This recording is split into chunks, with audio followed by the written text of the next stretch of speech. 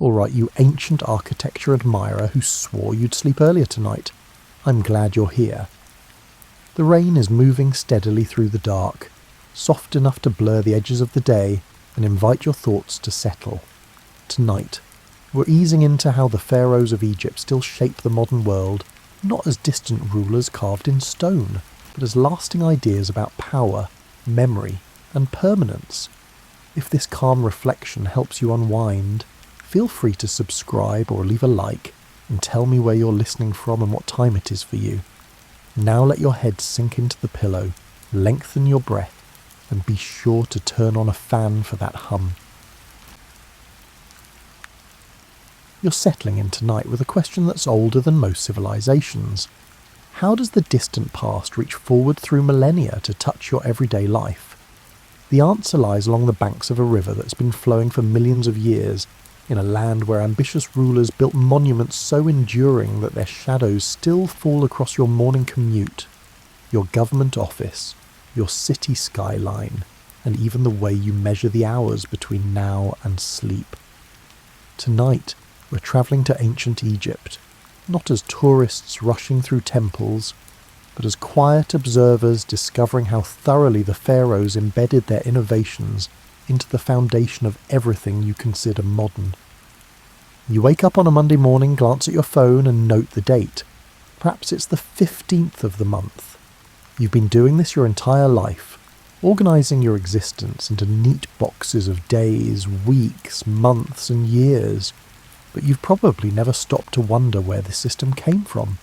The answer, as with so many things, begins with people watching a river. Imagine standing on the banks of the Nile around 3000 BCE. You're not you exactly.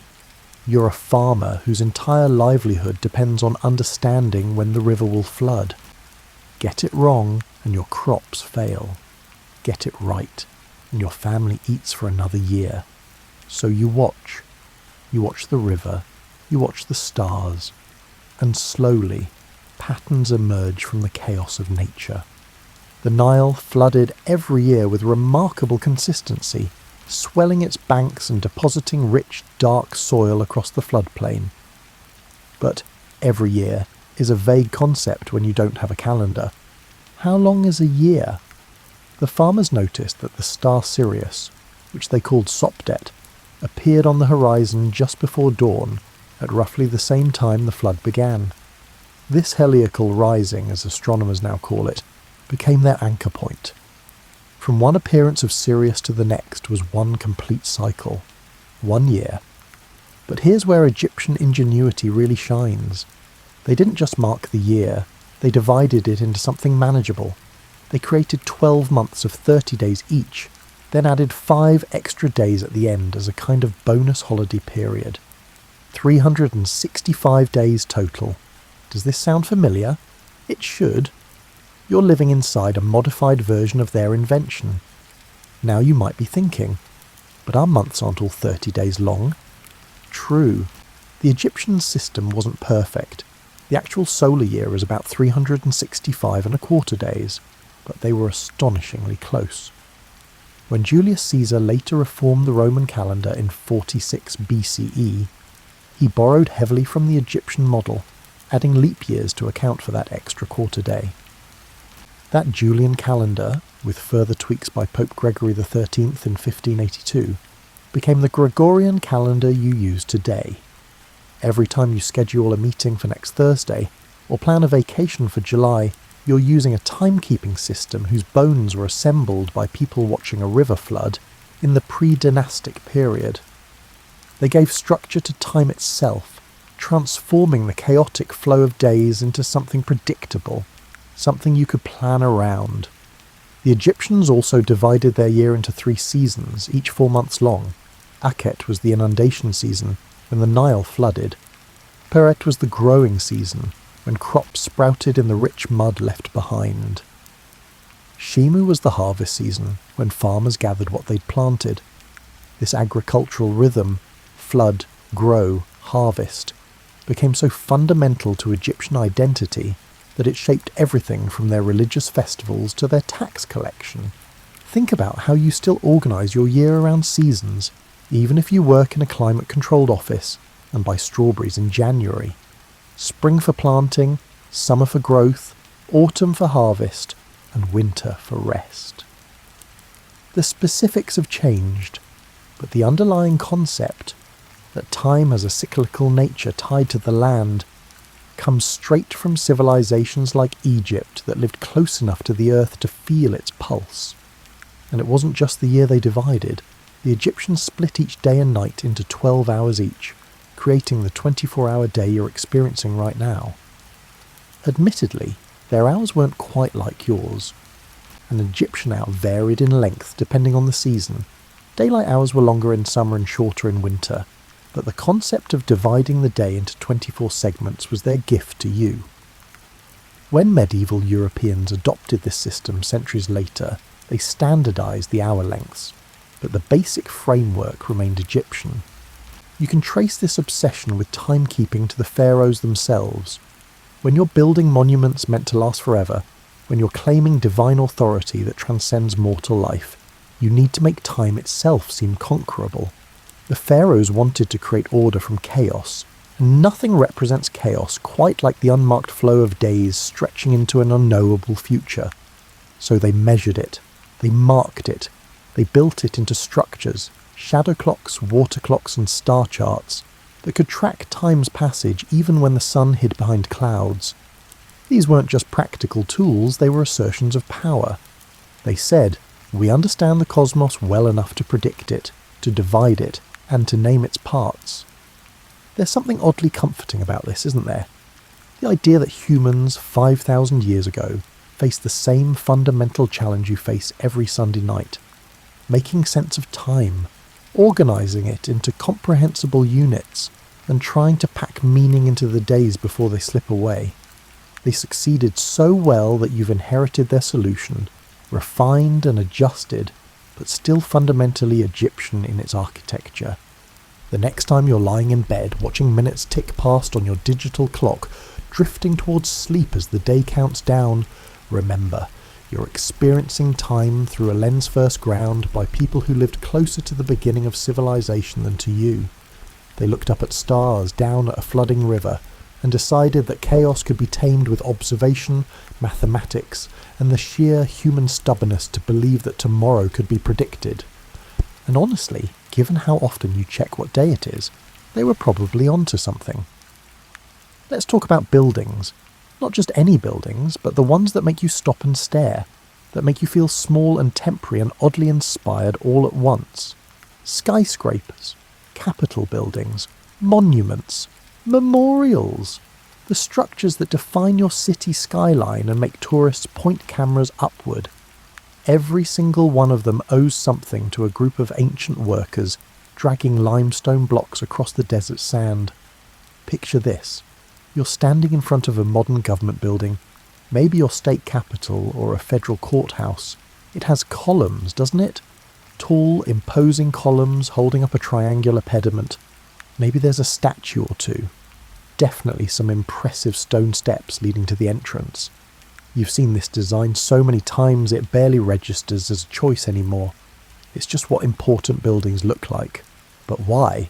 Why do we keep building the same basic structure for authority and permanence? The answer requires a mental journey back to the Valley of the Kings, to temples at Karnak and Luxor, and to the massive stone gateways called pylons that marked the entrances to sacred spaces. The pharaohs didn't invent monumental architecture, but they perfected its psychological impact. They understood something fundamental about human perception. Vertical lines make us feel small, massive stones make us feel temporary, and symmetry makes us feel that what we're seeing was meant to be. The Egyptian temple followed a specific pattern. You'd approach through a massive pylon gateway, flanked by obelisks and statues. Then you'd enter a peristyle court, an open courtyard surrounded by columns. Next came the hypostyle hall, a forest of columns supporting a stone ceiling. With each step the floor rose slightly, the ceiling dropped lower, and the light dimmed. By the time you reached the inner sanctuary, you were in near darkness, in a small, intimate space where the gods supposedly dwelled. The entire building was a journey from the public and bright to the private and mysterious. Now think about how you experience a modern government building. You climb steps. Already you're rising, being elevated. You pass through an imposing entrance, often with columns. You enter a grand lobby or rotunda, the modern peristyle court. The important offices are deeper inside, harder to reach. The most powerful person, whether president, governor or judge, sits in the most interior, most protected space. The architecture creates a hierarchy of access, just as it did in Thebes 3,000 years ago. The columns themselves tell their own story. The Egyptians developed several styles. Lotus columns with capitals shaped like lotus buds, papyrus columns mimicking marsh plants, and palm columns echoing date palms. Later, the Greeks borrowed these ideas and created their own orders, Doric, Ionic, and Corinthian.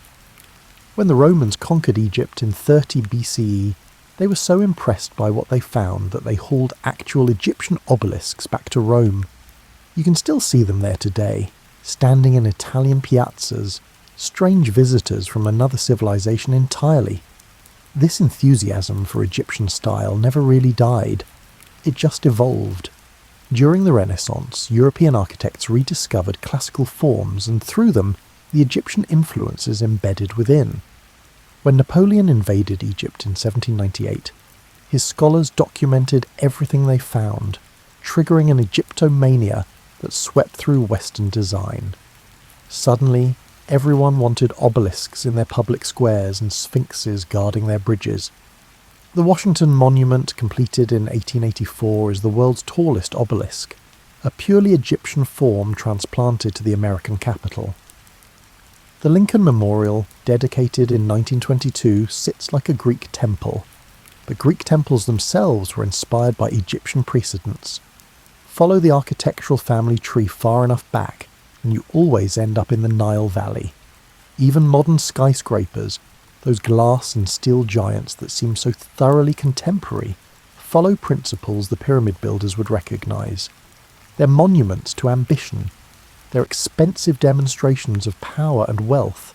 They're designed to last beyond the lives of their creators. They make statements about who built them and why those builders matter. A pharaoh building a pyramid and a corporation erecting a headquarters tower are engaged in fundamentally the same act, using architecture to claim immortality. The ancient Egyptians also pioneered construction techniques that modern engineers still admire. They didn't have iron tools, pulleys, or wheels. Well, they had wheels, but rarely used them for construction. What they had was copper, stone, rope, wooden sledges, and an absolutely remarkable understanding of leverage, coordination, and geometry. To build the Great Pyramid at Giza, 2 million stone blocks, some weighing 15 tons, they created ramps, water-lubricated sledges, and an organisational system that could coordinate thousands of workers. Recent archaeological evidence suggests these workers weren't slaves, but paid labourers who lived in purpose-built villages, received medical care, and ate reasonably well. They were skilled professionals who took pride in their work. Sound familiar? The modern construction industry, with its specialised crews, its project managers, its complex logistics, and its worker safety protocols. All of this echoes the systems developed by people building eternity monuments in the desert. But perhaps the most enduring architectural gift from the pharaohs is the simple belief that buildings should mean something beyond their function. Sure, a pyramid is technically a tomb, but it's also a statement about cosmic order, divine kingship, and humanity's ability to create something that defies time. Sure, a temple is technically a place for rituals, but it's also a lesson in approaching the sacred, a physical journey from the mundane to the holy. This idea that architecture should tell a story, should make you feel something specific, and should encode meaning in its very form, is so thoroughly Egyptian that we don't even recognise it as a choice anymore. We just assume that courthouses should look dignified, that monuments should inspire awe, and that your city's skyline should make you feel something when you see it from a distance. The pharaohs taught us that buildings are a language, and we've been speaking it ever since. And so the next time you're walking up the steps to some impressive building, take a moment to appreciate the invisible thread connecting you to an ancient architect who probably never imagined their ideas would travel quite this far. They were just trying to house a god or honour a king. Instead, they created a template for how humans signal importance through stone, and we're still using that template every time we want to build something that matters. You probably don't think about bureaucracy as an Egyptian invention, but here you are, surrounded by it. Every form you've ever filled out, every government office you've ever visited, every tax return you've ever filed with mounting dread. All of it traces back to people recording grain deliveries on papyrus scrolls. Let's set the scene properly. Ancient Egypt wasn't just a kingdom. It was arguably the world's first nation-state, a unified territory with centralised control, standardised administration, and a civil service that would make modern government workers nod in recognition. The pharaoh sat at the top, yes, but beneath him stretched an elaborate hierarchy of officials, each with specific duties, titles, and spheres of authority. The Jati, or vizier, was essentially the prime minister, handling day-to-day governance while the pharaoh focused on being semi-divine. Below the vizier came provincial governors, tax collectors, scribes, judges, police, and a whole spectrum of officials whose jobs sound oddly contemporary. There was someone responsible for managing the greeneries. Someone else oversaw irrigation projects. Another official handled foreign correspondence. A separate department dealt with mining operations. Everything was organised, categorised, and meticulously recorded. And oh, the records! The ancient Egyptians were possibly the most documentation-obsessed civilization in history. They wrote everything down. Grain shipments? Recorded. Worker attendance? Recorded. Legal disputes, tax assessments, trade transactions, military expeditions, and temple offerings, all recorded, often in triplicate, on papyrus scrolls that were then filed away in archives. Archaeologists have found absence notes from pyramid construction sites explaining that a worker couldn't come to work because his mother-in-law had died or because he was nursing a hangover. The bureaucracy was that detailed. This obsession with documentation created something unprecedented: institutional memory. Unlike kingdoms that relied purely on oral tradition or the memory of individual rulers, Egypt built a system where information persisted beyond any single person's lifetime. A new pharaoh could consult records from previous reigns. A governor could check how his predecessors handled a drought. The accumulated wisdom of generations was preserved in writing and made available to those who knew how to read. Sound familiar? It should. Every modern government operates on the same principle. Laws are written down so they can be enforced consistently. Court proceedings are recorded so they can be reviewed. Budgets are documented so they can be audited. The entire structure of contemporary governance rests on the assumption that important information should be preserved in a form that outlasts individual memory. The Egyptians didn't invent writing. That credit goes to Mesopotamia, but they perfected the use of writing as a tool of administration. They also developed sophisticated legal codes, though unfortunately most of the actual written laws haven't survived. What has survived are court records, contracts, and legal documents that show a system surprisingly concerned with fairness and evidence. Trials required witnesses, testimony was recorded, judges were expected to be impartial, punishments were supposed to fit crimes. You could even appeal decisions to higher courts. Women had legal rights that would have shocked later civilizations. They could own property, initiate divorce, conduct business, and inherit wealth. Some even held positions of authority. Hatshepsut became pharaoh and ruled for over 20 years, commissioning some of ancient Egypt's most impressive building projects. While medieval European women were still being treated as property, Egyptian women 4,000 years earlier could sign contracts and sue for damages. The tax system deserves special mention because it was wildly sophisticated and also kind of amusing. Since Egypt didn't use money for most of its history, currency wasn't widespread until the late period, taxes were paid in goods, grain mostly, but also livestock, cloth, metals and labour. Officials would assess how much land you farmed, estimate its productivity, and determine your tax burden accordingly. Then they'd show up at harvest time to collect their share. To make this work, they needed detailed records of who owned what, who owed what, and who'd paid what. They needed surveyors to measure fields, especially after the annual Nile flood erased boundary markers. They needed scribes to track everything. They needed storage facilities for the collected goods. They needed distribution systems to move tax revenue where it was needed. It was an enormously complex operation that required the same kind of bureaucratic infrastructure you'd recognise in any modern tax agency, just with more grain and fewer spreadsheets. The Egyptians also understood something about governance that's still relevant: the importance of infrastructure. The pharaohs didn't just build pyramids and temples, they built irrigation canals, organised labour for maintaining dikes, funded expeditions to secure resources, and invested in projects that benefited the entire kingdom. The Nile might flood reliably, but turning that flood into productive agriculture required massive coordinated effort. Water had to be channeled, fields had to be protected, storage facilities had to be maintained. All of this required central planning and execution. Your modern government does essentially the same things: maintaining roads, managing water supplies, organising disaster relief. But the Egyptian version was arguably more direct. When a pharaoh ordered a new canal dug, actual workers actually dug it, and everyone could see the result. The connection between taxes paid and benefits received was more obvious than it is when your tax dollars disappear into a federal budget spanning trillions. Here's a slightly funny detail. Egyptian bureaucrats loved their titles. They accumulated them the way modern professionals collect credentials.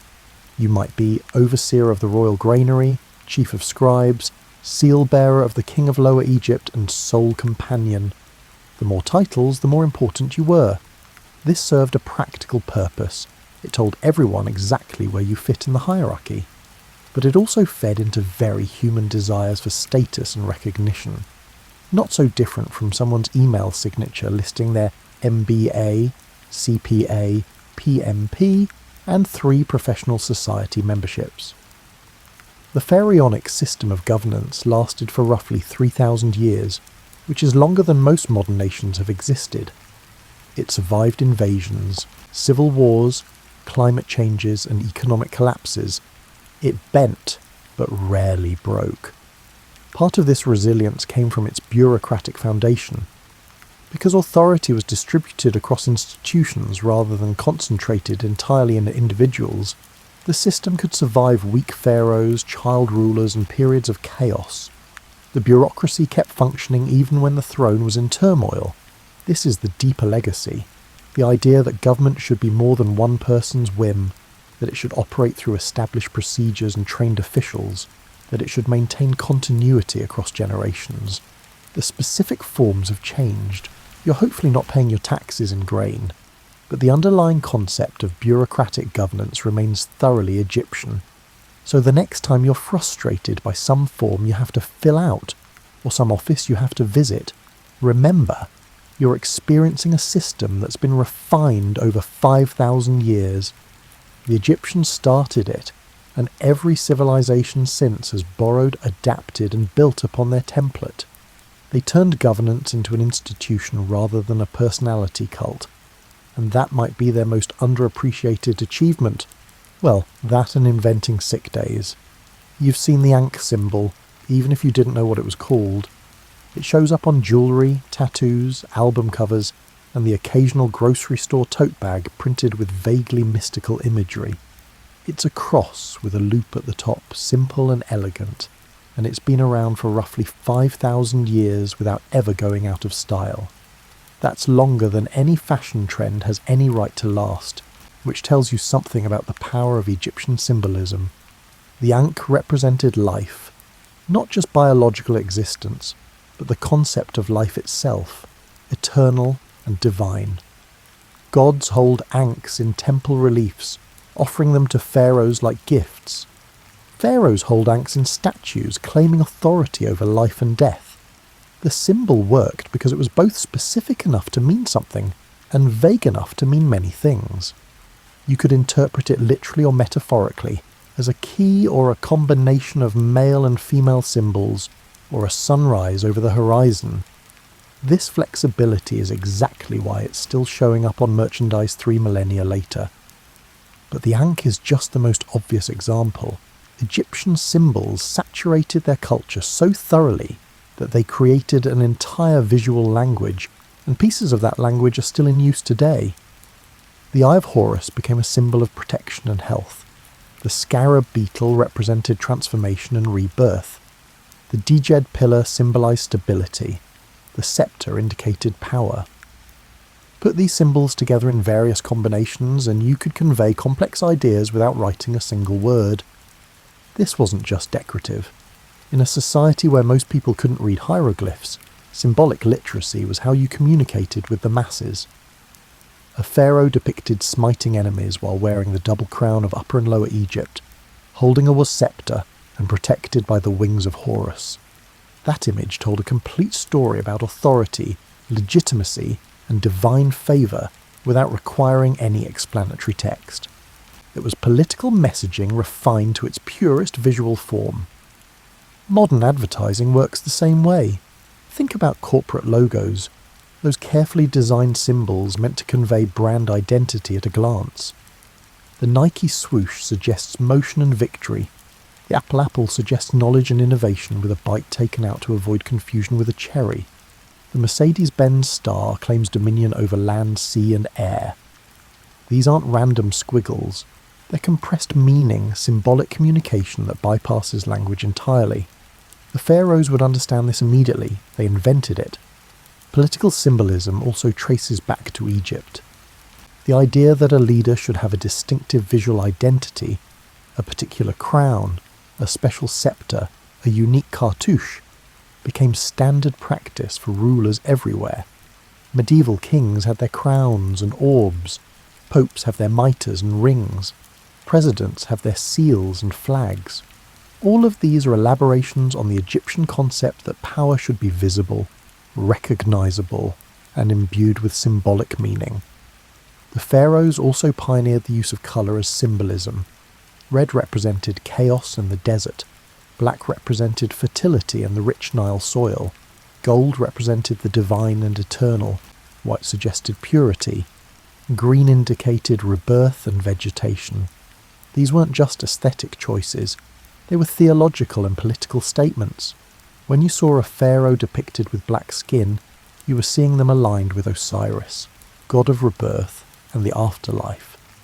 When their crown was white and red combined, you were seeing Upper and Lower Egypt unified under one ruler. This codified use of colour has influenced how cultures have thought about colour symbolism ever since. White for purity and weddings, black for mourning, red for danger or passion, and blue for calm or sadness. These associations aren't universal or natural. They're cultural constructs, and many of them have roots in Egyptian colour theory, as transmitted through Greek, Roman, and eventually European tradition. The cartouche deserves its own paragraph because it's such a perfect example of symbolic efficiency. A cartouche was an oval rope loop that encircled a pharaoh's name in hieroglyphic inscriptions. The rope symbolized eternity. It has no beginning or end, and placing the royal name inside it was a way of saying, this person is eternal. This name will last forever. It was a simple device that conveyed tremendous meaning, and it worked so well that people today still recognize cartouches instantly as Egyptian. The scarab amulet is another interesting case. Egyptians observed scarab beetles rolling balls of dung across the ground, and interpreted this as the beetle rolling the sun across the sky. From this observation came an entire symbolic system. The scarab as a representation of the sun god Khepri, as a symbol of transformation, because beetles emerge from dung balls, and as a protective amulet that could ensure rebirth in the afterlife. Millions of scarab amulets were produced over Egypt's long history, and they became so widespread that you can still buy them in tourist shops today. Though the people wearing them rarely know they're carrying around a symbol of resurrection tied to a dung beetle. Egyptian symbolic thinking also gave us the concept of the power of the image. They believed that depicting something gave it reality. A statue wasn't just a representation of a person. It could become that person's resting place for their ka, their spiritual essence. A temple relief showing a pharaoh defeating enemies didn't just commemorate past victories, it magically ensured continued success.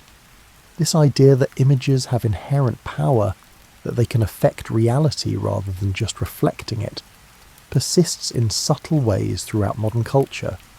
Think about how people react to flags being burned, or statues being toppled, or logos being redesigned. We claim these are just symbols, but we treat them as if they matter tremendously. That's Egyptian thinking still at work. The pyramids themselves became the ultimate symbol, not just of ancient Egypt, but of mystery, permanence, and human ambition in general. The pyramid shape appears in corporate logos, architectural flourishes, organisational charts, and self-help diagrams about hierarchies of needs.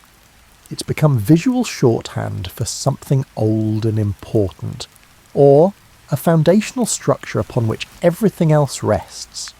Not bad for a tomb design from the Old Kingdom.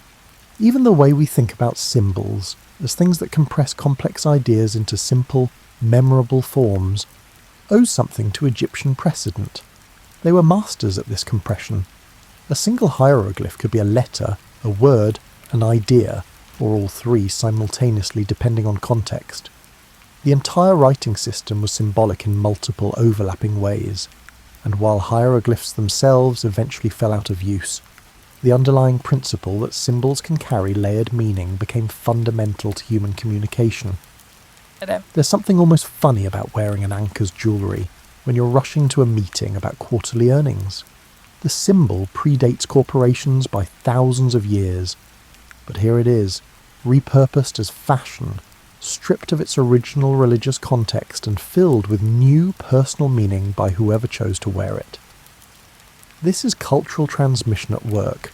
Symbols survive by becoming flexible, by being meaningful enough to preserve but vague enough to reinterpret. The Egyptians created a visual vocabulary that's still being spoken. Every time you see a pyramid on a dollar bill, every time a company uses a scarab or an obelisk in their logo, and every time someone gets a hieroglyphic tattoo, even if it's misspelled, you're witnessing symbols that refuse to die.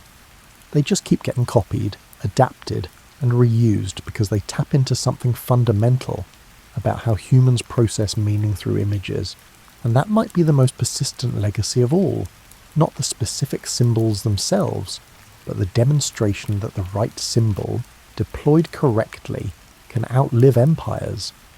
The pharaohs understood that power could be visual, that ideas could be carved in stone, and that meaning could be compressed into forms simple enough for anyone to recognise, but rich enough to reward deeper contemplation. You live in their symbolic world whether you know it or not. You just call it branding now. Let's talk about water. Not the romantic, poetic kind flowing through nature documentaries, but the practical, engineering kind that either feeds your crops or drowns your house, depending on whether you've planned for it properly. The ancient Egyptians became absolute experts at water management, not because they were particularly fascinated by hydraulics, but because survival demanded it. The Nile gave life, but only if you could control what it gave. Every year the river flooded. This was wonderful for depositing nutrient-rich silt across the farmland, but terrible if you happened to be standing where the water wanted to go. The Egyptians developed sophisticated canal systems, basins and levees that channeled floodwater where it was needed and protected settlements from where it wasn't. They created artificial ponds that held water long after the flood receded, extending the growing season. They built shadoof irrigation devices, a counterweighted pole with a bucket, that let farmers lift water from canals to higher ground without breaking their backs. These techniques became the foundation for every irrigation system developed since. When civilizations in Mesopotamia, the Indus Valley, and eventually the Americas tackled similar water management problems, they were often rediscovering solutions the Egyptians had already implemented.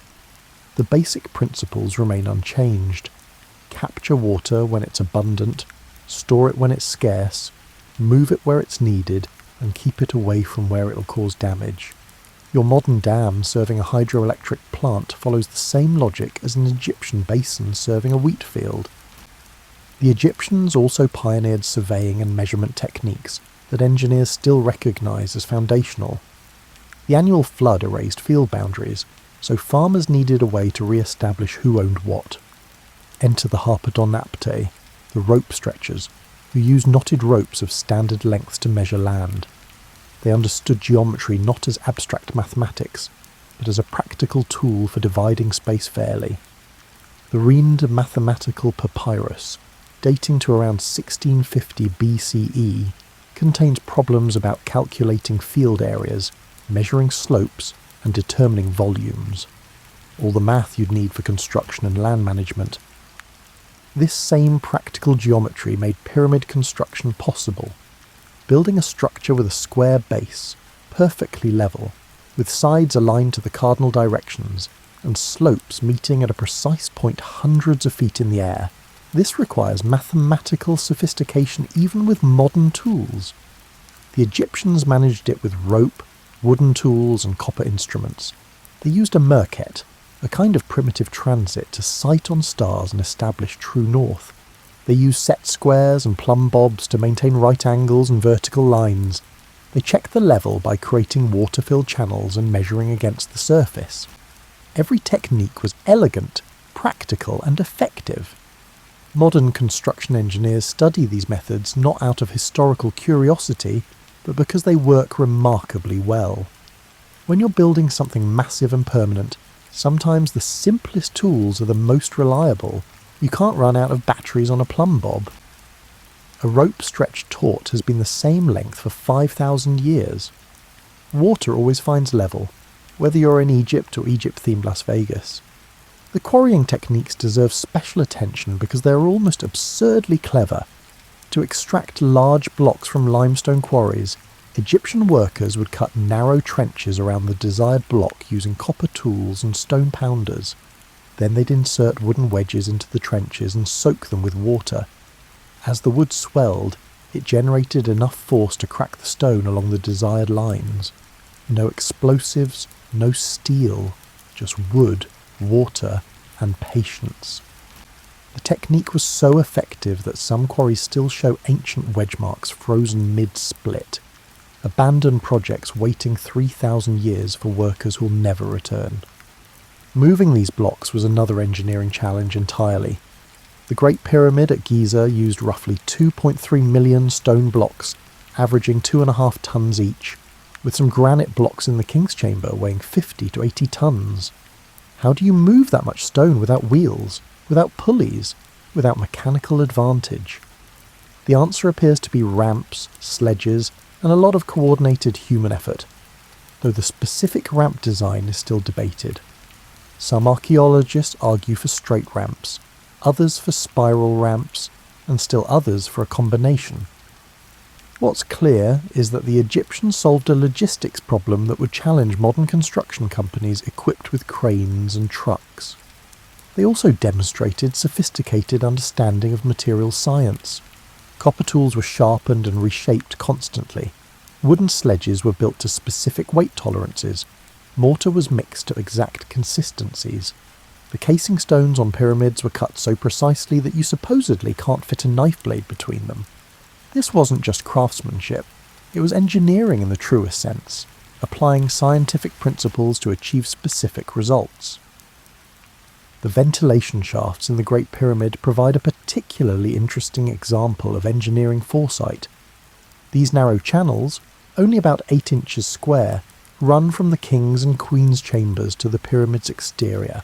For years, archaeologists debated their purpose: air shafts, star-sighting tunnels, or symbolic pathways for the pharaoh's spirit.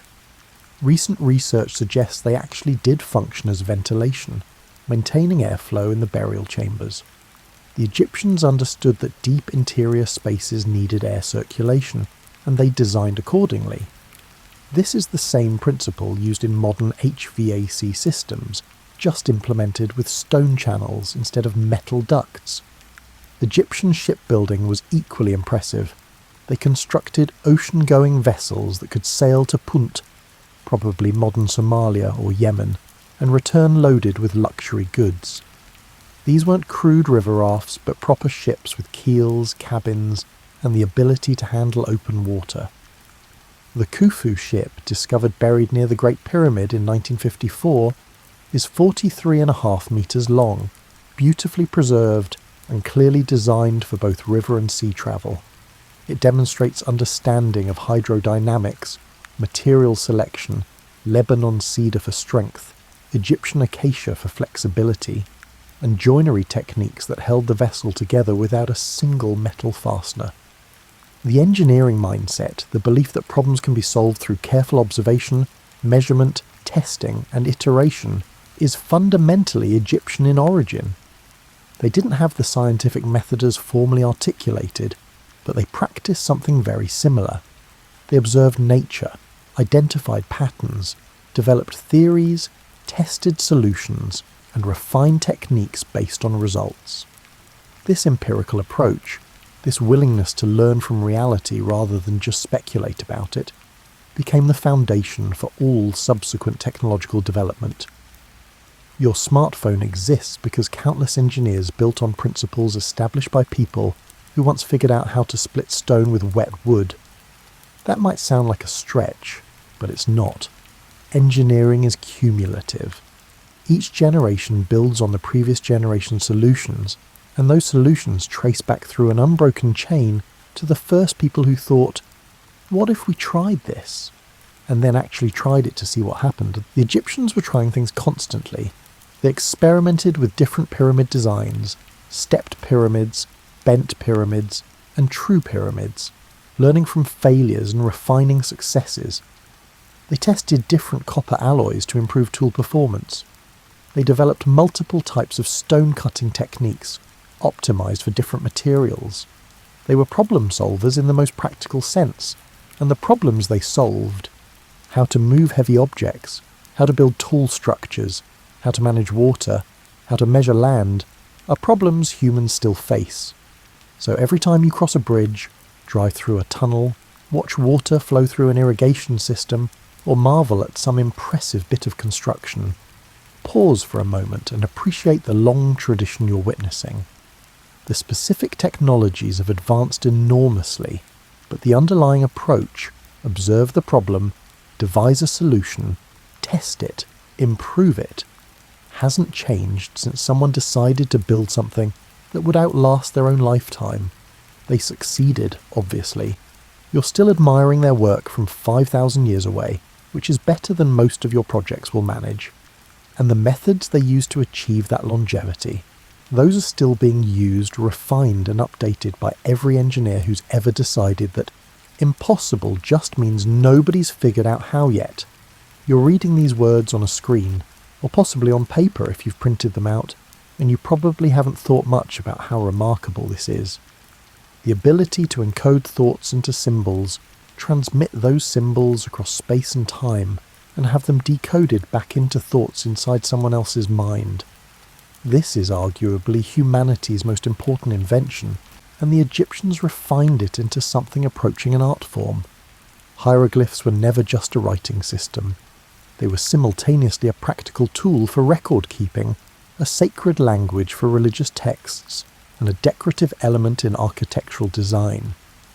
The word hieroglyph itself comes from Greek, hieros, meaning sacred, and glyphein, meaning to carve. The Greeks who encountered Egyptian writing were struck by how beautiful it was, how the symbols seemed to be both functional and artistic simultaneously. They weren't wrong. A single hieroglyphic sign could function in multiple ways. It might represent a sound, like a letter in an alphabet. It might represent a whole word, like sun or house.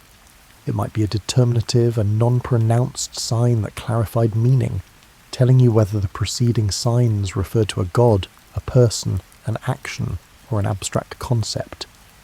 This flexibility made hieroglyphic writing incredibly efficient for those who knew how to read it, and absolutely impenetrable for those who didn't. The Rosetta Stone, discovered in 1799 by French soldiers in Egypt, became the key to unlocking this lost language. It contained the same text in 3 scripts: hieroglyphic, demotic, a simplified Egyptian script, and Greek. Scholars could read Greek, so they had a reference point. Jean-François Champollion spent years comparing the 3 versions, and in 1822 he finally cracked the code. Suddenly, all those carved inscriptions filling Egyptian temples became readable again after 1400 years of silence. The dead civilization began speaking. What they said was both mundane and profound. Tax records and grain inventories sat beside love poetry and theological treatises. The full spectrum of human experience was preserved in stone and papyrus. Administrative documents that would bore you to tears. Medical texts describing treatments for various ailments. Magical spells intended to protect the dead. Wisdom literature offering advice on how to live well. Stories of adventure and conflict. Astronomical observations, mathematical calculations, and endless propaganda about how great the current pharaoh was. This last category is particularly interesting. The ancient Egyptians were prolific self-promoters. Every pharaoh who did anything notable had it carved into temple walls, usually with significant embellishment. A minor skirmish became a great victory. A trade expedition became a heroic quest. The pharaoh was always the strongest, wisest, and most pious ruler who ever lived, beloved by the gods and destined for eternal glory. Modern politicians who inflate their accomplishments are following a tradition established by Ramesses II. He had his battle victories carved so thoroughly across Egypt that you'd think he was the only pharaoh who ever did anything. But here's the thing, it worked. Ramesses wanted to be remembered, and 33 centuries later you know his name, Ozymandias, the king of kings. His propaganda outlasted his kingdom by millennia because he understood something fundamental about writing. It makes claims to permanence that spoken words can't match. Say something, and it vanishes into air. Carve it in stone, and it might outlive civilizations. The Egyptians wrote on various surfaces, each with its own purpose. Monumental inscriptions went on stone, temple walls, obelisks, tomb chambers, and were meant to last forever. Administrative documents went on papyrus, a writing surface made from papyrus plant stems that were laid crosswise and pressed together. Papyrus was lighter and cheaper than stone, though still expensive enough that scribes were careful not to waste it. For temporary notes and student exercises, there were ostraca, pottery shards or flakes of limestone that cost nothing and could be discarded afterward. Papyrus itself was a significant technological innovation. It was portable, relatively durable, and could be rolled into scrolls for storage. The word paper derives from papyrus, and while modern paper is made differently, the concept of a lightweight writing surface you can fold, transport and archive comes straight from the Nile Valley. The Library of Alexandria, that legendary repository of ancient knowledge, was essentially a huge papyrus scroll collection. When it burned, repeatedly, over several centuries, humanity lost an incalculable amount of knowledge, all of it encoded on this Egyptian writing material. The profession of scribe carried enormous prestige in Egyptian society.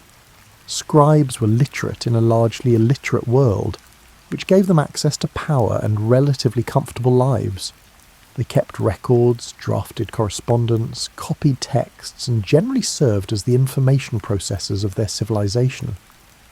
Training to become a scribe took years and involved memorizing hundreds of hieroglyphic signs, learning proper writing techniques, and studying mathematics, geography, and literature. Scribal schools produced instruction texts that have survived to the present day, and they're often quite funny in their complaints about how hard students have to work. One text from the Middle Kingdom instructs students to be a scribe, and avoid other professions by describing the miseries of being a farmer, a soldier, a fisherman, or a craftsman. It's basically career propaganda. Stay in school, learn to write, or you'll end up breaking your back in the hot sun like those poor manual labourers. The underlying message was clear: literacy equals opportunity. and that message hasn't changed in 3,000 years. The concept of a library, a dedicated space for storing and organising written knowledge, also developed in Egypt. Temple libraries preserved religious texts, scientific treatises, and historical records. Private libraries existed in the homes of wealthy officials. The idea that knowledge should be collected, categorised, and preserved for future reference was an Egyptian innovation that every library from Alexandria to the Library of Congress has built upon. Egyptian writing also gave us some of the earliest literature that still feels recognisably literary. The Tale of Sinui, from around 1900 BCE, tells the story of an official who flees Egypt, lives in exile, and eventually returns home. It has character development, emotional depth, and narrative structure. The Eloquent Peasant is a story about a peasant who's robbed and delivers increasingly elaborate speeches demanding justice, showcasing the Egyptian appreciation for skilled rhetoric. These aren't just historical documents, they're actual stories that were meant to entertain and move their audiences, and they still do. The Edwin Smith Papyrus, dating to around 1600 BCE, but copying material possibly 500 years older, is a medical text that describes 48 cases of traumatic injuries, their symptoms, diagnoses, and treatments. It's systematic, logical, and empirical. It describes what the physician should observe and what actions to take based on those observations. This is early scientific writing, an attempt to codify medical knowledge so it could be transmitted and improved upon. Every medical textbook you've ever seen descends from this impulse to record what works, so the next generation doesn't have to rediscover it from scratch. The religious texts, pyramid texts, coffin texts, and eventually the Book of the Dead represent some of humanity's earliest sustained thinking about the afterlife, morality, and the relationship between gods and humans. They're not systematic theology in the later Greek or Christian sense, but they show people wrestling with fundamental questions. What happens after death? How should we live? What do the gods want from us? These questions are timeless, and the fact that we can read ancient Egyptian attempts to answer them creates a strange intimacy across millennia. What the Egyptians ultimately gave us was the model of writing as a multi-purpose tool, simultaneously practical, artistic, religious, and political. Writing could track grain, praise gods, tell stories, record history, encode laws, preserve medical knowledge, and claim immortality. This versatility is exactly why writing became so central to human civilization. It's useful in every context where information needs to survive beyond immediate memory.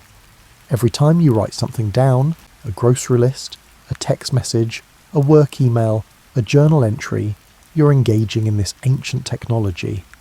The specific symbols have changed, and the surfaces you write on have evolved from stone to papyrus to paper to glass screens. But the fundamental act remains the same. You're encoding thoughts into permanent form. You're creating something that can outlast the moment of its creation. You're doing what the scribes did, just faster and with spell check. And somewhere, in some metaphysical scribal school, the ghost of an Egyptian writing instructor is nodding in approval, while simultaneously complaining about how students these days don't even know how to properly prepare papyrus. Let's return to buildings, but this time let's think about why they were built. The pyramids weren't just tombs. They were statements about mortality, authority, and the possibility of permanence in a temporary world. The pharaohs were obsessed with forever, and they expressed this obsession through architecture that's still standing after everything else about their civilization has vanished. Think about what survives from ancient Egypt. Not the wood structures where people lived, those rotted away. Not the papyrus documents that recorded daily life. Most of those burned or decomposed. Not the paint that once covered everything, that faded or was deliberately removed. What survives is stone, temples, tombs, statues, obelisks. The things were built to last forever because the people who built them desperately wanted to defeat time. This wasn't vanity, or at least not only vanity. The Egyptians believed that being remembered was essential for continued existence in the afterlife. If your name was spoken, if your image was seen, if your deeds were known, then part of you remained alive. Conversely, if you were forgotten, if your name was erased, your statues destroyed, your monuments dismantled, you died a second death from which there was no return. This made architecture existential. Building something permanent wasn't just about ego, it was about survival beyond death. The pyramids at Giza, built during the 4th dynasty around 2550 BCE, represent the peak of this architectural immortality project. They're massive, precisely aligned, and absolutely permanent in a way that almost nothing else humans have ever built can claim. The Great Pyramid was the tallest human-made structure in the world for over 3,800 years, only surpassed by Lincoln Cathedral in 1311 CE. Think about that. For most of recorded history, the tallest thing humans had ever built was an Egyptian tomb. But the pyramids weren't solitary monuments. They were surrounded by entire complexes, mortuary temples, causeways, valley temples, subsidiary pyramids, boat pits, and cemetery fields for nobles and officials who wanted to spend eternity near their pharaoh. These were cities of the dead, carefully planned neighbourhoods where the afterlife was supposed to unfold. The living maintained these complexes for generations, performing rituals, making offerings, and keeping the memory of the dead pharaoh alive. As long as the rituals continued, the pharaoh's ka, their life force, could enjoy eternal existence. Eventually, of course, the rituals stopped. The old kingdom collapsed, and the carefully maintained pyramid complexes were abandoned. Looters stripped the burial chambers. Stone was quarried from the casing blocks for use in other buildings. The pyramids became ruins, their original purpose forgotten or misunderstood. Medieval Arabs thought they were grain silos built by the biblical Joseph. Later, Europeans spun fantasies about them being built by aliens or Atlanteans. The actual builders, skilled Egyptian workers coordinated by experienced architects and engineers, were erased from popular memory by more exciting myths. But the structures themselves endured. You can speculate all you want about their purpose, but you can't deny their presence. They refuse to disappear. This is exactly what the pharaohs wanted. Monuments so massive, so permanent, that future generations would have no choice but to acknowledge their existence, even if everything else about their civilization was forgotten. The temples took a different approach to permanence. While pyramids were sealed structures meant to protect royal burials, temples were active spaces where rituals were performed daily. Yet they too were built to last forever, and many have. The Temple of Karnak, dedicated to Amun-Ra, was expanded and modified over 1,500 years by successive pharaohs. Walking through Karnak today is like walking through time itself. You can see architectural styles evolving, religious emphasis shifting, and political power centres changing. It's a stone archive of Egyptian history. These temples followed the pattern mentioned earlier: pylon gateway, peristyle court, hypostyle hall, inner sanctuary. But the experience of moving through them was deliberately overwhelming. The hypostyle hall at Karnak contains 134 columns, some 21 metres tall, arranged in rows that create a forest of stone. The ceiling was painted blue with gold stars. Sunlight filtered through clear story windows, creating dramatic lighting effects. The floor sloped upward toward the sanctuary while the ceiling sloped downward, creating a sense of compression and intimacy as you approached the Holy of Holies. Every architectural choice served to inspire awe and reinforce the power of both the gods and the pharaoh who built the temple. This use of architecture to create specific psychological experiences is something modern builders still emulate. Think about walking into a cathedral, a capitol rotunda, or a well-designed museum. The architects deliberately manipulate your experience through scale, proportion, light, and sequence. You're meant to feel certain things in certain spaces: reverence here, openness there, intimacy in this chamber, grandeur in that hall. The Pharaonic architects pioneered these techniques, and every subsequent culture has borrowed from their playbook. The rock-cut tombs in the Valley of the Kings represent yet another approach to permanence. Instead of building upward, these pharaohs tunnelled into the limestone cliffs, creating elaborate underground chambers decorated with scenes from the Book of the Dead and other funerary texts. The logic was security. A hidden tomb was less likely to be robbed than an obvious pyramid. This didn't work particularly well. Nearly every royal tomb was looted in antiquity. But the tombs themselves survived, and when archaeologists excavated them in modern times, they found walls still covered with vibrant paint and hieroglyphic texts that had remained in darkness for 3,000 years. The discovery of Tutankhamun's tomb in 1922 by Howard Carter created a worldwide sensation, precisely because it demonstrated how completely Egyptian artistic vision could be preserved when protected from light, air and looters. The golden mask, the shrine boxes, the furniture, the jewellery, all of it provided an unfiltered glimpse into pharaonic burial practices. Most importantly, it proved that the Egyptians' belief in architectural permanence wasn't misplaced. Given the right conditions, their creations could indeed last forever. This obsession with building for eternity influenced every culture that came after. The Romans built aqueducts and roads designed to last centuries.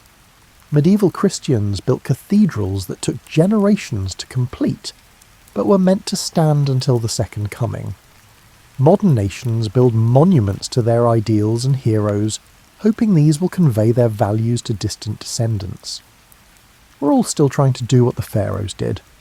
Build something that will outlast us, that will tell future people we were here, we mattered, and we understood something worth preserving.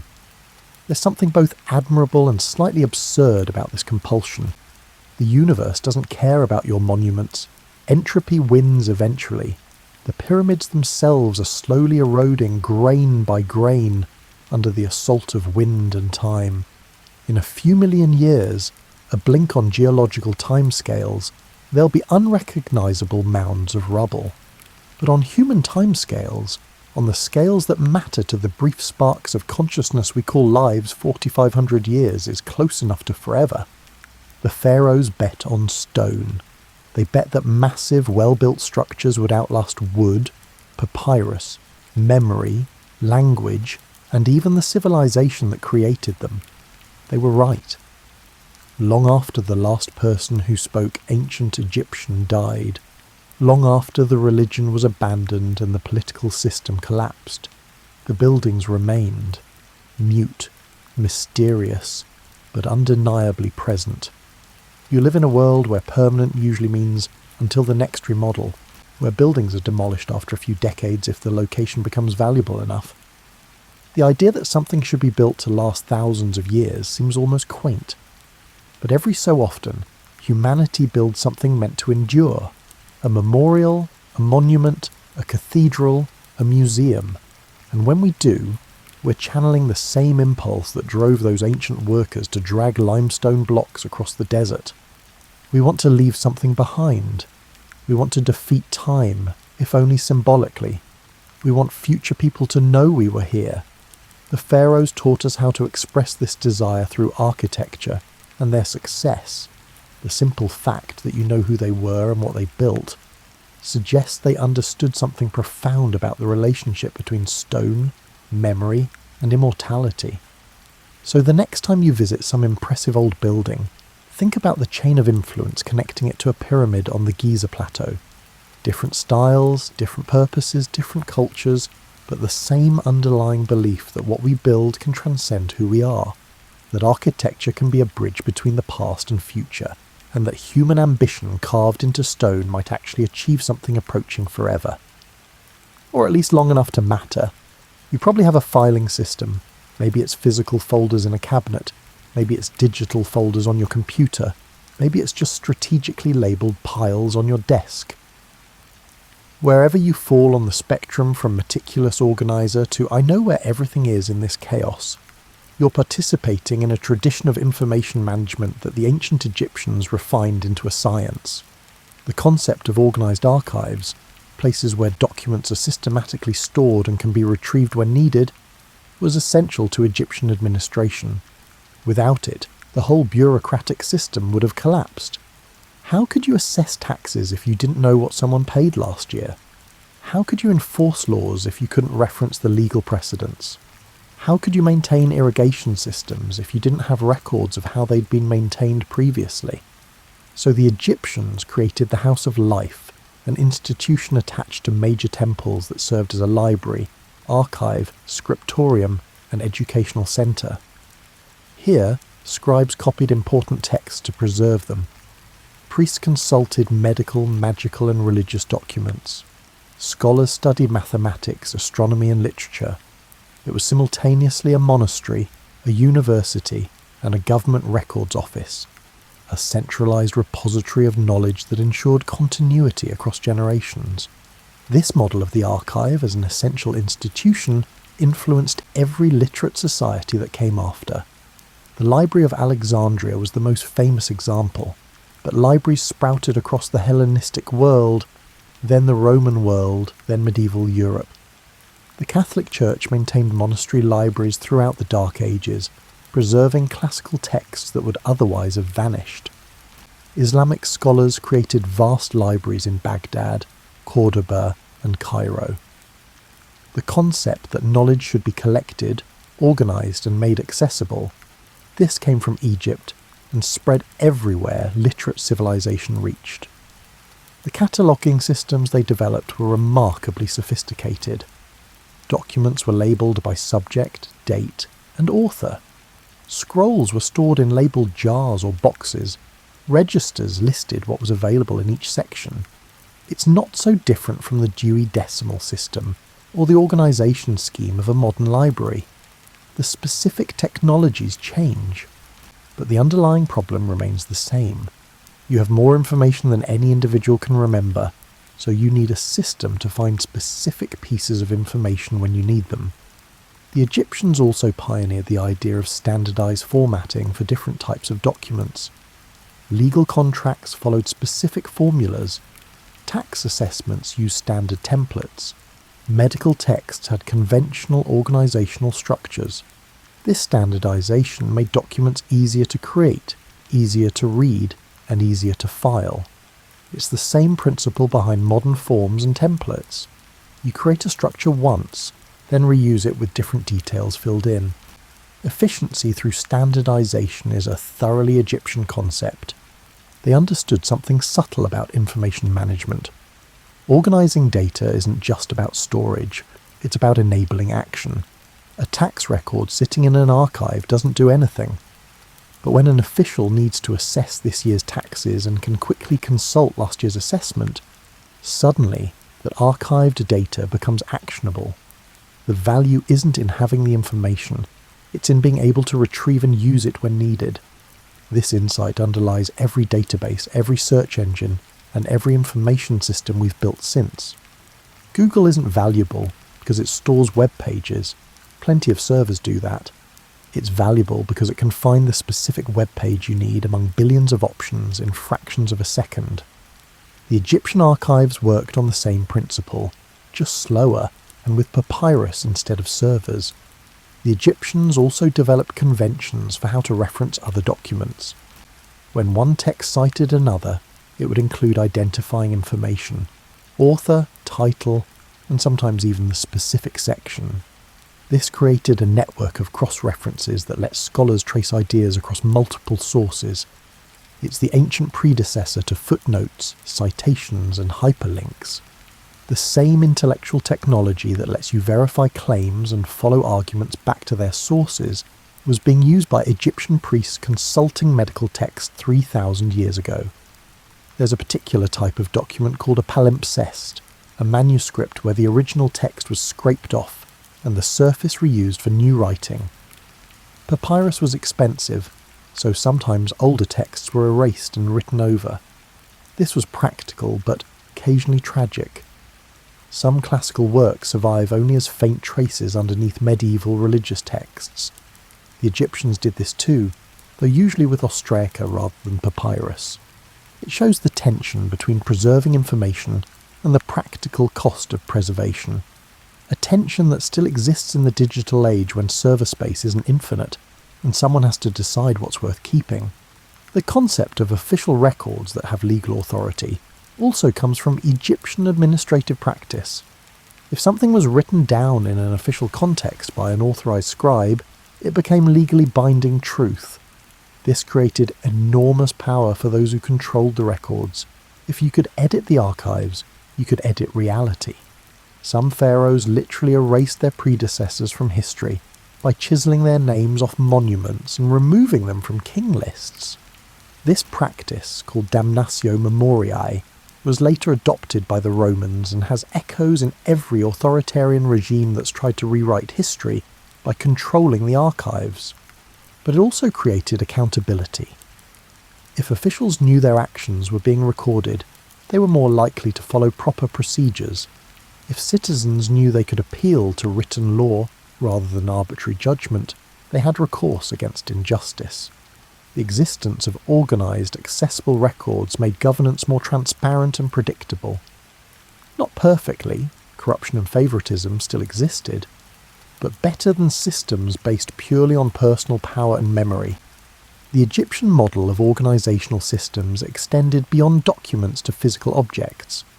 Museum collections follow organisational principles established by temple treasuries. Warehouse inventory systems descend from grain storage management. Even your kitchen cabinets, organised by category with labels on containers, follow the same basic logic. Group similar items together, mark them clearly, and put everything in a consistent location so you can find it again. This might seem mundane, but it's not. Organisation is what allows complexity to scale. You can manage a few dozen scrolls through personal memory. You can't manage thousands without a systematic approach. The Egyptians figured out how to manage complexity through organisation, and every subsequent civilization that's achieved any scale has had to learn the same lesson. There's something deeply satisfying about a well-organised system, isn't there? Whether it's a cleanly structured database, a properly alphabetised bookshelf, or just a filing cabinet where you can actually find things, organisation creates a sense of control over chaos. The Egyptians felt this too. For them, Ma'at, the concept of order, truth, and cosmic harmony, was the foundation of civilization. Chaos was the enemy. Organisation was sacred. This belief that order should be created and maintained, that chaos should be resisted through systematic effort, that information should be preserved and made accessible, these are Egyptian values that have become so universal we don't even recognise them as choices anymore. We just assume that important information should be organised and preserved. We take it for granted that there should be systems for finding what we need when we need it. But these aren't natural laws. They're cultural choices, decisions that a civilization makes about how to handle the problem of accumulating knowledge. The Egyptians made those choices consciously, built institutions around them, and transmitted the results down through the centuries until filing cabinets and search algorithms became normal parts of human life. So the next time you're searching for a document in a filing system, whether physical or digital, appreciate the long tradition you're participating in. Someone has to decide how to organise information, how to label categories, and how to make retrieval possible. The Egyptians did this work thousands of years ago, and you're still benefiting from their organisational innovations every time you find what you're looking for without having to search through random piles of chaos. Which honestly is a bigger gift than any pyramid. You visit a doctor, they examine you, ask about symptoms, maybe run some tests, then diagnose your condition and prescribe treatment. This seems like a completely modern scientific process, but its structure is ancient. The Egyptians were among the first to approach medicine as a systematic practice rather than pure magic or prayer, and the framework they established, observe, diagnose, treat, remains the foundation of medical practice today. The Edwin Smith papyrus mentioned earlier is the earliest known surgical text. It describes injuries from head to foot in organised detail. For each case, it provides a title. Instructions concerning a gaping wound in his head. Examination steps, if you examine a man having a gaping wound. Diagnosis. You should say concerning him. one having a gaping wound in his head, penetrating to the bone, perforating the sutures of his skull. And treatment recommendations. You should bind it with fresh meat the first day, and afterward treat with grease, honey and lint every day until he recovers. This is recognisable medical documentation. Modern clinical case notes follow essentially the same structure: chief complaint, examination findings, diagnosis, and treatment plan. The Egyptians weren't always correct in their theories. They thought the heart was the centre of thought and emotion, for instance, but their methodological approach was sound. Systematic observation leads to better outcomes than random intervention. They also specialised. There were general physicians, but also specialists in eyes, stomachs, teeth, and other specific body systems. The Greek historian Herodotus, writing in the 5th century BCE, noted with some amazement that Egyptian medicine was divided. Each physician is a healer of one disease and no more.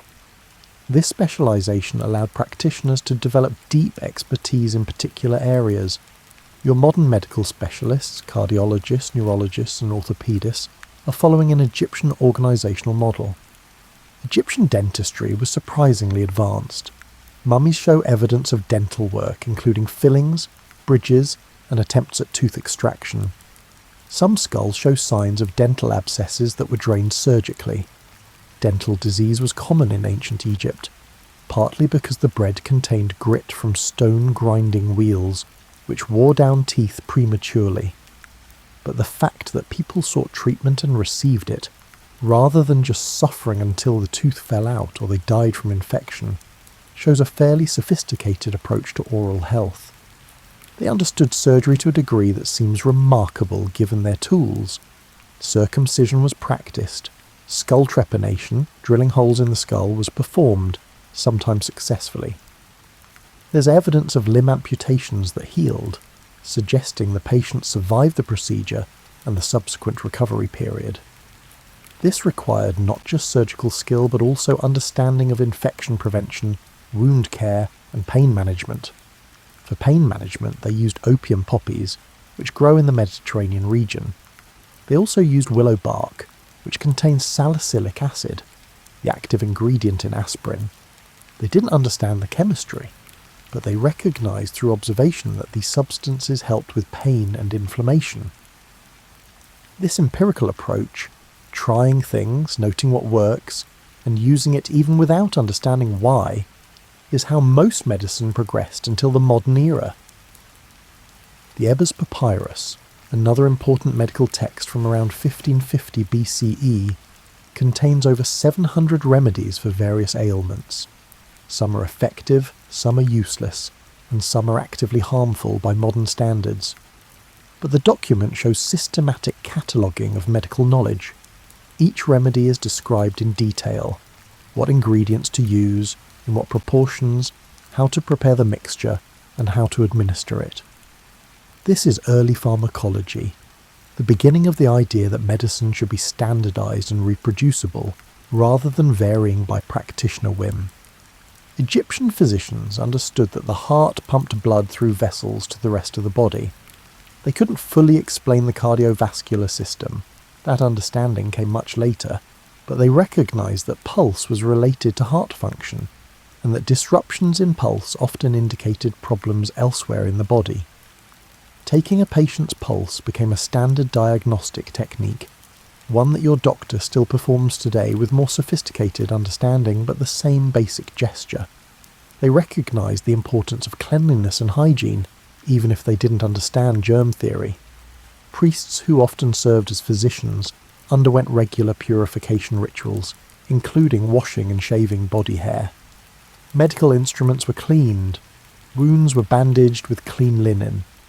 These practices were partly religious, maintaining purity for ritual reasons, but they had practical health benefits as well.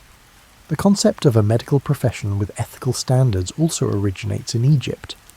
Physicians were trained in houses of life, tested on their knowledge, and held to standards of conduct.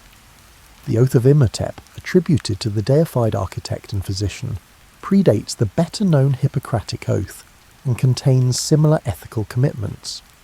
the idea that medical practitioners should have formal training, demonstrate competence, and adhere to ethical principles. This is Egyptian in origin and remains central to medical practice worldwide. Imhotep himself is a fascinating figure. He was the architect who designed the step pyramid at Saqqara, the first large-scale stone building in Egypt. But he was also a physician of such skill that he was eventually deified and worshipped as a god of medicine.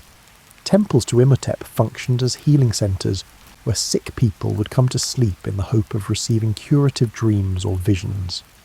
This might seem like pure superstition, but consider a place where sick people could rest, receive care, eat regular meals, and have their symptoms monitored by knowledgeable practitioners. That's basically a hospital, even if the theoretical justification involved divine intervention. The Egyptians also understood the importance of diet in health. Medical texts prescribe specific foods for various conditions. They recognized that some illnesses were caused by eating spoiled food or contaminated water. They understood that proper nutrition aided recovery from illness or injury. The modern concept of preventive medicine, maintaining health through proper diet, exercise and lifestyle, rather than just treating disease after it appears, has ancient precedents in Egyptian medical thinking. Their anatomical knowledge, while limited by the lack of systematic dissection, was still impressive. Mummification provided opportunities to observe internal organs, even if the religious context of the procedure limited scientific inquiry.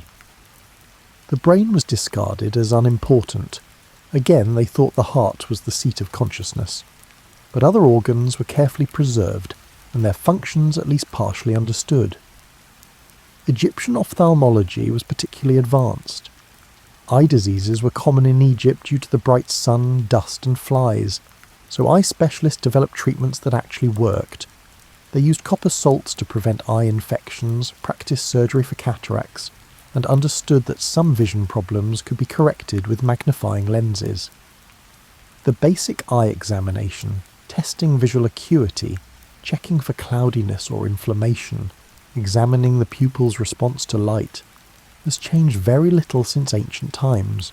The transmission of Egyptian medical knowledge influenced Greek medicine, which in turn influenced Roman medicine, which formed the foundation of medieval European medicine, which eventually evolved into modern medicine. This is a direct line of transmission spanning thousands of years. When Galen, the famous Roman physician, organised medical knowledge in the 2nd century CE, he was building on Greek sources that had incorporated Egyptian practices. His work remained authoritative in Europe until the Renaissance, which means Egyptian medical concepts influenced Western medicine for over 1500 years after the Egyptian civilization itself had ended. What the Egyptians gave us, ultimately, was the model of medicine as a learned profession based on systematic observation and documented knowledge rather than just tradition and improvisation. They weren't always right about mechanisms, nobody was until quite recently, but their methodological approach was sound. Observe symptoms carefully, consult previous cases, try treatments systematically, record results, share knowledge with other practitioners. This is how medical progress happens, and the Egyptians were among the first to do it this way. So the next time you're sitting in a doctor's office being examined and diagnosed and treated, remember that the structure of that interaction is ancient. The specific tools and knowledge have improved enormously, but the basic framework, the idea that illness should be studied, categorized and treated systematically by trained professionals, comes from people who practiced medicine in the shadows of pyramids 4,000 years ago. They didn't cure everything, neither do we, but they established that healing should be pursued through knowledge rather than just hope, and that might be their most enduring legacy beyond all the monuments and artifacts. You're lying in bed now, perhaps a bit closer to sleep than when we started. The room is quiet. The day's tasks are done, or at least postponed until tomorrow. You've just spent an hour hearing about ancient Egypt, but really, you've been hearing about yourself, about the world you inhabit, the systems you use, and the concepts you take for granted. The connection between ancient Egypt and your modern life isn't some tenuous academic exercise. It's direct, persistent, and visible everywhere if you know where to look. You tell time using a system they invented. You work in buildings inspired by their architecture. You benefit from governmental bureaucracies they pioneered. You use symbols they created. You organise information using principles they established. You receive medical care based on methodologies they developed. The Pharaohs are not distant historical curiosities. They're architects of the infrastructure of civilization, and you're still living inside what they built. This is the strange magic of human culture. Ideas persist. Technologies get refined. Innovations compound across generations. The people who first divided the year into months couldn't have imagined digital calendars, but those calendars still use the fundamental structure they created. The workers who dragged limestone blocks across the desert couldn't have imagined steel and glass skyscrapers, but those skyscrapers use psychological principles of height and symmetry that pyramid builders understood intuitively. Cultural transmission is messy. Ideas get distorted, misunderstood, reinvented and combined with other ideas from other places. The Egyptians didn't directly design your office building or write your medical textbooks, but they established templates, created frameworks, and demonstrated possibilities that subsequent civilizations built upon. Each generation adds layers, makes modifications, and adapts to new contexts, but the foundation remains recognizable. There's something profoundly human about this continuity. We are, all of us, building on what came before. Nobody starts from scratch. Even the most revolutionary innovations are combinations of existing ideas. The Pharaohs looked at the Nile flooding and created calendars. We looked at their calendars and created time zones. Someone will look at our time zones and create something we can't yet imagine. But the thread connects us all. People solving human problems using human ingenuity, each solution becoming the foundation for the next generation's achievements. The Egyptian obsession with permanence turns out to have been justified, just not in the way they expected. They wanted their names to last forever, and many did. Khufu, Ramesses, Hatshepsut, and Akhenaten. But more importantly, their ideas lasted. Their techniques lasted. Their innovations became so thoroughly integrated into human civilization that they're invisible, like the air you breathe. You don't think about calendars being invented because they've always been there in your experience, but someone invented them, refined them, and passed them along until they reached you. This is the real immortality the Pharaohs achieved. Not personal survival in some afterlife, but the survival of their contributions to human knowledge. Every time you check what day it is, they live. Every time you walk into a building with columns, they live. Every time information is filed and retrieved, they live. Every time a doctor examines a patient systematically, they live. These aren't the dramatic forms of immortality ancient texts promised. No soul sailing across the sky in a solar bark, but they're real in a way those religious promises never were. You are carrying ancient Egypt forward. Not consciously, not deliberately, but inevitably.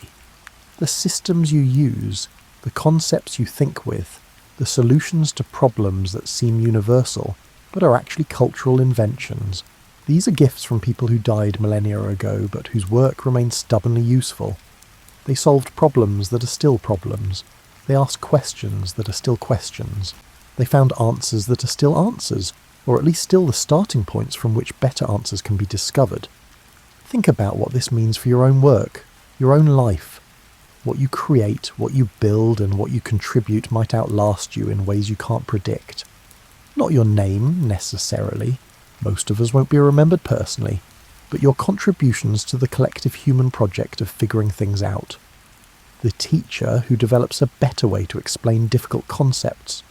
The programmer who writes more elegant code. The administrator who streamlines a process. The parent who raises thoughtful children. These contributions ripple outward, get adopted, get refined, and get passed along until they're severed from their origins but still present in the world.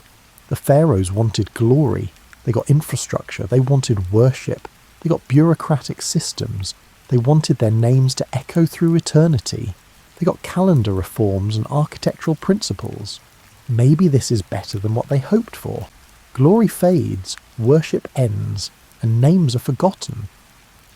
But useful ideas persist because every generation rediscovers how useful they are. There's a kind of immortality in that, in creating something so practical, so fundamentally right, that it becomes invisible through ubiquity. The pharaohs are no longer worshipped, but their gifts are used daily by billions of people who've never heard their names. That's influence on a scale no conqueror ever achieved, extending far beyond any empire's borders into the future itself. So as you drift towards sleep, carrying with you thoughts of rivers and pyramids and ancient scribes working by lamplight, recognize that you're connected to those people by unbroken threads of innovation and transmission. They watch the Nile and learn to predict it. You watch the calendar and plan your life around it. Different tools, same fundamental human project, making sense of chaos, creating order, and building systems that help life work better. The pharaohs still shape your world, but gently, invisibly, through the accumulated weight of thousands of small innovations that became normal, that became necessary, that became the foundation upon which everything else was built. They're in your walls and your watches, in your government and your grammar, in your hospitals and your habits of thought. They're not the distant past. They're the deep foundation of the present. And tomorrow, when you wake up and check what day it is, you can thank them for making that simple action possible.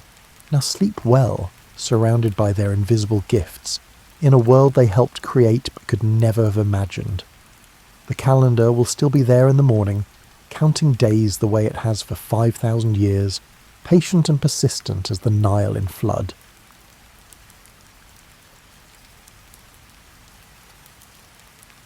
Welcome to the world of a night in medieval Europe, somewhere between the 11th and 14th centuries. You're not charging into battle or seeking glory. You're managing land, fulfilling obligations, and moving through the steady rhythm of service and responsibility that define this life far more than any legend ever could. The days are long, the work is constant, and the satisfaction comes not from heroism but from continuity. You wake before full light in a manor house built from stone and timber. The room is not large. A wooden bed frame holds a mattress stuffed with straw and wool, layered with linen and a heavy woolen blanket. The air is cool, especially in the months between autumn and spring, when frost settles on the ground outside and your breath mists faintly in the dim light. You can hear movement elsewhere in the house, servants already tending to fires, preparing the hall, and beginning the work that sustains the household. Their footsteps are soft on packed earth floors, their voices low and purposeful. You dress in layers. A linen shirt first, pulled over your head, the fabric slightly rough against your skin but softened by many washings. Then woolen hose tied at the waist with linen cords, the wool thick enough to provide warmth but not so thick that it restricts movement. The tunic follows, dyed a practical colour, brown, dark green, or grey, and belted at the waist with leather. The belt holds a small knife in a sheath, useful for cutting food or trimming loose threads, or any of a dozen small tasks that arise throughout the day. Leather shoes, soft-soled and worn smooth from use, complete the basic outfit. In winter, you add another layer, a heavier tunic or a cloak lined with fur. In summer, you might skip the outer tunic until later in the day when you need to appear more formally dressed. The clothing is functional, made to last and repaired when it tears. Nothing is discarded lightly. A torn seam is stitched, a worn patch is reinforced. The garments accumulate small repairs over months and years, each mend a mark of continued use. You move through the hall. The ceiling is high enough to let smoke from the central hearth rise toward the roof beams, where it escapes through gaps left deliberately for ventilation. The walls are stone at the base, timber above, plastered, and sometimes whitewashed. Tapestries or woven hangings cover portions of the walls, providing insulation against drafts and adding colour to the space. Trestle tables have been set up along the sides of the hall, their surfaces scarred from years of use. Benches wait for the morning meal. Servants are already laying out bread, cheese and ale, moving with the quiet efficiency of people who have done these tasks countless times before. You take your place at the head of the table, not because you are particularly grand, but because this is your household and this is where you sit. The position comes with the responsibility. Your wife, if you have one, sits beside you or near you, depending on the formality of the meal. Children, if they're old enough, sit further down the table. Servants and members of your household fill the remaining spaces. Breakfast is simple. The bread is dense and filling, made from rye or barley, sometimes a mix of grains called maslin. The crust is thick and dark. The interior is chewy. You tear pieces off with your hands, dipping them in ale or spreading them with butter if it is available. The cheese is local, made from the milk of cows or sheep kept on your land. It is firm, sometimes crumbly, with a strong flavour that varies depending on how long it has aged. The ale is weak, safer to drink than water from the well, and slightly sweet from the barley used in brewing. You eat without hurry. The meal is a pause before the day's work begins in earnest. Others join you, members of your household, perhaps a younger man learning service under your roof, a steward who manages portions of your land, or a clerk if you employ one to keep records. Conversation is low and practical. Someone mentions a fence that needs repair near the eastern boundary. Someone else notes that the grain stores are holding well after the last harvest. A servant reports that one of the horses seems slightly lame and should be examined.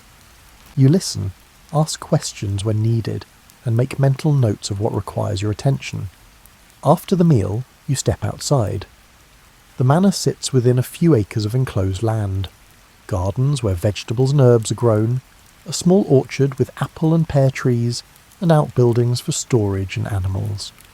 The air is cooler outside than in the hall, fresh with the scent of earth and vegetation. If it has rained recently, the ground is soft underfoot, mud clinging to your shoes. If the weather has been dry, dust rises faintly with each step. Beyond the enclosed area, open fields stretch toward the edge of your holding. The landscape varies by season. In spring, the fields are being ploughed, the dark soil turned in long furrows. In summer, grain grows tall and green. In autumn, the harvest is underway, with sheaves of wheat or barley bundled and stacked. In winter, the fields lie fallow, brown and stubbled, resting until the cycle begins again. Peasants are already at work when the sun is barely above the horizon. They move through the fields with tools, ploughs, scythes, hoes, their movements steady and practised. You do not work the fields yourself, but you oversee them. You walk the boundaries periodically, checking that hedges are maintained, that drainage ditches are clear, and that no one has encroached on your land or moved boundary markers. The land is your responsibility, and managing it well is essential to maintaining your position. You return to the hall or to a smaller chamber used for managing household affairs. The chamber is quieter than the hall, with a table for writing and reviewing documents, a chest for storing important papers, and a small hearth for warmth. There are accounts to review, lists of rents owed and collected, records of grain stored and distributed, and notes on livestock counts. If you are literate, you review these yourself. If not, your clerk or steward reads them to you, and you listen carefully, asking questions to ensure you understand the state of your holdings. Rents arrive in various forms. Some tenants pay in coin, a few silver pennies handed over at regular intervals. Others pay in kind, bushels of grain, chickens, eggs, and days of labour. You track these contributions, ensuring that everyone fulfills their obligations. The system depends on this reciprocal structure. The peasants work the land and provide you with food and service. In return, you provide protection, access to land, and a place within the social order. Disputes arise regularly and require your attention. A tenant farmer arrives with a complaint about another tenant's pigs wandering into his grain. You listen to both sides and ask a few questions about where the pigs are kept, and whether the boundary between the two plots is clearly marked. The solution is not dramatic. The pigs will be penned more securely. The grain will be compensated with a portion of the pig owner's next harvest. Both men leave, not entirely satisfied, but accepting the decision because it follows established custom.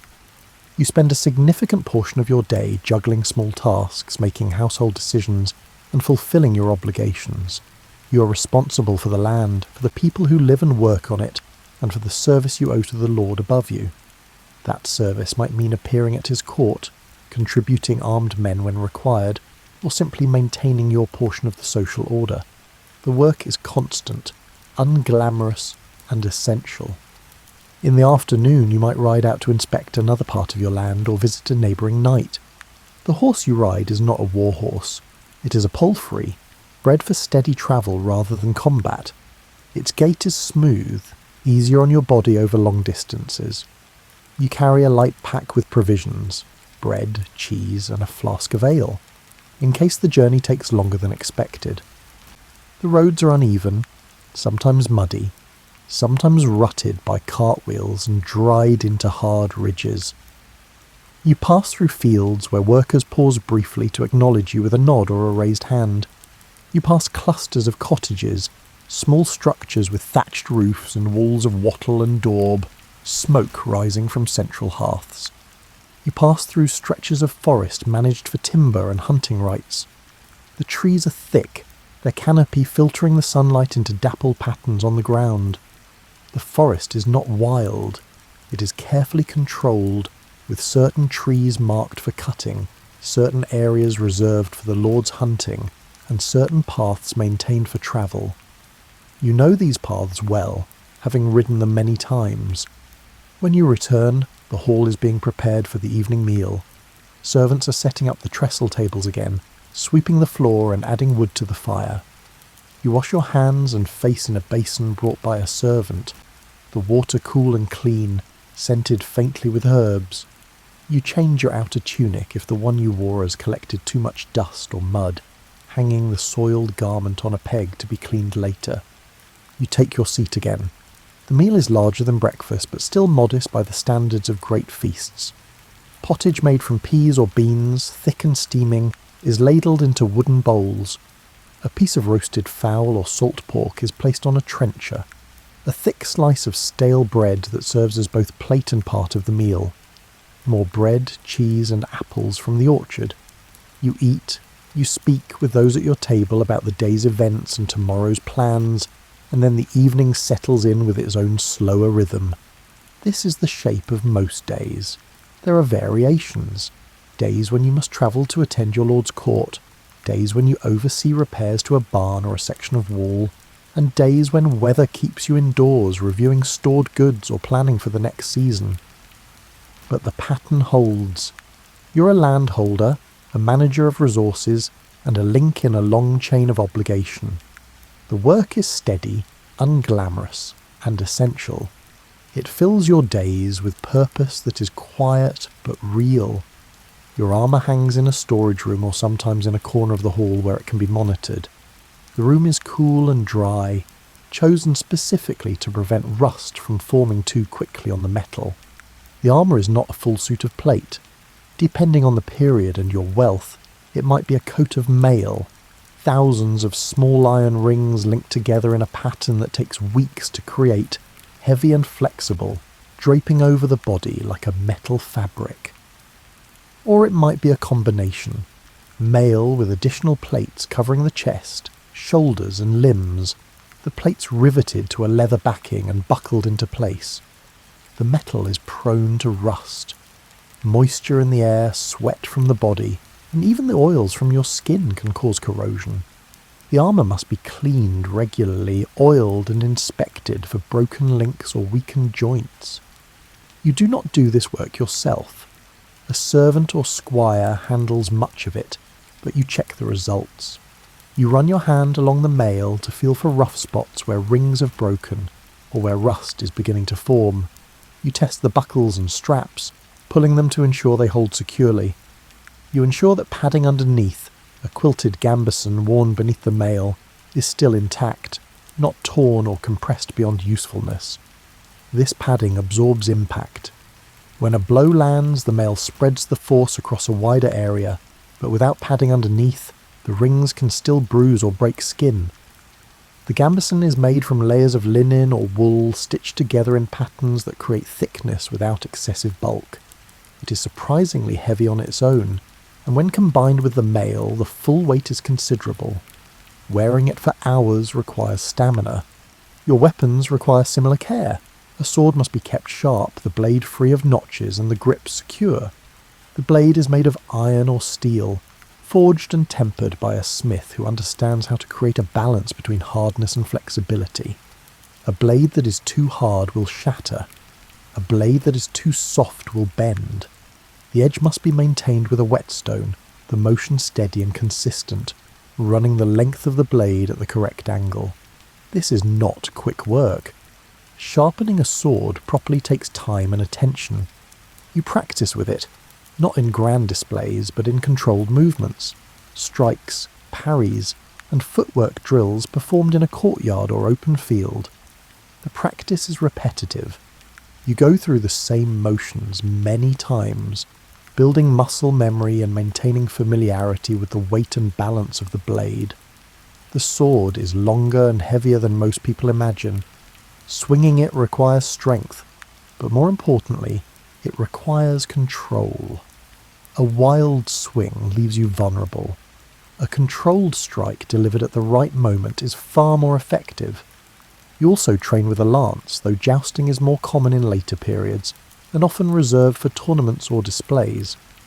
More practical is learning to couch the lance properly while mounted, to brace it against your body, tucked under your arm, supported by your torso, and aim with the momentum of the horse.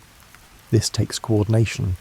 The lance is long and unwieldy when not in motion. You must anticipate where your opponent or target will be. Adjust your aim while the horse is moving, and absorb the shock of impact without losing your seat. It is not instinctive. It takes practice, repeated over many sessions until the movements become automatic. The horse itself demands more attention than any piece of equipment. A war horse, a destra, is expensive, temperamental, and requires daily care. These horses are bred for strength and aggression. They are trained to bite and kick on command, to move into combat without shying away from noise and chaos. But that training also makes them difficult to manage. They require experienced handlers, careful feeding, regular exercise, and constant monitoring. Feeding a warhorse means providing large quantities of grain, oats and barley, as well as hay. The grain gives the horse energy. The hay provides bulk and helps with digestion. The amounts are carefully measured. Too little, and the horse loses condition. Too much, and the horse can become sick. You rely on grooms to manage this, but you check on the horses yourself, running your hand along their flanks to feel their condition, looking at their eyes and coats for signs of health or illness. Grooming happens daily. Brushes and combs remove dirt and loose hair.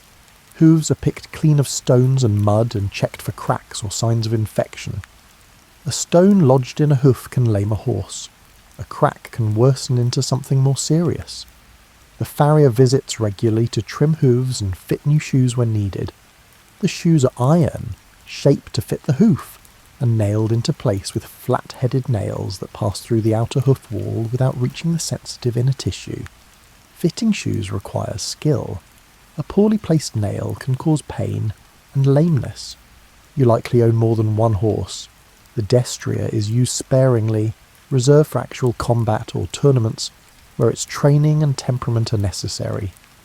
For daily travel, you use a palfrey, a horse bred for smooth gaits and steady temperament. For carrying goods, a pack horse or mule is more practical. Each animal has its own needs and its own quirks. You know them individually, recognizing their personalities and habits. Caring for horses means coordinating with grooms, ensuring adequate fodder is stored in dry places where it will not mould, and arranging for a farrier when shoes need replacing or when hooves need attention. It means recognizing signs of lameness or colic, and knowing when to rest an animal and when to push through minor discomfort. A lame warhorse can mean failing to meet an obligation, which can mean losing standing or favour with your lord. The stakes are high enough that you pay close attention. Your helmet, gauntlets, greaves and other pieces of armour each have their own maintenance needs. Leather straps dry out and crack. They need to be treated with oil or fat, tallow or neat's foot oil to stay supple. Buckles corrode from moisture and must be cleaned and sometimes replaced. Hinges on visored helmets stiffen and need oil to move smoothly. You, or more often, someone under your direction, work through these tasks regularly, not in response to emergencies but as routine upkeep. The work prevents larger problems from developing. Training extends beyond weapons. You need to be able to ride for hours without exhausting yourself or your horse. You need to understand formations, recognise signals given by flags or horns, and follow commands in the chaos of group movement. Much of this learning happens through service. You might have started as page in another household, then advanced to squire, learning by assisting an established knight. By the time you hold land and a title of your own, the skills are embedded in your muscle memory and instincts. Even after you're established, the training does not stop. Skills degrade without practice. Strength fades without effort. You continue to drill, to ride, and to spar with blunted weapons against other knights or men in your household. The work is not thrilling. It is methodical, sometimes tedious, but necessary. A knight who neglects training becomes ineffective, and effectiveness is the foundation of your social role. Your clothing too requires attention. Tunics and hose wear out. Seams split from strain or from repeated washing. Fabric thins at the elbows and knees where it bends most often. Someone in your household, often women or servants skilled in sewing, mends these garments, darns holes, and reinforces weak spots. They also produce replacement garments when the old ones can no longer be repaired. Wool must be cleaned and stored properly to avoid moths, which can destroy an entire chest of clothing if left unchecked. Linen must be washed and dried without excessive wear, which weakens the fibres. You're not directly involved in this labour, but you are responsible for ensuring it happens. You provide the raw materials, wool purchased at market or sheared from sheep on your land, linen woven from flax grown locally. You ensure that the household has the tools needed, needles, thread, scissors, and looms if weaving happens on site. The results of this labour keep you clothed, keep your household functioning, and keep everyone warm and presentable. Everything you own serves a function. There is little room for purely decorative items. What decoration exists? Embroidery on a tunic, a painted design on a shield, also communicates identity and allegiance.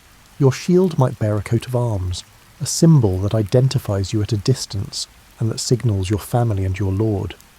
These markers are practical. They identify you in a crowd, signal your place in the hierarchy, and reinforce the structure that holds the system together. The cumulative effect of all this care is a life built around maintenance. You are constantly preparing, repairing, and replacing. The work is never finished. There is always another task waiting, another piece of equipment to check, and another skill to keep sharp. This is the foundation beneath the occasional moments of actual service or conflict. Without this steady work, nothing else would be possible. You are a knight because you hold land granted by a lord. That land is not given freely. It comes with expectations built into the very structure of the agreement.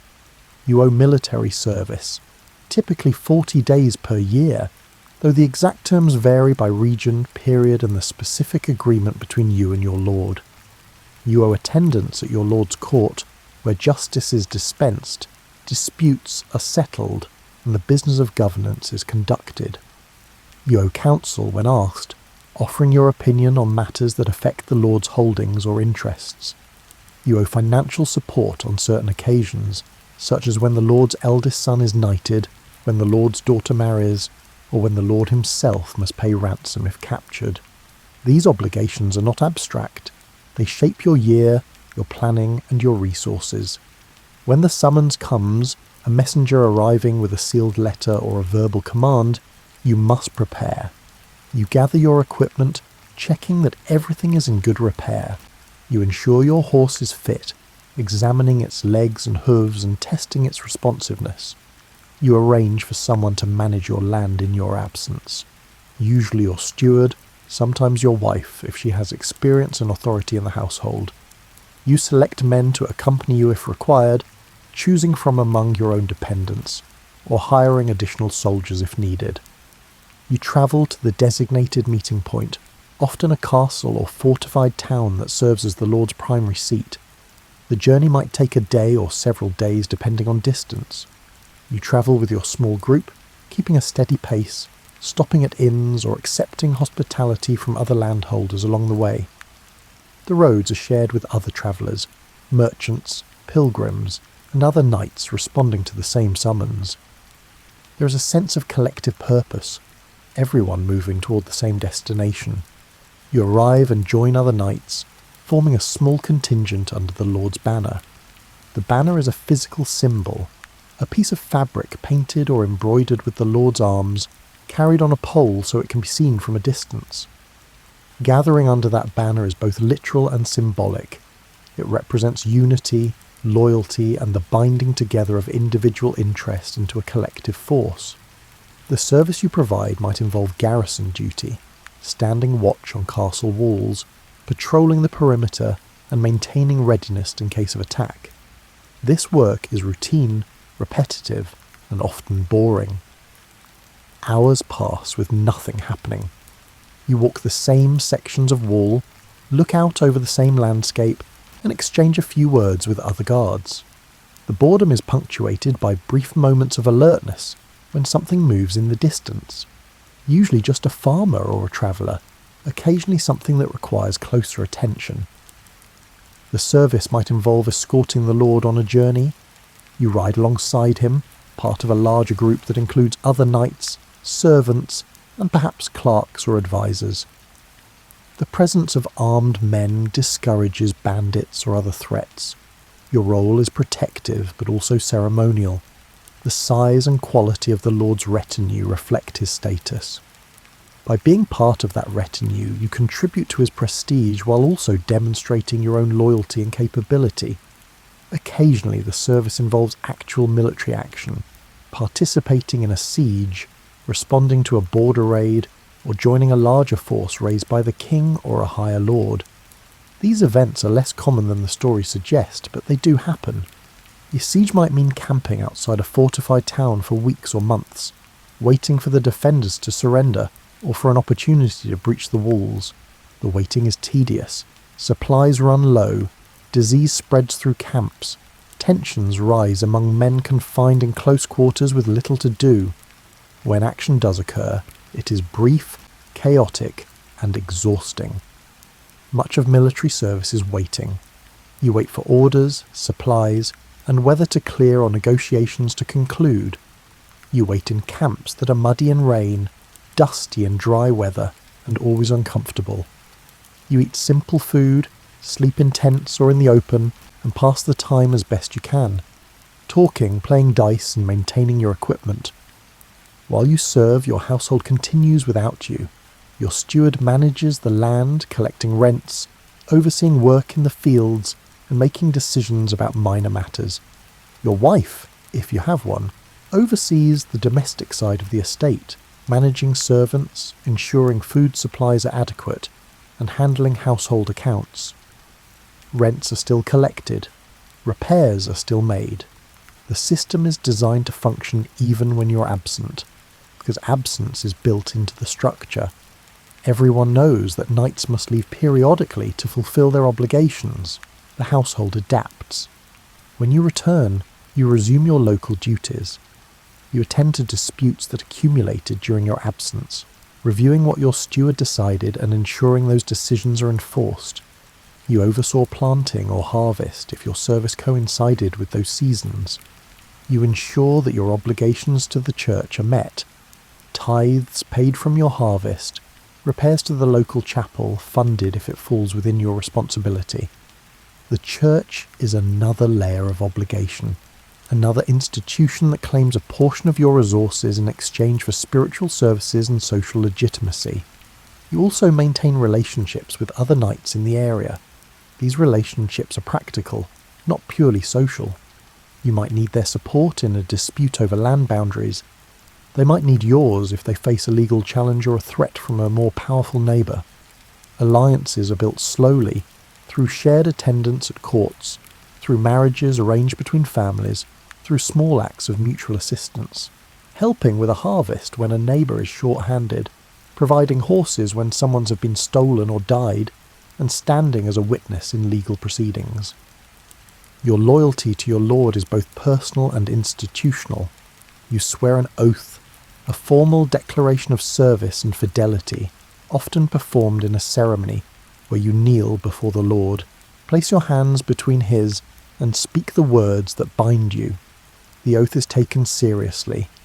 Breaking it carries social and legal consequences, loss of land, loss of status, sometimes exile or imprisonment. But loyalty is also reinforced by more mundane ties. Your lord is the source of your land. He is the one who can protect your claims against challenges, settle disputes in your favour, and provide opportunities for advancement, additional land, marriage to a wealthy heiress, and positions of responsibility in his administration. Maintaining his favour is a practical necessity. You attend his court when summoned. You offer gifts on appropriate occasions, a fine horse, a piece of crafted metalwork, or game from a successful hunt. You support his interest in disputes with other lords. You speak well of him, defend his reputation, and contribute to the collective opinion that sustains his authority. At the same time, you have your own dependents. If you hold enough land, you might grant portions of it to lesser knights or men-at-arms in exchange for their service to you. They owe you the same loyalty and service that you owe your lord. They appear when you summon them. They fight under your banner when needed. They provide counsel and support. You become a link in the chain, both serving and being served.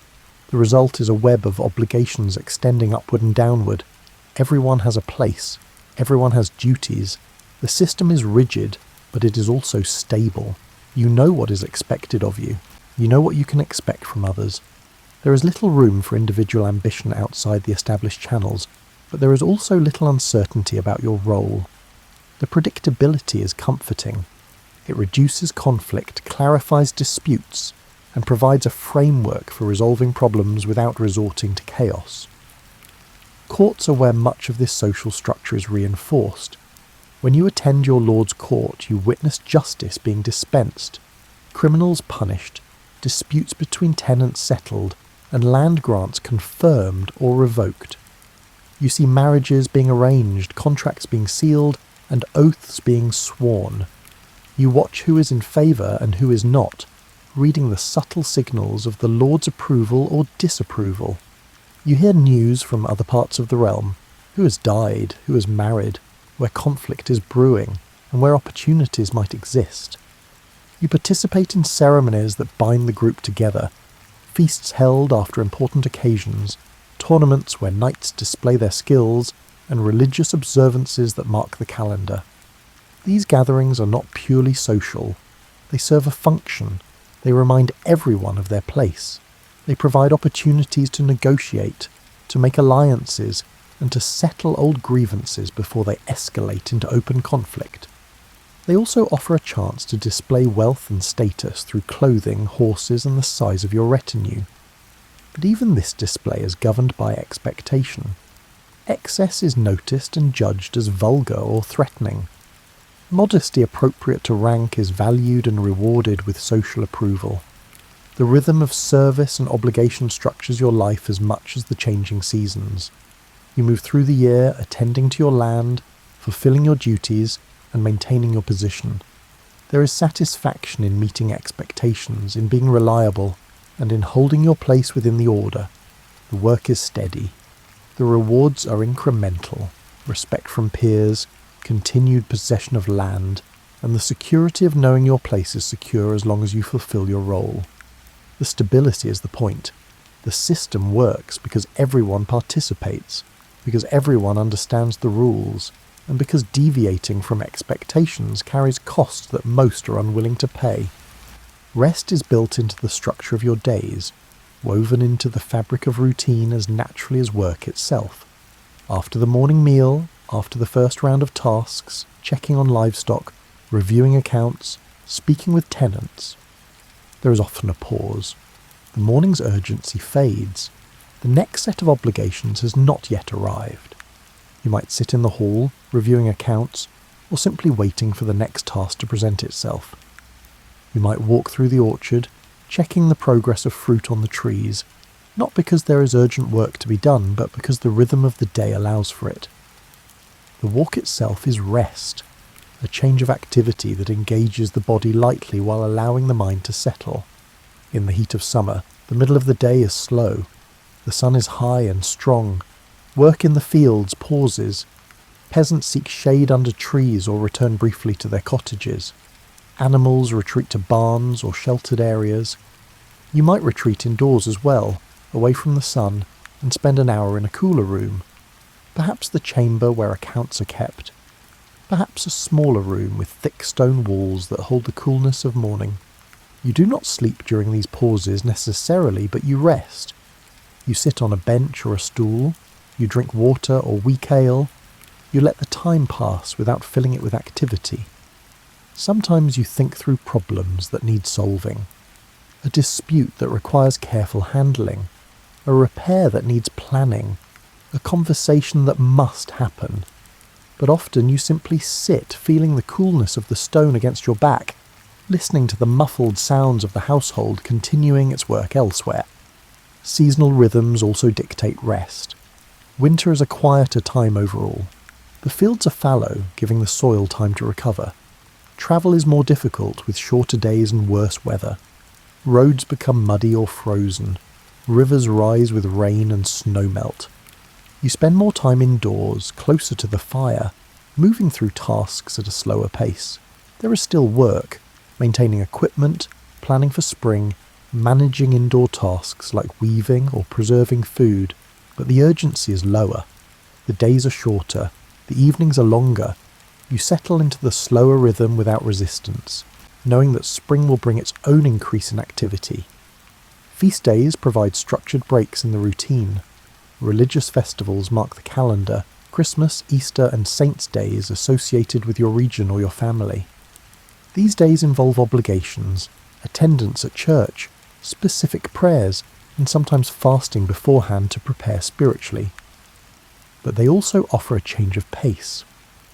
After the religious observance, there might be a larger meal, time spent with neighbours and extended family, and a pause from ordinary labour.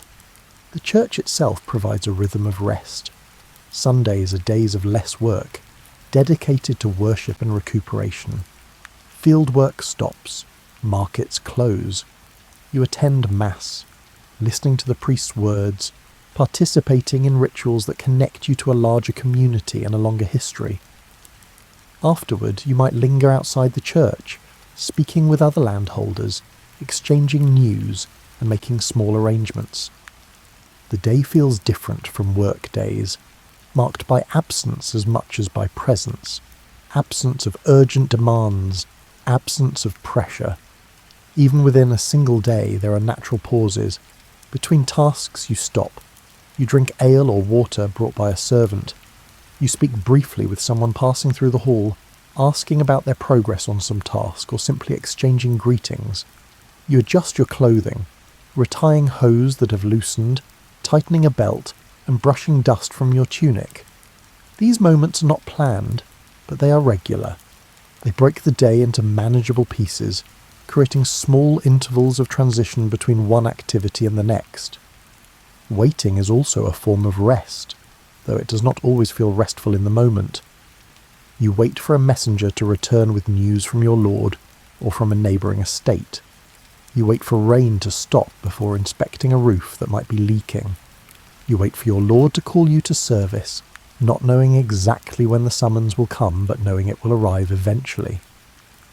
The waiting is not anxious, not filled with dread. It is simply part of the rhythm.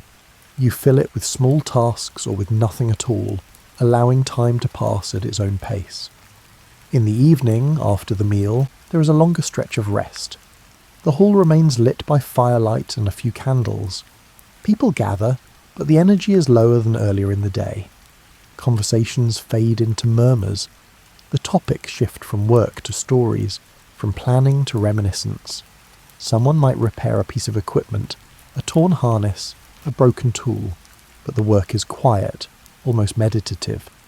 Others simply sit watching the fire, letting their thoughts wander. The fire itself invites rest. The flames move constantly, never quite the same from one moment to the next. Watching them is calming, the motion and light holding your attention without demanding anything from you. The warmth is soothing, especially after a day spent partly outdoors. You feel it seep into your muscles, loosening tension and easing small aches. You're not required to be constantly active. The expectation is that you fulfill your duties, not that you fill every moment with labour. Rest is recognised as necessary, not indulgent. You rest so that you can continue. You rest so that the next day's tasks can be met with steady energy rather than exhaustion. The system allows for this, and even depends on it. A landholder who drives himself to exhaustion cannot manage his land effectively. A knight who neglects rest cannot perform when service is required. The rhythm of rest also follows the seasons of your life. As a younger man, you trained harder, travelled more, and took on more physically demanding tasks. You proved yourself capable, built your reputation, and established your position. As you age, the balance shifts. You rely more on those under your direction. You delegate more tasks to younger men, squires, servants, and sons if you have them. You spend more time overseeing and less time doing. This is not a loss of status. It is the natural progression, expected and accommodated.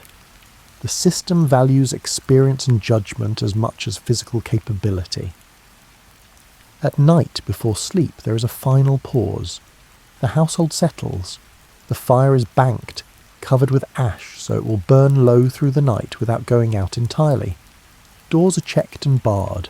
Shutters are closed against the night air. You move through these small rituals without haste. They mark the transition from day to night, from activity to rest. The transition is smooth, expected, and reassuring. There is no abrupt shift, no jarring change. The day eases into night as naturally as dawn eases into morning. Food is central to the household, not just as sustenance, but as a measure of stability and success. Feeding everyone, family, servants, occasional guests, is a daily task that requires planning, storage, and coordinated labour. The kitchen is a busy place, typically managed by a cook and several assistants, often located in a separate building or an attached wing to reduce the risk of fire spreading to the main hall. The separation also contains the heat and smoke that cooking generates, keeping the living spaces more comfortable. Bread is the foundation of most meals. It is baked several times a week in large batches, using a communal oven or an oven built into the kitchen structure. The oven is heated by burning wood inside it until the stones are hot enough, then the coals are raked out and the loaves are placed directly on the hot stones. The bread bakes from the residual heat, the crust forming thick and dark while the interior stays dense and chewy. The grain for bread comes from your own land or from rent paid in kind by tenants. After harvest, the grain is stored in a dry building, sometimes a dedicated granary, sometimes a loft above the stable or another outbuilding. The storage must protect against moisture, which causes grain to mould, and against rodents, which can consume or contaminate large quantities. Grain is threshed to separate the kernels from the chaff, then winnowed to remove the lighter debris, then ground into flour using a hand mill, or taken to a mill powered by water or wind. The bread itself varies in quality. White bread, made from finely ground wheat flour, is rare and reserved for special occasions or for the higher status members of the household. Most of what you eat is made from rye, barley or maslin, a mixture of wheat and rye that combines the better qualities of both. The bread is substantial, designed to fill the stomach and provide energy for physical labour. A single loaf might weigh several pounds. It keeps for days, becoming harder as it stales, at which point it can be soaked in pottage or used as a trencher. Pottage appears at nearly every meal. It is a thick stew made from whatever is available, dried peas or beans soaked overnight and then simmered for hours, onions and leeks from the garden, perhaps carrots or turnips, and sometimes bits of meat or fish if available.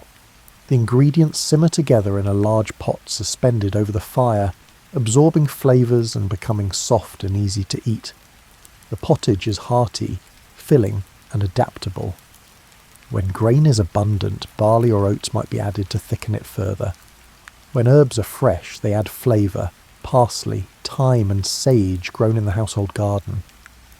Meat is eaten regularly, but not extravagantly. Pork is common, preserved through salting or smoking to last through winter months.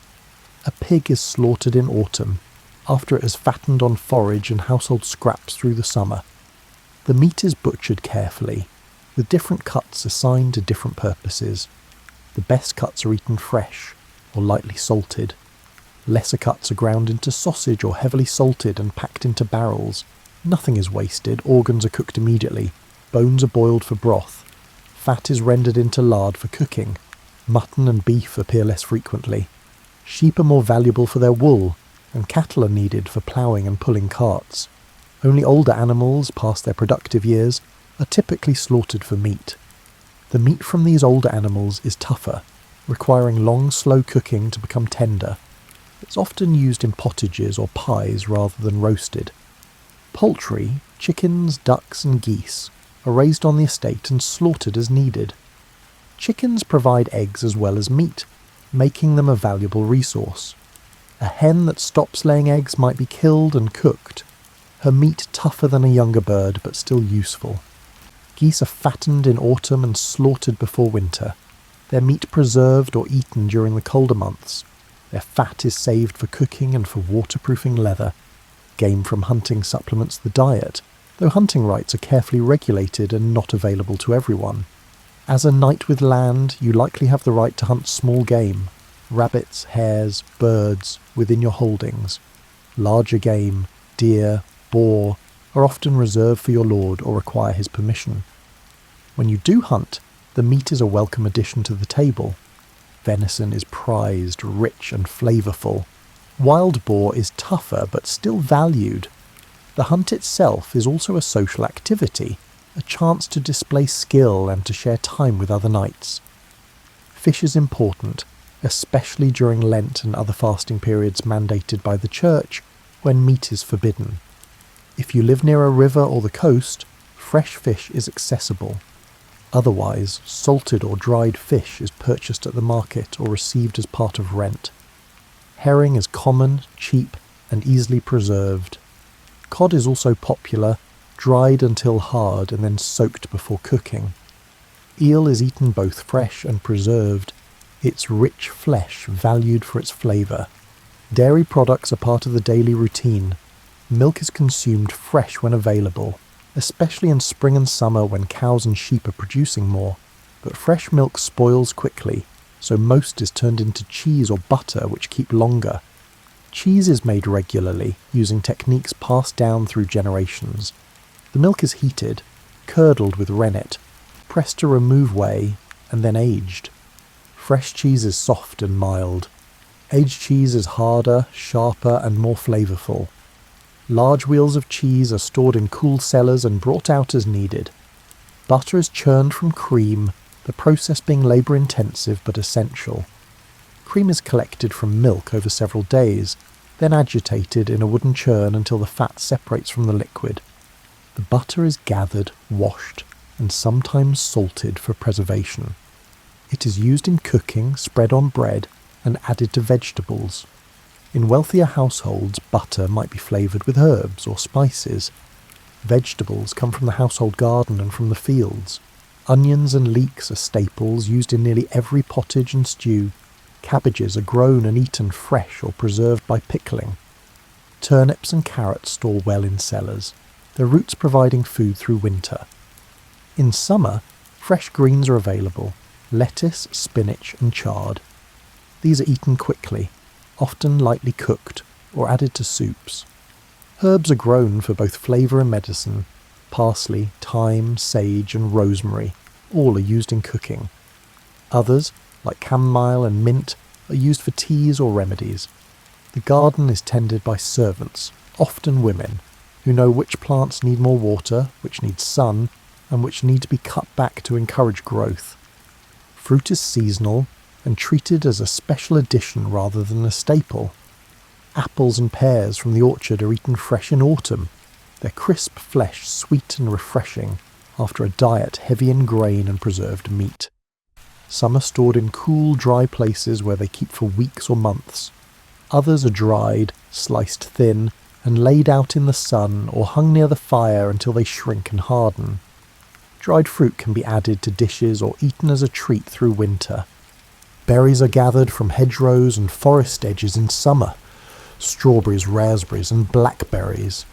They are eaten fresh, often by children sent to pick them, who return with stained hands and faces. Some berries are made into simple preserves, cooked with honey, and stored in jars. Ale is brewed regularly, a task usually managed by the women of the household. The process begins with malted barley, grain that has been soaked, allowed to sprout, then dried to convert starches into sugars. The malted barley is ground, mixed with hot water, and left to steep. The resulting liquid is strained, flavoured sometimes with herbs like yarrow or bog myrtle, and then fermented with yeast. The fermentation takes several days. The ale is consumed within a week or two before it sours. It is weak by modern standards, safe to drink and mildly nourishing, meant to be consumed throughout the day. Wine is more expensive and less common, especially in regions where grapes do not grow well. If you drink it, it is likely imported, purchased at a market, or received as part of your obligations to your lord. Wine is reserved for more formal occasions or shared when guests visit. It is often diluted with water, both to stretch the supply and to reduce its strength. The table itself is set simply. Wooden or pewter plates serve most meals, with pewter reserved for higher status diners. Cups are made from horn, wood, or pottery. Knives are used for cutting. Forks are not yet common. You eat with your fingers and your knife, using bread to soak up sauces or juices. Spoons are used for pottage and liquid dishes. The tools are practical, meant to last, cleaned after each meal, and stored carefully. The meal is communal. Everyone eats together in the hall, at the same time, from the same pots. This reinforces the household as a unit. There is conversation, but it is not loud or disruptive. The focus is on eating, on nourishment, on the simple satisfaction of food after labour. You sit at the head of the table. Your portions are larger, and your bread is finer if white bread is available. This is not excess. It is a mark of status, a visible reminder of the hierarchy within the household. Provisioning the household means managing stores carefully.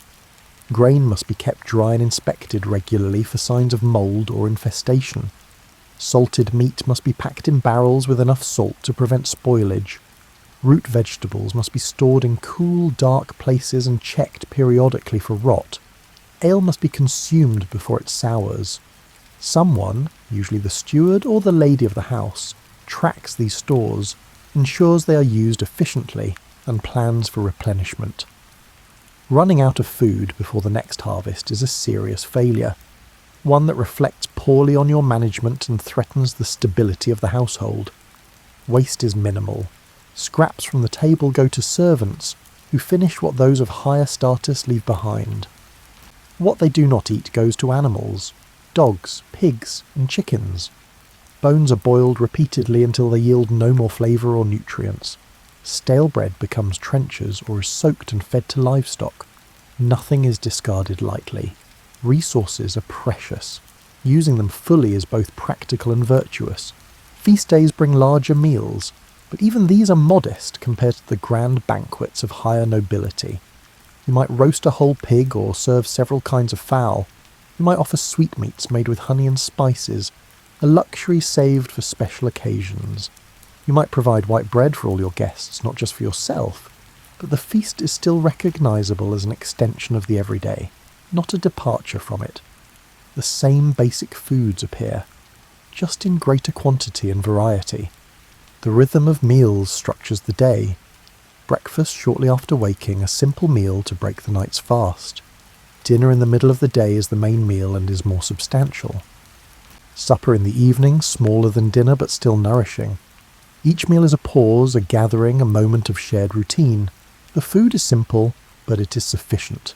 It sustains the work. It sustains the household. It sustains the life you lead, steady and grounded in the rhythms of land and season. As the day fades, the hall becomes the centre of the household once again. The fire has been built up, flames rising higher now that the cooking is done, and the focus shifts to warmth and light. Candles are lit, though sparingly.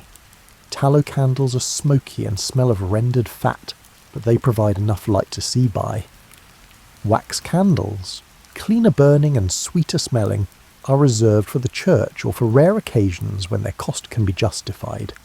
You take your seat near the fire, in a chair if you have one, a heavy wooden piece, possibly with a cushion filled with wool or down, or on a bench if the household is simpler. Others gather around. Members of your family take seats nearby.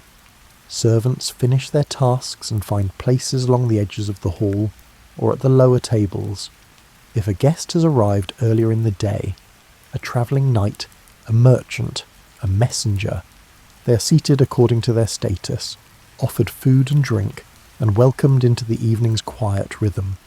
The atmosphere is calm. The work of the day is done. What remains is the quiet transition into night.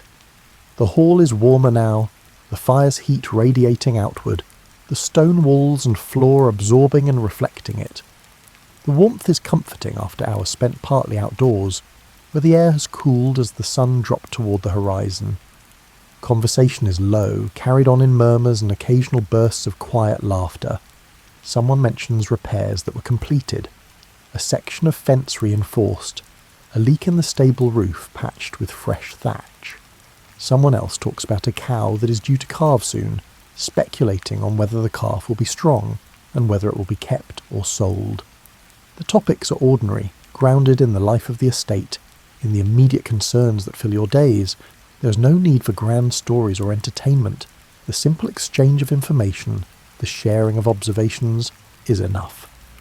Occasionally someone might tell a story, a tale from the Bible, perhaps the story of David and Goliath or the parable of the Good Samaritan, a legend about a local saint and how they performed miracles or suffered martyrdom, a piece of family history, a story about your grandfather or great-grandfather, how they acquired the land you now hold, or how they served their Lord in some notable way. The telling is straightforward, not dramatic. The story is familiar. Everyone has heard it before, perhaps many times. But familiarity is comforting. The repetition is part of the ritual, a way of reinforcing shared identity and continuity. If you are literate, and not all knights are, you might spend part of the evening with a book. The book is a valuable object, expensive to produce, and carefully preserved. It might be a religious text, a psalter containing the Psalms, or a book of hours with prayers for different times of day. Reading is slow work by candlelight. The light flickers, making the letters dance on the page. You lean closer, squinting slightly, reading aloud or silently depending on your preference and skill. You do not read for long. The effort tires your eyes, but the act itself is a form of quiet focus, a way to settle the mind and prepare for sleep. Women in the household might sew or spin, continuing work that has filled portions of their day. The sewing might be mending, repairing a torn tunic or darning holes in hose, or it might be more elaborate work, embroidering a design onto a piece of cloth that will become part of an altar cloth for the chapel, or a decorative hanging for the hall. The work is done by feel as much as by sight. Fingers know the motion of the needle moving through fabric, the tension of thread, and the rhythm of stitching. The work fills the time without demanding full attention, allowing the mind to wander or to follow the conversation happening nearby. Spinning is similarly meditative. A distaff holds the mass of wool or flax. Fingers tease out fibres, twisting them into thread that winds onto a spindle. The spindle drops and rises, the motion steady and hypnotic. The thread that results will be woven into cloth or used for sewing. The work is essential, part of the endless cycle of production that keeps the household clothed and provisioned. Children, if there are any, are present but quieter in the evening. They sit near the fire, perhaps listening to the adults, perhaps occupied with some small task or game. A boy might whittle a piece of wood, shaping it into a simple toy or tool. A girl might practice stitches on a scrap of cloth, learning skills she will need as she grows. They are not sent away. The household is a shared space, and children learn by being present, by watching, and by gradually taking on small responsibilities. Dogs lie near the fire, stretched out on their sides or curled into tight balls. They are working animals, hunting dogs, guard dogs, but in the evening they rest. They shift position occasionally, sighing, settling deeper into sleep. One might wake briefly, lift its head to look around, then drop back into sleep. Their presence is part of the background, noticed only when they move or when someone reaches down to scratch behind an ear. The fire itself is a focal point. You watch the flames, the way they shift and flicker, rising and falling as they consume the wood. The light is warm and uneven, casting shadows that move across the walls and ceiling, creating patterns that shift constantly. The sound of the fire, crackling, popping, the occasional hiss of sap heating and bursting, fills the silence between words. The smell of wood smoke is familiar, ingrained in the hall, in your clothing, and in the very fabric of daily life. As the evening deepens, people begin to drift away. Servants return to their quarters, small rooms off the hall or in separate buildings. Younger members of the household head to their sleeping spaces, pallets in shared rooms, alcoves curtained off for privacy. The hall empties slowly, gradually, the number of people dwindling without any formal announcement or signal. They leave when they are tired, when their tasks are finished, or when the pull of sleep becomes stronger than the pull of the fire's warmth. You remain a bit longer, finishing a task or simply sitting in the warmth. The hall is quieter now. The conversations are reduced to a few murmured exchanges. The fire burns lower, the flames smaller, and the coals glow red and orange beneath a thin layer of ash. You feel the weight of the day settling into your body, the pleasant tiredness that comes from steady work, from obligations met, from a day completed. There is no set time to end the evening. It ends when it ends, when the fire has burned down enough that it will be safe to bank, when the candles have guttered low, when there is nothing left that needs doing. You stand, stretch, and feel your joints pop slightly and your muscles loosen. You make your way to your chamber, moving through familiar spaces in dim light, your feet knowing the path without conscious thought. The hall will be prepared again tomorrow. The fire will be relit, fresh wood laid on the coals that remain through the night. The benches will be set out. The tables will be laid. The routine will continue. Tonight, it rests. You rest. The rhythm holds, steady and reliable, carrying you forward into sleep. Night is not a time of disorder or uncertainty. It is as structured as the day, though the structure is quieter and more internal. Before you sleep, the household is secured.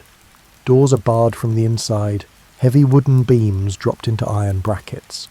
Shutters are closed against the cold and fastened with simple latches. These actions are practical, protecting against drafts and deterring any unlikely intruders, but they are also ritual, marking the transition from public time to private time, from activity to rest. The fire in the hall is banked, covered with a layer of ash so that it will burn low through the night, glowing with barely visible heat, but not go out entirely. Keeping a fire alive overnight is easier than starting a new one in the morning. The coals beneath the ash will smoulder slowly, and in the morning a servant will remove the ash, add kindling, and coax the fire back into flame. The banked fire is a small but important task, one that requires attention to get right. Too much ash and the fire dies. Too little, and it burns through the wood too quickly. If you live in a larger household or near a vulnerable location, close to a border, near a road frequented by bandits, there may be a watch. Someone stays awake through parts of the night, listening, checking the perimeter, and ensuring that nothing unexpected occurs. The watch rotates among the men of the household. Each person takes a turn, perhaps walking the walls if there are walls, or simply sitting in the hall near the door, listening to the sounds of the night. The duty is not glamorous. Hours pass with nothing happening. The watcher might fight sleep, standing occasionally to walk around, splashing cold water on his face, and chewing something to stay alert. The night is long when you are awake during it, each hour stretching out, time moving slowly.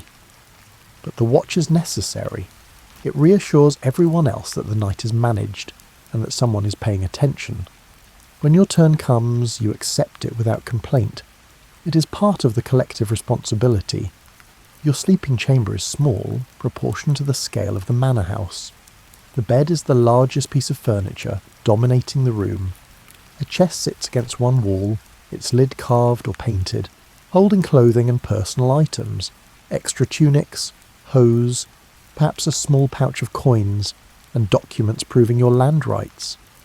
A stool or bench provides a place to sit while dressing. A candle rests in a simple holder, though you blow it out before sleeping to avoid the risk of fire. The bed itself is layered for warmth and comfort. At the base, a wooden frame supports a lattice of ropes that provide tension and support. On top of the ropes, a straw mattress, a large sack stuffed with straw, tied at the ends to keep the filling from escaping. The straw pokes through the fabric, occasionally scratching lightly, but it provides a firm surface. On top of the straw mattress, a feather mattress or a pallet stuffed with wool adds softness. The feather mattress is a luxury indicating status. Wool is more common, still comfortable, but less expensive. Linen sheets cover the mattress, washed periodically to keep them clean, though washing is labour-intensive and done only when necessary. Wool blankets are layered on top, the number depending on the season. In winter, you might have 3 or 4 heavy blankets, plus furs or additional layers. The weight is comforting, pressing down gently, trapping warmth. In summer, a single light blanket might be enough, or even just a sheet. The bed is enclosed by curtains hung from a wooden frame built around the bed's perimeter. The curtains are heavy fabric, wool or thick linen, drawn closed on 3 sides and partially closed on the 4th, leaving an opening for you to enter and exit. The curtains serve multiple purposes. They trap warmth, creating a smaller space that your body heat can fill. They provide privacy in a household where privacy is rare. They block light and muffle sound, creating a quieter, darker space conducive to sleep. You undress partially. Outer garments are removed. Tunics, belts, shoes, and hung on pegs or folded and placed on the chest.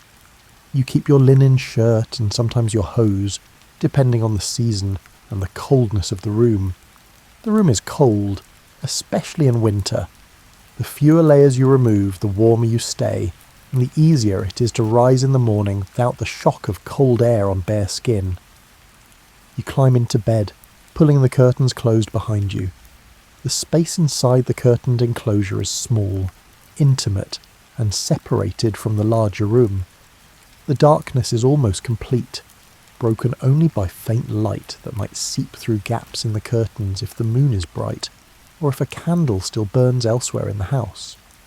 You arrange the blankets, pulling them up to your chin, feeling their weight settle over you. Sleep comes easily after a full day. There is no artificial light to delay it, no mental stimulation to keep your mind active. The darkness and quiet invite sleep. Your body is tired from the day's work, from walking, riding, lifting, and standing. Your mind is settled, the day's decisions made, and the tasks completed or postponed to tomorrow. You close your eyes, your breathing slows. The transition from waking to sleep is smooth and natural. You do not sleep through the night without interruption. You wake once or twice, to adjust blankets that have shifted, to turn onto your other side, or to relieve yourself in a chamber pot kept under the bed or in a corner of the room. The chamber pot is simple, made of pottery or wood, and emptied in the morning by a servant. You wake, you shift, and you settle back into sleep. This is normal, expected. No one sleeps without waking in this period. The night is long. The body's needs arise. You accommodate them without anxiety or frustration. The rhythm of night is as reliable as the rhythm of day. Dark comes at a predictable time, varying with the season but always following the same pattern. The household settles, following routines that have been established over years. You sleep. Light returns, creeping in through gaps in the shutters, gradual and gentle. The household wakes. The cycle repeats without variation, without surprise. If you wake and cannot immediately return to sleep, you lie still. You listen to the quiet, the faint sound of the wind outside, the settling of the house as wood and stone shift with changes in temperature, perhaps the distant sound of an animal. You feel the weight of the blankets, the warmth of the enclosed bed, and the softness of the mattress beneath you. There is no urgency. Sleep will return when it is ready. You wait for it without anxiety, knowing that even lying still and resting is valuable. Morning begins before full light. You hear movement in the house, servants rekindling fires, their footsteps soft but audible, the scrape of a poker against the hearth, and the crackle of kindling catching flame. You hear the sounds of the household beginning again, pulling itself back into the rhythm of activity. You rise, pushing back the curtains, and sit on the edge of the bed for a moment to let your body fully wake. You dress, following the same sequence as yesterday and the day before: linen shirt, hose, tunic, belt, and shoes. You splash water on your face from a basin, the cold shocking you into fuller wakefulness. You step back into the routine, into the day, into the work that waits. Night is not something to fear or dread. It is a known quantity, a structured part of life. It holds no mystery, no threat. It is simply the other half of the cycle, the time for rest, for stillness, for the body and mind to recover before the work begins again. The order of night mirrors the order of day. Both are managed. Both are reliable. Both carry you forward in the long rhythm of seasons and years. Knighthood is not a single generation's achievement or ambition. It is passed down, maintained, and sustained across lifetimes. You are a knight because your father held land, or because you earned land through service, but either way, the position is meant to continue beyond you. Your son, if you have one, will train as you trained. He will learn the same skills, fulfill the same obligations, and hold the same land, or at least land of similar character and responsibility. The system depends on this continuity, on the predictable transmission of duties and resources from one generation to the next. This continuity is built into the structure of society itself. Land is inherited usually by the eldest son, though customs vary by region. Titles are inherited. The social structure depends on knowing that the chain of service and obligation will not break, that the network of relationships between lords and vassals will remain intact. You're not trying to build something new or revolutionary. You're trying to maintain what already exists, to hold your place and pass it intact to those who come after. The training your son receives is the same training you received, passed down through generations with only minor variations. He begins as a page, often in another household rather than your own. This separation is intentional. He learns from someone else's example, absorbs different perspectives, and builds relationships outside his immediate family. As a page, he learns manners, obedience, and basic skills. He serves at table, cares for equipment, runs errands, and observes the workings of a knightly household. He advances to squire, taking on more responsibility. He cares for a knight's armour and weapons, practices with sword and lance, and accompanies his lord on journeys and perhaps into service. He learns by doing, by making mistakes in controlled settings where the consequences are not severe. He watches how disputes are settled, how accounts are managed, and how relationships between lord and vassals are maintained. The learning is gradual, layered, and cumulative. Eventually he is knighted, formally recognised as capable of holding land and fulfilling the duties that come with it. The ceremony is significant, marking a transition in status and responsibility. He kneels before a lord, receives the accolade, a light blow to the shoulder with the flat of a sword, and speaks the words of the oath. He is given arms and armour, often pieces that have been used by previous generations, maintained and passed down. He stands now a knight, ready to take his place in the same structure that shaped his father and grandfather. This process takes years, a decade or more from page to knight. It is deliberate and slow, designed to ensure that each generation is prepared not just in skill, but also in temperament and understanding. There is no shortcut, no way to bypass the training and still be accepted as a legitimate knight.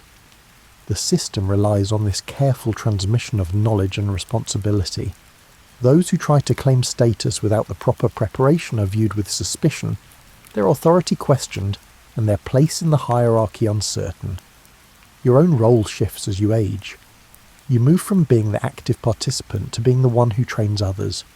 You oversee squires, either your own sons or young men sent to you by other families. You teach by example, demonstrating the skills, explaining the obligations, and modelling the behaviour expected of a knight. You show them how to maintain armour, how to sit a horse properly, and how to speak with respect to those above them, and with authority to those below. This too is part of the duty, ensuring that the next generation is ready. The land itself is a form of continuity. The same fields are ploughed and planted year after year, century after century. The soil is the same soil your grandfather worked, your father inherited, and you now manage. Buildings are maintained, repaired, and rebuilt as needed. A barn that collapses from age is replaced with a new barn built in the same location, serving the same purpose. The orchard grows, trees bear fruit, age and die, and are replaced by saplings that will take years to mature but will eventually produce as their predecessors did. The work is never finished, but it is always progressing in small increments. A hedge trimmed this year will need trimming next year. A ditch cleared this autumn will need clearing again in a few years. The repetition is not futile. It is the nature of maintenance. Things decay. Effort is required to slow that decay, to keep everything functional. The work continues across generations, each adding their effort to what came before. The household too continues across time. Servants grow old and are replaced by younger workers, often their own children or relatives who have grown up in the household and already know the routines. Children are born, grow up, and take on roles within the estate. A boy who began as a stable hand might become the head groom, then the stable master, managing all the horses and training the next generation of workers. A girl who helped in the kitchen might become the cook, eventually overseeing others as she was once overseen. The faces change, but the structure remains. The same tasks are done by different hands. The same rhythms are followed. The continuity is comforting. It means that knowledge is not lost, that skills are preserved, and that the household can function even as individuals age and are replaced. Marriages are arranged with an eye toward continuity. A good match brings land, connections, and stability. Two families join their interests, their resources, and their futures. The marriage is not primarily about personal affection, though affection may grow over time. It is about reinforcing alliances, securing the future, and ensuring that the next generation will have the resources and relationships needed to maintain their position. Dowries and bride prices are negotiated carefully. Contracts are drawn up, specifying what each party brings to the marriage and what will happen if circumstances change. The marriage itself, once concluded, becomes part of the fabric of continuity. Children are raised within the structure. They learn by observation, by participation, and by gradual assumption of responsibility. They see how their parents manage the household, how they fulfill obligations, and how they navigate relationships. They absorb lessons without formal instruction, learning through immersion in the daily life of the estate. Religious observance is part of this continuity as well. The Church provides a framework that extends beyond individual lives, beyond single generations. Saints' days, feast days, the cycle of the liturgical year, all of these mark time in a way that transcends personal experience. You participate in the same rituals your grandparents participated in. Your children will do the same. The prayers are the same. The stories are the same. The community gathers in the same building, a stone church that has stood for generations and will stand for generations more. The church itself is often built and maintained through the contributions of multiple generations. Your grandfather might have funded the construction of a side chapel. Your father might have donated funds for repairs to the roof. You contribute to maintaining the fabric of the building, to providing candles and vestments, and to supporting the priest. Your son will do the same. The building accumulates these contributions, becoming a physical manifestation of continuity, a space where past, present, and future intersect. Even the physical objects around you carry continuity. A sword might be passed down through generations, its blade reforged when it breaks, its grip replaced when it wears out, but its essential character maintained. The sword becomes more than a tool. It becomes a symbol of family, of lineage, of connection to those who came before. A piece of land might be held by the same family for 100 years or more, its boundaries defended, its productivity maintained, and its management passed from father to son. These objects and places accumulate history, become part of the family's identity, and anchor the present to the past. The system is designed to be stable. Change happens, but slowly. New techniques for farming or building are adopted gradually and tested over years before being widely accepted. New laws are introduced carefully, with attention to how they will affect existing arrangements. The emphasis is always on preserving what works, on avoiding disruption, and on maintaining order.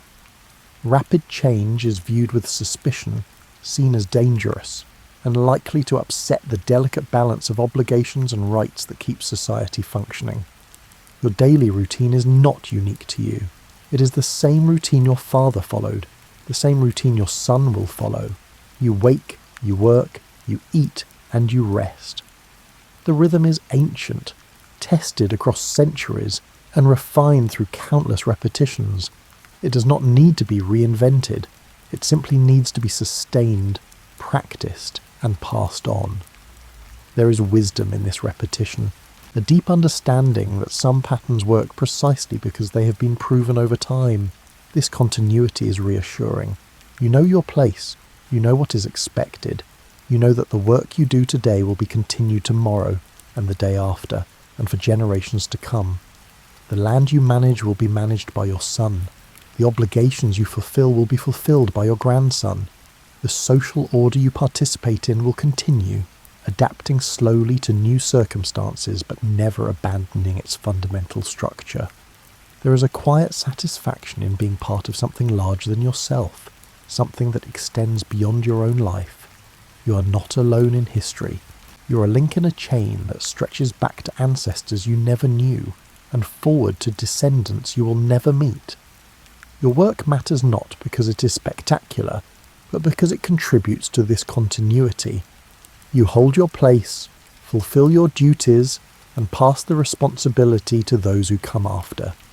The evening settles, as it always does. The fire burns low in the hall. The last conversations fade into silence. People drift away to their sleeping spaces. You remain for a moment longer, watching the coals glow beneath the ash, feeling the warmth, and thinking ahead to tomorrow. Tomorrow will bring the same tasks, the same rhythms, and the same steady continuity. The work is never finished, but it is always enough. You're a knight not because of great deeds recorded in songs or stories, but because you hold your place, fulfill your duties, maintain what has been entrusted to you, and pass the responsibility intact to those who come after. The routine continues, reliable and unchanging. The order holds generation after generation, and in that steady rhythm, in that quiet continuity, there is a deep and lasting peace. The day ends, the night arrives, sleep comes, tomorrow the cycle begins again, as it always has, as it always will.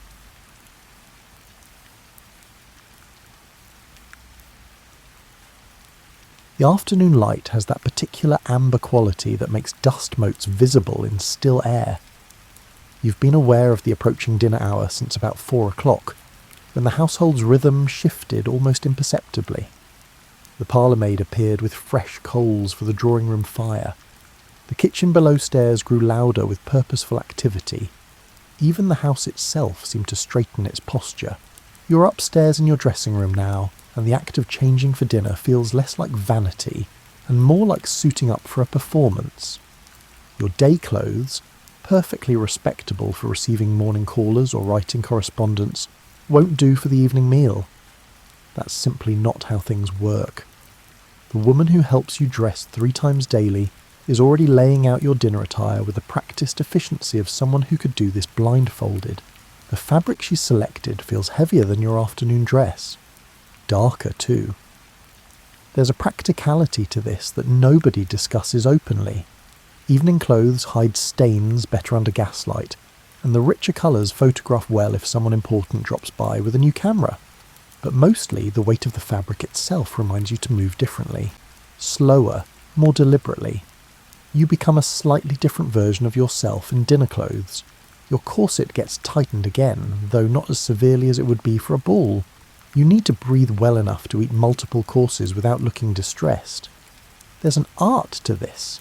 Tight enough to create the fashionable silhouette, loose enough that you won't need smelling salts before the fish course. The woman dressing you knows exactly where that line falls. She's been doing this long enough to recognise the difference between your sharp inhale of discomfort and your sharp inhale of I actually cannot breathe. The house smells different now than it did 2 hours ago. Cooking odours are rising through the floorboards despite everyone's best efforts to contain them. You can detect roasting meat, something sweet and caramelised, bread warming, and underneath it all the ever-present coal smoke that defines London air.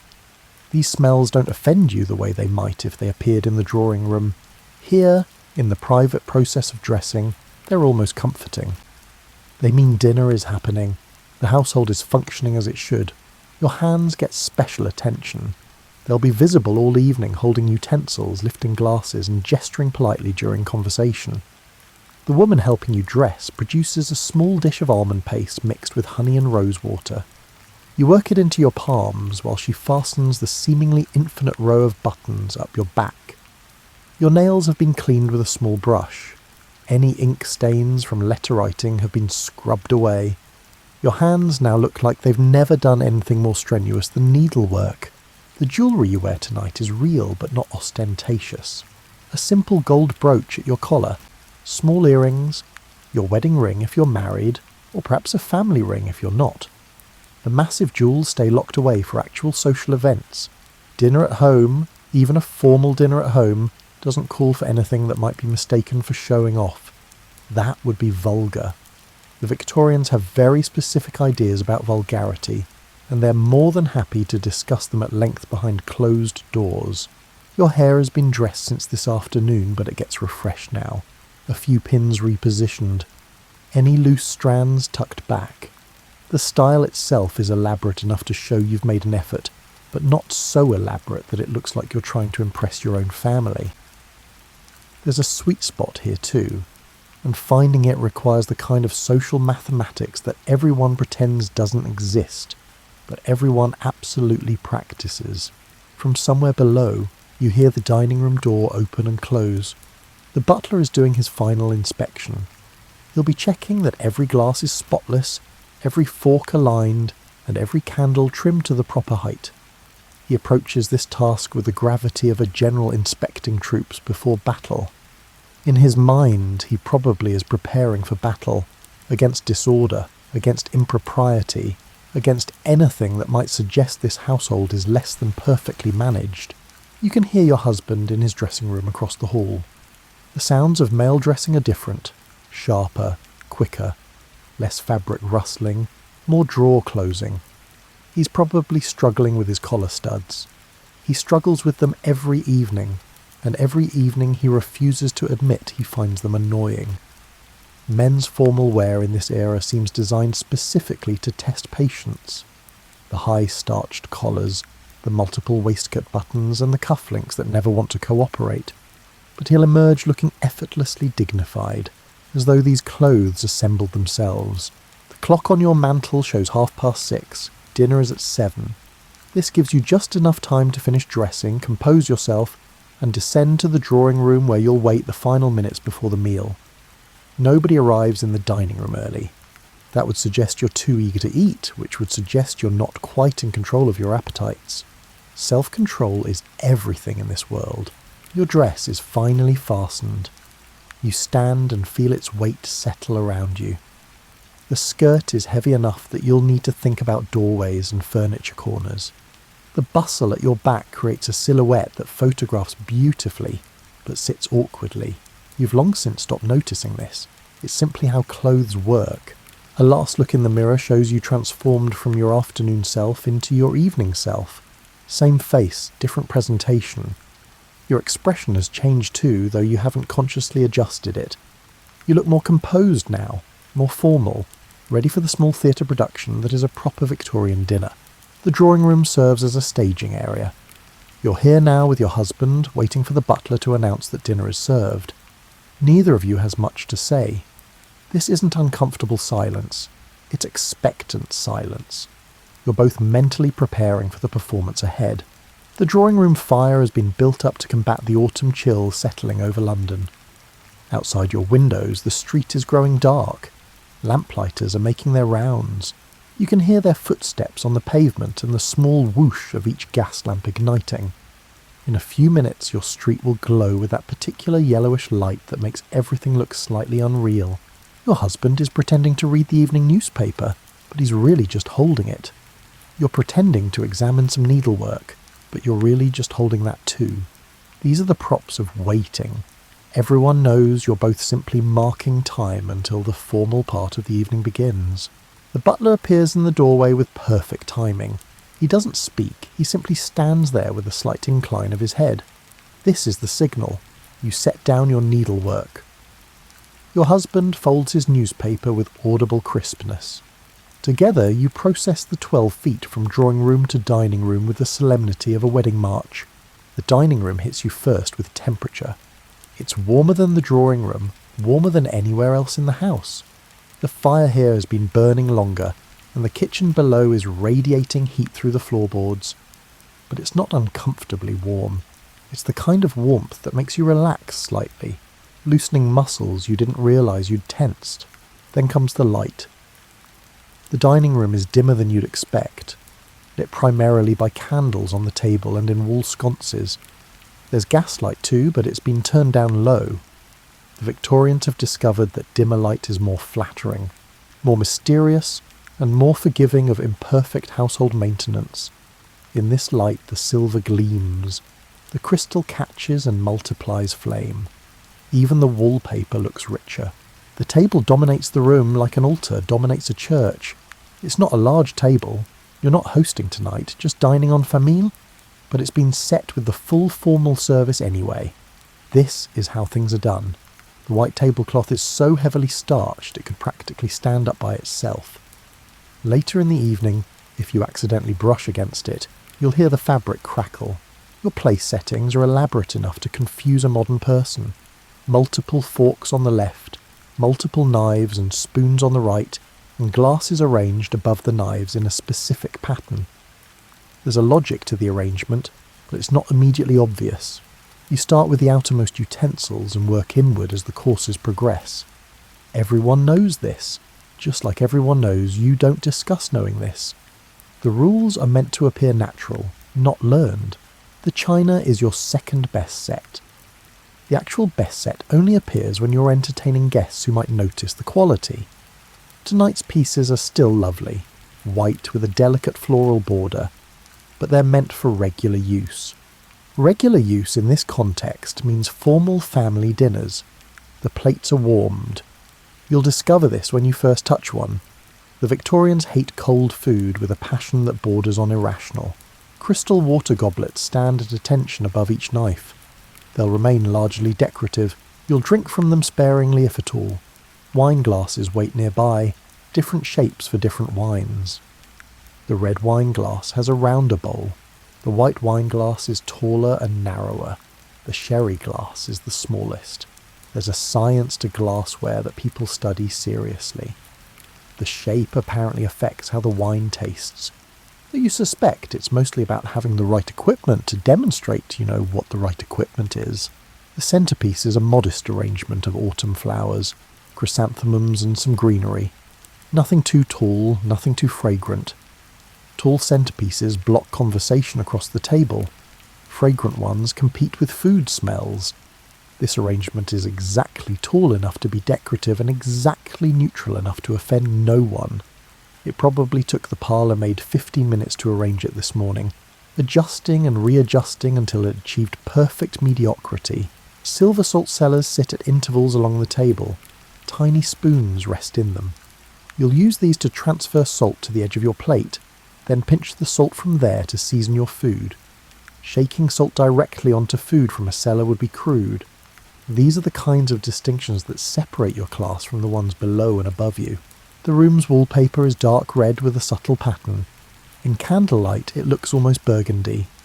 The Victorians favour dark colours in dining rooms because they don't show soot stains from candles, and they create an intimate atmosphere. The walls seem to absorb sound too, making the room feel hushed even when conversation flows. You could whisper here and be heard clearly across the table. Heavy curtains frame the windows, already drawn against the night. They're made from the same deep red fabric as the wallpaper's base colour. During the day, these curtains stay open to show the street that this is a respectable household. During dinner, they close to keep the private theatre of dining away from public eyes. The sideboard against one wall holds the evening's supporting cast of serving pieces. Covered dishes wait there, keeping food warm. A crystal decanter of wine. Extra napkins in case of spills. The butler will move between table and sideboard throughout the meal with choreographed precision. The fire in the dining room fireplace burns with a different quality than drawing room fires.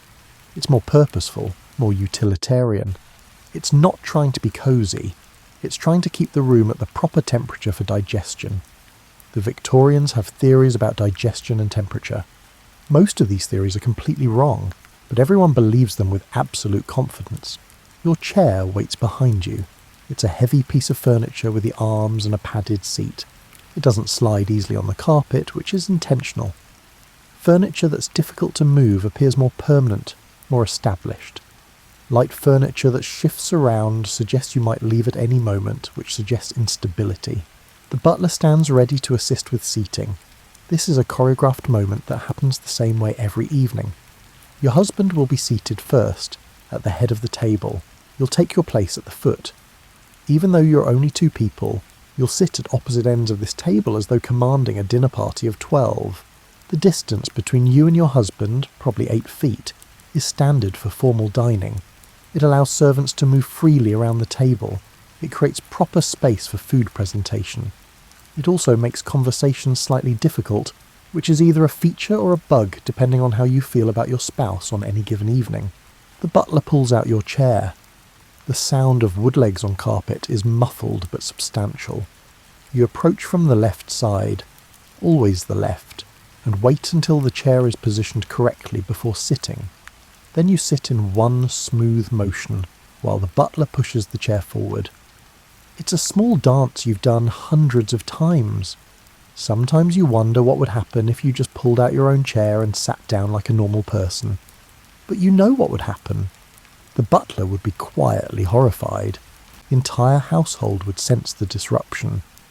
The evening would feel slightly off, like a picture frame hanging crooked. Your napkin sits folded on your plate in an elaborate shape. A bishop's hat, maybe, or a fan. The parlour maid spent actual time folding these this afternoon. You pick it up and unfold it in your lap with deliberate movements. The napkin is enormous, large enough to protect your entire dress front if necessary. It's also starched just enough to stay where you place it. Across the table, your husband is performing the same napkin ritual. His napkin is identical to yours because equality in napkin size is apparently important. You catch his eye, and he gives you a small smile. This is the moment you both acknowledge the absurdity of sitting so far apart while dining alone. But acknowledging it doesn't mean changing it. The ritual matters more than the efficiency. The first thing you notice after sitting is how different the room looks from this position. The centerpiece now blocks your direct view of your husband. You can see him around the flowers, but you have to make the effort. Every conversation across this table will require you to lean slightly to one side or the other. Your hands rest naturally on the table edge, but not too far forward. Elbows never touch the table, everyone knows this. But hands can rest lightly on the tablecloth between courses. Your posture is straight without being rigid, comfortable but not casual. You'll maintain this posture through 7 courses and roughly 90 minutes of dining. The butler has taken his position near the sideboard, standing at attention. He's not exactly watching you, but he's aware of your every movement. He'll know the instant you're ready for the next course. He'll notice if you need water. He's developed a 6th sense for anticipating needs before they are expressed. This is what makes him excellent at his job and probably exhausting to live with. The room settles into its dining configuration. The fire pops softly. Candle flames waver in some invisible draught. You can hear kitchen sounds from below, muffled clattering and a voice giving instructions. These sounds don't disturb the dining room atmosphere. They're evidence that everything's working as it should. Your husband clears his throat gently. This is the unofficial signal that dinner may begin. The butler responds by moving toward the sideboard to collect the first course. Until this moment, everyone has been in position but frozen. Now, the evening can actually start. You adjust your seating slightly, settling in for the long performance ahead. Your corset presses against your ribs at this angle. You breathe carefully, finding the rhythm that will work for the next hour and a half. Shallow breaths, but steady. You learned this years ago. Fight the corset and you'll be miserable. Work with it, and you barely notice it's there. The chair's arms provide a place to rest your wrists between courses. You'll use these strategically throughout the meal. Arms provide stability for cutting meat. They offer a resting place when conversation pauses. They're possibly the most useful part of dining room furniture, though nobody ever mentions this. Your feet touch the floor solidly. Dining chairs are lower than drawing room chairs, and the table height is calibrated exactly. Your arms can rest comfortably on the table edge. Your plate, when it arrives, will sit at the perfect distance for eating without hunching forward. Someone calculated these measurements decades ago, and everyone since has simply replicated them without question. The temperature at table level is perfect. Too high and you'd feel stuffy. Too low and the food would cool too quickly. The Victorians have worked out the thermodynamics of dining rooms, the way engineers work out bridge construction. There's an ideal temperature zone, and considerable effort goes into maintaining it. From your position, you can see the fire directly. It's been built in layers, coal on the bottom producing heat, with some wood on top producing ambience. The flames are energetic but contained. Later in the evening, someone will add more coal. You'll barely notice when this happens. The servants are ghosts when they want to be. The butler returns from the sideboard carrying a covered silver dish. He moves with the deliberate pace of someone carrying something valuable. His footsteps on the carpet are silent. He could be floating for all the noise he makes. This is the beginning. Everything before this moment was preparation. Now you're actually dining. The butler places a small plate before you with practiced precision. The plate is warm, noticeably warm, heated in the kitchen before food touched it. On the plate sits something that looks delicate and carefully constructed. It's the first course, and first courses are always about restraint. They announce that this will be a civilized meal, not a feeding frenzy. Tonight's first course is oysters, 6 of them, arranged on the plate with geometric precision. They're sitting in their half shells, already opened in the kitchen. A small fork rests beside the plate. This wasn't part of your original place setting. It appeared with the oysters, as if by magic. The oysters glisten in the candlelight like they're made of pewter and silk. Each one is different. Slightly different size, slightly different shape, but they've been arranged to look uniform. Someone in the kitchen spent time selecting these, making sure none were too large or too small. The first course sets the tone. Nobody wants to set the tone with a massive, frightening oyster. Thin slices of lemon sit between the shells. A tiny dish of mignonette sauce, vinegar, shallots and pepper, appears at your plate's edge. The smell reaching you is mostly brine, that distinct ocean scent that means the oysters are fresh. Not yesterday fresh, today fresh, possibly this afternoon fresh. Afternoon.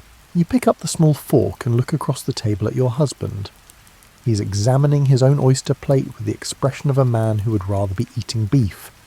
He doesn't dislike oysters exactly. He dislikes that oysters are fashionable. He dislikes that fashionable things must be eaten even when you'd prefer something else. But he'll eat them because that's what the first course is. The technique for eating oysters has been explained to you many times, though you learned it so long ago that the explanations feel like something you were born knowing. You use the small fork to detach the oyster from its shell, cutting the muscle that holds it in place. Then you're supposed to lift the shell and let the oyster slide into your mouth. You're definitely not supposed to chew it. Let it rest on your tongue, maybe compress it slightly against your palate, then swallow. Chewing oysters is what people in restaurants do. Proper people simply receive oysters. You squeeze lemon over the first one. The juice runs down into the shell's curve, mixing with the oyster's natural liquid. The smell intensifies, more citrus now, cutting through the brine. You add a tiny amount of mignonette sauce with the miniature spoon provided for this purpose. The Victorians have specific utensils for everything. Somewhere in London, there's probably a factory employing dozens of people to make nothing but tiny spoons for mignonette sauce. The shell is rough against your lips, cold from the oyster, slightly sharp along the edge. Then the oyster itself slides into your mouth and you understand why people either love these or hate them. The texture is like nothing else, silky and firm at the same time. The taste is intensely ocean, not fishy, but definitely from water. Salt, yes, but also something mineral, something that reminds you of rocks and tides. You let it rest on your tongue for a moment. The lemon brightens everything. The mignonette adds a sharp vinegar note that cuts through the richness. Then you swallow, and the oyster is gone, leaving behind just flavour and a faint memory of texture. Your husband has eaten his first oyster while you were contemplating yours. He's reaching for his second. The meal has officially begun. You're both eating now, both committed to the evening's progression. The second oyster is slightly larger than the first. More lemon this time, less sauce. The third one you eat without any additions at all, just to taste the oyster itself. It's sweet underneath the brine, almost buttery. These are good oysters. Someone at the fishmonger did their job well. Eating oysters creates a rhythm: detach, lift, receive, swallow. Detach, lift, receive, swallow. It's meditative in its way. Your mind can wander while your hands perform this simple sequence. You think about the oyster's journey to this table, harvested somewhere on the coast, probably this morning, packed in ice, transported by train to London, sold at market, carried to your kitchen, and opened by someone whose hands are probably cut from years of oyster shells. All this effort to produce 6 small bites of food that take maybe 3 minutes to eat. The butler appears silently to refill your water glass. You didn't notice it was low, he noticed. This is his gift, noticing things before anyone else realises they need noticing. 4th oyster. The rhythm continues. You're eating slowly but not too slowly. There's a pace to first courses that everyone understands without discussing. Fast enough to show you're not afraid of food, slow enough to demonstrate you're not desperately hungry. The performance of eating is sometimes more important than the eating itself. Your husband finishes his oysters before you finish yours. He sets down his fork with a soft click against his plate and waits. He could start a conversation now, but he doesn't. You're still eating. Talking while someone is eating oysters would be poor form. Oysters demand a certain amount of concentration. 5th oyster. You're developing favourites now. This one is particularly briny and particularly firm. The lemon juice you add seems to make it sparkle somehow. Chemistry you don't understand is happening on this shell. The 6th and final oyster feels almost disappointing. First courses always end too quickly. You've barely settled into the meal's rhythm, and already the opening act is over. You eat this last oyster slowly, trying to extend the experience. More lemon, more sauce. Hold it in your mouth a moment longer. Let the flavours develop fully before swallowing. Your plate is now decorated with 6 empty shells arranged in a circle around the edge. The centre is clean white porcelain. The visual effect is surprisingly pleasing. These organic, irregular shells against the perfect manufactured plate. It looks like an art installation you'd see in a gallery, if galleries existed for dinner courses. The butler has been waiting for this moment. The instant you set down your fork, he moves forward to collect your plate. Your husband's plate is lifted at the same time. Both plates disappear toward the sideboard. The oyster forks vanish too. In 10 seconds, all evidence of the first course is gone except the taste lingering in your mouth. A pause now, maybe 2 minutes of nothing. This is intentional. The break between courses gives your stomach time to register that food has arrived. It lets conversation resume if anyone has something to say. It builds anticipation for the next course. The Victorians understand that eating is about timing as much as taste. The butler returns carrying 2 plates that are noticeably larger than the first course plates. These are dinner plates, proper dinner plates, the kind that could hold a reasonable amount of food, and they do hold a reasonable amount of food, arranged, of course, with the precision of a military formation. Your plate arrives first. On it sits a portion of a roasted lamb, sliced thin and arranged in an overlapping pattern. Beside the lamb are small roasted potatoes, their skins crisped and gleaming with butter. Green beans run alongside the potatoes, arranged in a parallel line. A small pool of gravy sits in the plate's curve, dark and glossy. Everything is positioned with geometric intentionality. The smell hits you before you've even registered all the visual details. Roasted meat, rosemary, garlic, butter, and the deep savoury scent of gravy made from pan drippings. This is the smell that makes your stomach suddenly remember it's hungry. The oysters were interesting. This is food. Your husband receives his plate simultaneously. His portion is noticeably larger than yours, about half again as much meat, more potatoes. Nobody mentions this discrepancy because the discrepancy is expected. Men get larger portions. Women get portion-sized for their supposedly smaller appetites, and definitely smaller stomachs compressed by corsets.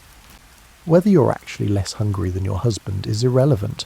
New utensils have appeared beside your plate. A proper dinner knife and fork, larger and heavier than anything used in the first course. The knife has real weight to it. The fork tines are sharp. These are serious eating implements. You arrange your napkin slightly, making sure it's positioned to catch any potential drips. Gravy has a way of finding shirt fronts and dress bodices through some kind of malicious navigation system. The napkin is your primary defence.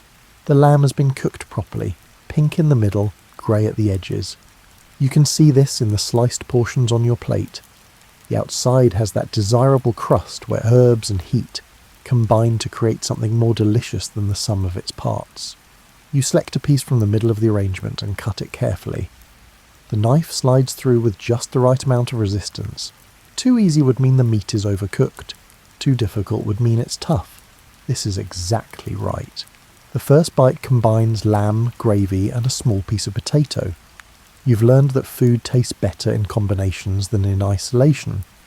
The lamb is tender and rich, with the distinctive slightly gamey flavour that separates it from beef. The gravy adds salt and depth. The potato provides textural contrast and soaks up the gravy like an edible sponge. Your mouth is suddenly very happy. Across the table your husband is cutting his meat with the focused attention of someone performing surgery. Men are taught to cut meat decisively, one firm motion per cut. Women are taught to cut more delicately, with multiple small sawing motions if necessary. These gendered cutting techniques are apparently important enough that people write etiquette books explaining them. The green beans are still slightly crisp, dressed with butter and possibly a touch of almond. You weren't expecting the almond. That's a nice surprise. The beans taste green and fresh despite being cooked. Someone in the kitchen understands vegetables. You eat methodically, working your way around the plate.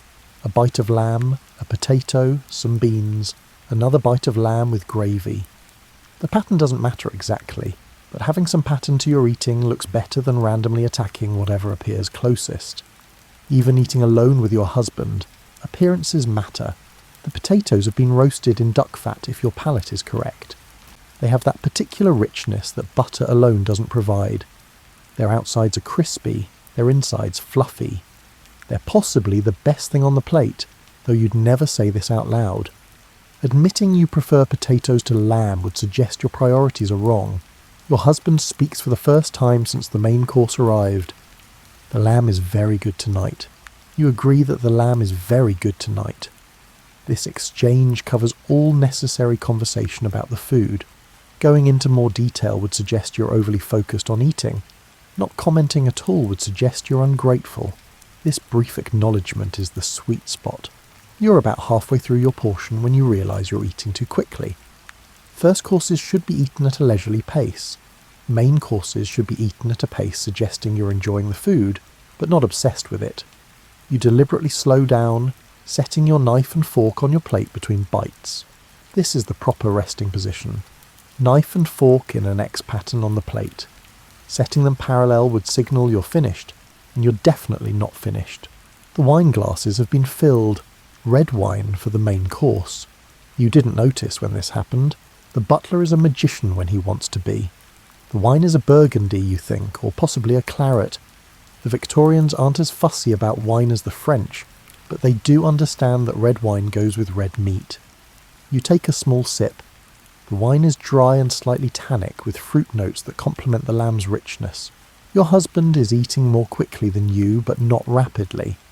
His larger portion requires more efficient eating to finish in a reasonable time frame.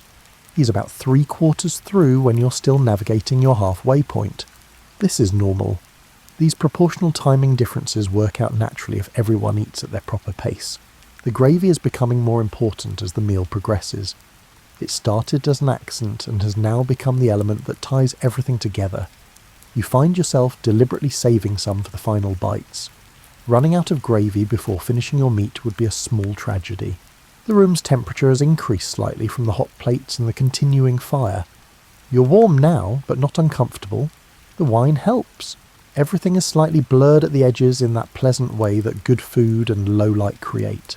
A small piece of lamb resists your knife. You have to saw at it slightly more than elegantly. These moments happen. Nobody has invented meat that cuts perfectly every single time. You manage to separate the piece without anything sliding off your plate or making dramatic knife-screeching sounds. Small victories. The potatoes are gone.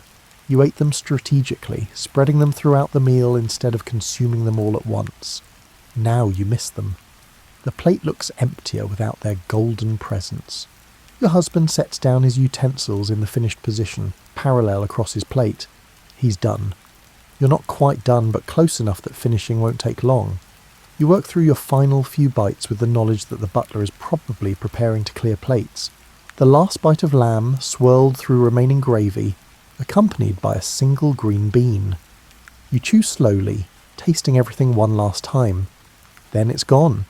Your plate is clean except for smears of gravy and butter. You arrange your knife and fork in the finished position. The butler materializes beside you. Both plates are lifted simultaneously. Your wine glasses remain. Wine carries through multiple courses. The empty plates vanish toward the sideboard. Another pause now, longer this time. You've eaten the substantial part of the evening's meal. What comes next is supplementary. The break after the main course feels different from the break after oysters. Your stomach is genuinely satisfied now. The slightly frantic edge that hunger creates has vanished. You're in that comfortable state where more food sounds pleasant but not necessary. Your husband adjusts his position in his chair, settling back slightly. This is as casual as he'll get during dinner. He's not sprawling or anything undignified. He's still upright, still proper, but the ramrod posture has softened. You do the same. Nobody mentioned this shift, but you both felt it happen. The wine gets attention now that food isn't competing for your focus. You lift your glass and really look at the wine, examining its colour in the candlelight. It's a deep red, almost purple at the edges. The Victorians have opinions about wine appreciation that they've absorbed from French culture. holding wine up to the light and contemplating it seriously as part of the performance. You take a sip. The wine has opened up since you first tasted it. Whatever tannins were sharp before have mellowed. The fruit flavours are more prominent. You're not a wine expert by any stretch, but you can tell this is decent wine. Not spectacular, but certainly good enough for a family dinner. Your husband is looking at you with the expression that means he's about to start an actual conversation. The earlier comment about lamb was ritual. This will be real. I spoke with Matthews today about the property. Matthews is your solicitor. The property is a small house you're considering purchasing as an investment. This is the kind of discussion that happens during the post-main course lull. Business talk is acceptable now. It wouldn't have been during oysters, and it won't be during dessert. But right now, in this break, practical matters can emerge. You ask what Matthew said. Your husband explained some detail about deeds and surveys and structural assessments. You're listening, but also thinking about how strange it is that major financial decisions get discussed across 8 feet of dining table, over dirty plates and wine glasses. But this is when husbands and wives often have uninterrupted time together. The dining room becomes an office by default. The conversation continues for several minutes. You offer opinions about the property's location. Your husband mentions concerns about drainage. You both agree that Matthews should proceed with the structural assessment before any offer is made. This is partnership in Victorian marriage. Collaborative decision-making conducted with formal politeness. The butler is waiting somewhere in the periphery. He can hear every word of this conversation. Servants always can. Everyone pretends they can't, but they absolutely can. Your private discussions about property and money are being absorbed by a man who will repeat nothing but remember everything. You finish your wine. The butler appears instantly to refill the glass. This timing can't be coincidence. He's been watching without appearing to watch. Your glass is never empty. Your husband's glass is never empty. This is the standard the household maintains. The conversation shifts to social obligations. There's a dinner party next week at the Hendersons. You're expected to attend. Neither of you is particularly enthused about this, but attendance is mandatory. The Hendersons are connected to people who matter. Not attending would be noticed. Being noticed for absence is never good. Your husband mentions that Henderson's son is apparently courting the Thompson girl. This is gossip, which is technically beneath formal dinner conversation, but you're only 2 people and nobody's keeping score. The Thompson girl is perfectly nice but not well connected. The Hendersons can do better. You both agree on this without saying it directly. The Victorians have perfected the art of judgmental implication. More wine appears in your glass. You're surprised to realise you've finished the previous serving already.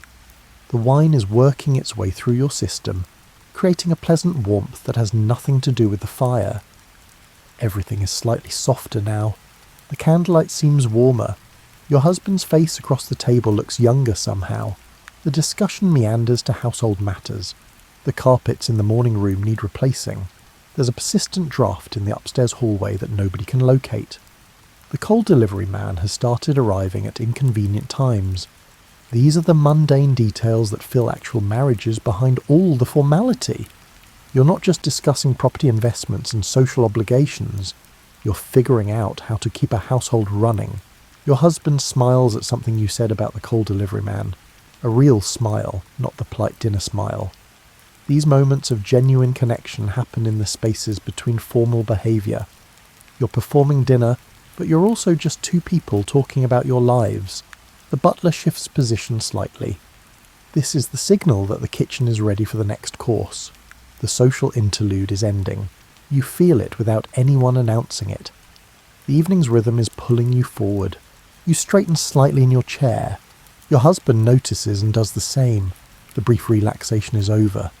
Dessert is coming, and dessert requires its own form of attention. The butler approaches with 2 smaller plates.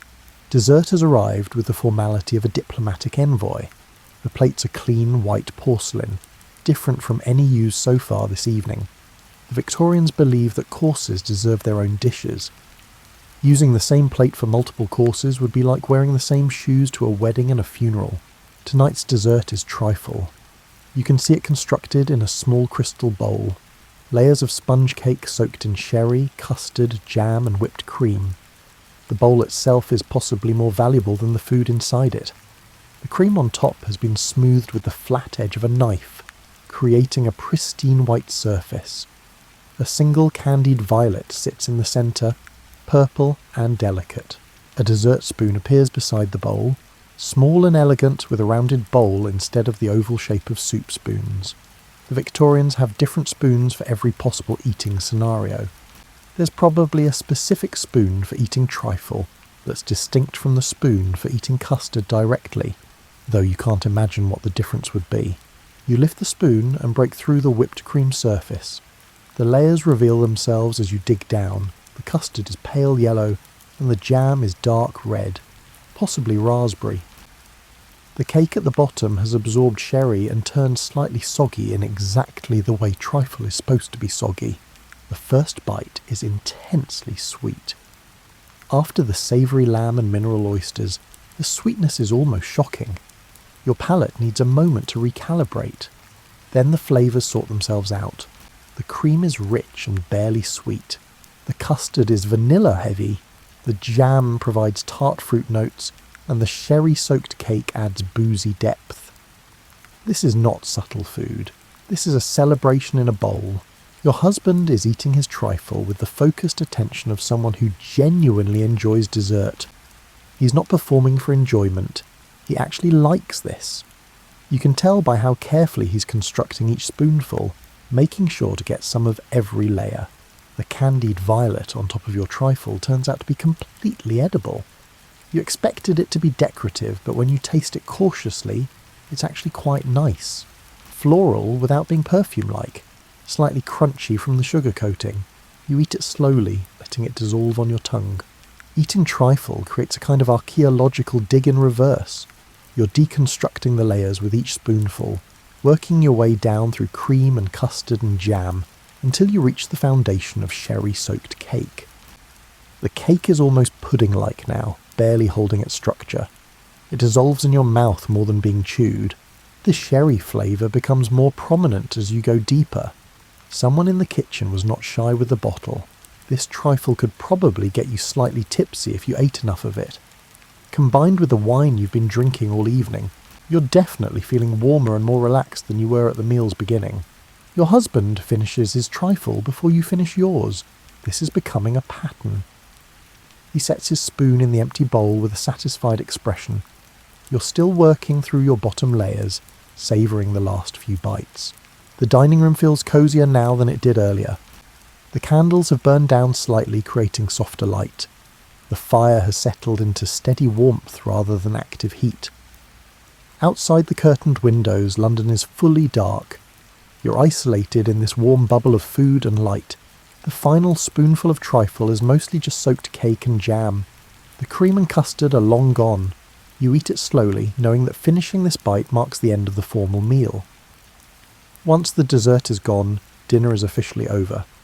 What comes next is a different part of the evening entirely. You set your spoon in the empty bowl. The butler has been waiting for this moment. Both dessert bowls are cleared. The wine glasses remain, still half full. The table is now clear except for these glasses and the centrepiece that's been presiding over the meal like a small floral dignitary. Your husband stands first. This is the signal that dinner has concluded.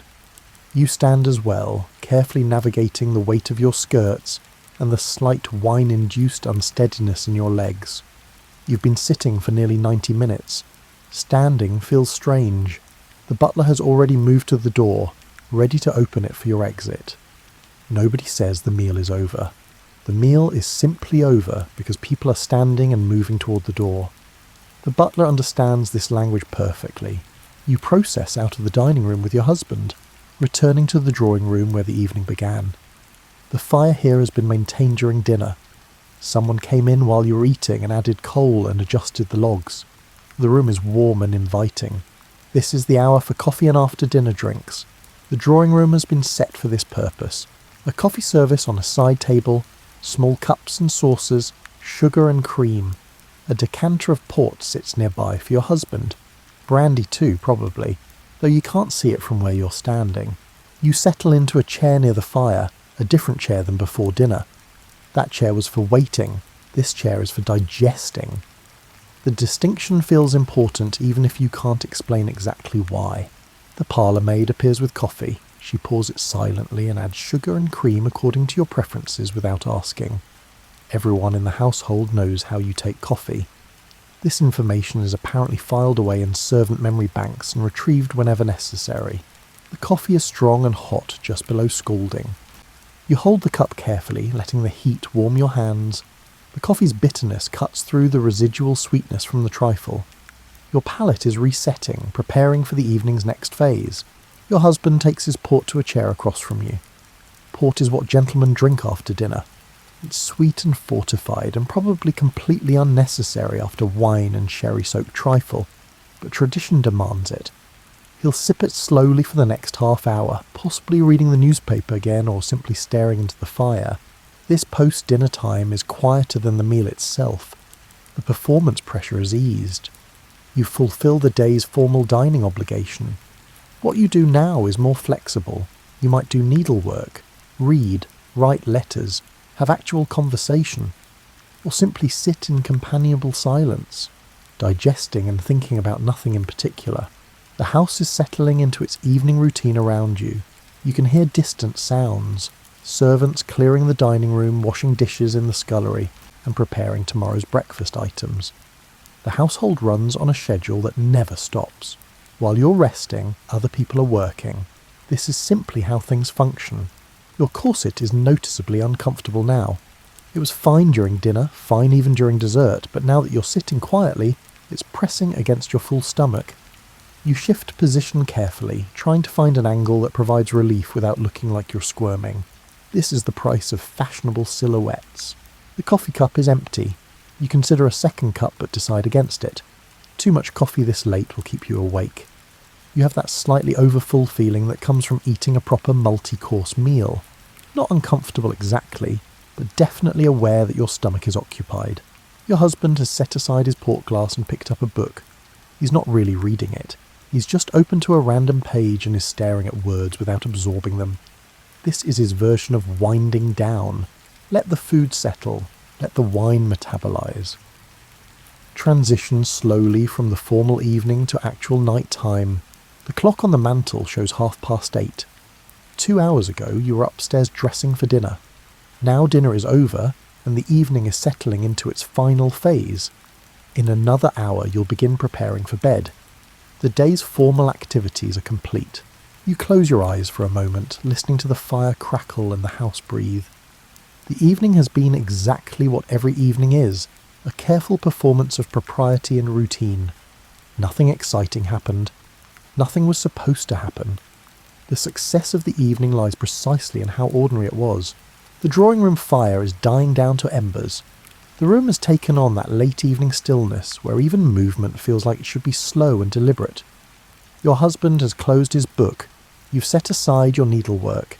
The evening is winding down through mutual unspoken agreement. This is the time when the formal parts of your personas fall away.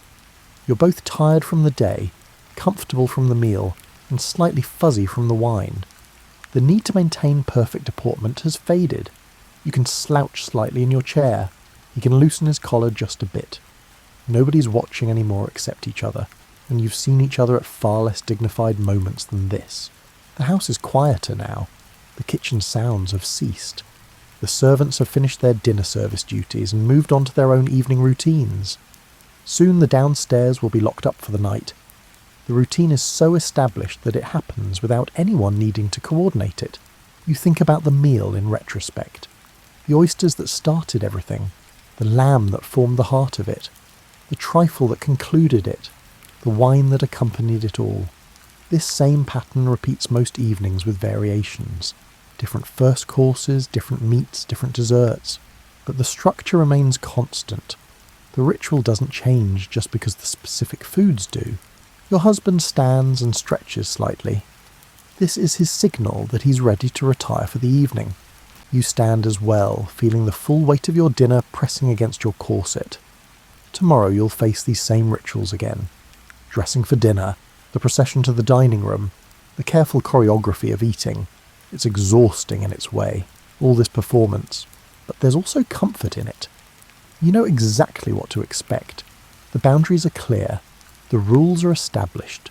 You don't have to wonder what comes next or how to behave. The script is written. You just have to follow it. Together you leave the drawing room and climb the stairs to your respective dressing rooms. Tomorrow night you'll do this again.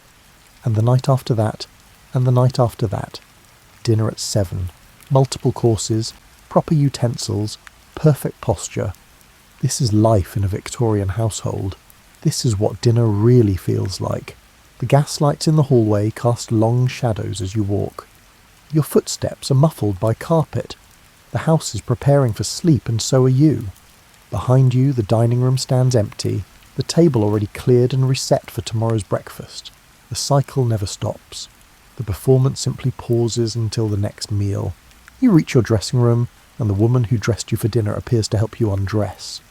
The buttons get unfastened in reverse order. The heavy evening dress is lifted away. The corset loosens with blessed relief. Your breathing deepens immediately. You put on your nightdress, soft cotton, comfortable, completely unpresentable. This is who you are when nobody's watching. In bed finally, the day's formal activities recede. The dinner becomes just another dinner in an endless series of dinners. But while you were in it, while you were sitting at that table with candlelight and warm plates and wine, it was the entire world. That's the strange thing about routine. Each iteration feels both insignificant and somehow important. You close your eyes and let the evening fade. Tomorrow will bring the same patterns, dressing, dining, performing, being the proper Victorian person you're supposed to be. But for now, you're just tired and full and ready for sleep. The house settles into complete quiet. Even the servants are still now. Outside, London continues its noisy existence, but in here, everything has stopped.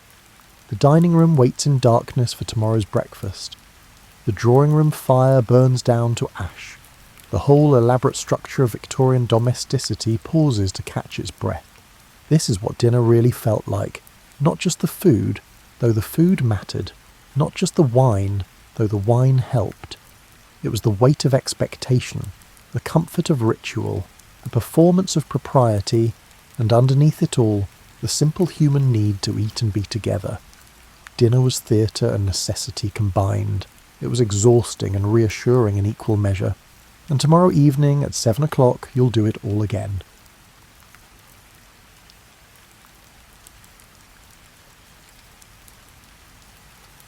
You live in a time when survival itself followed the rhythm of the seasons, and winter was not simply cold.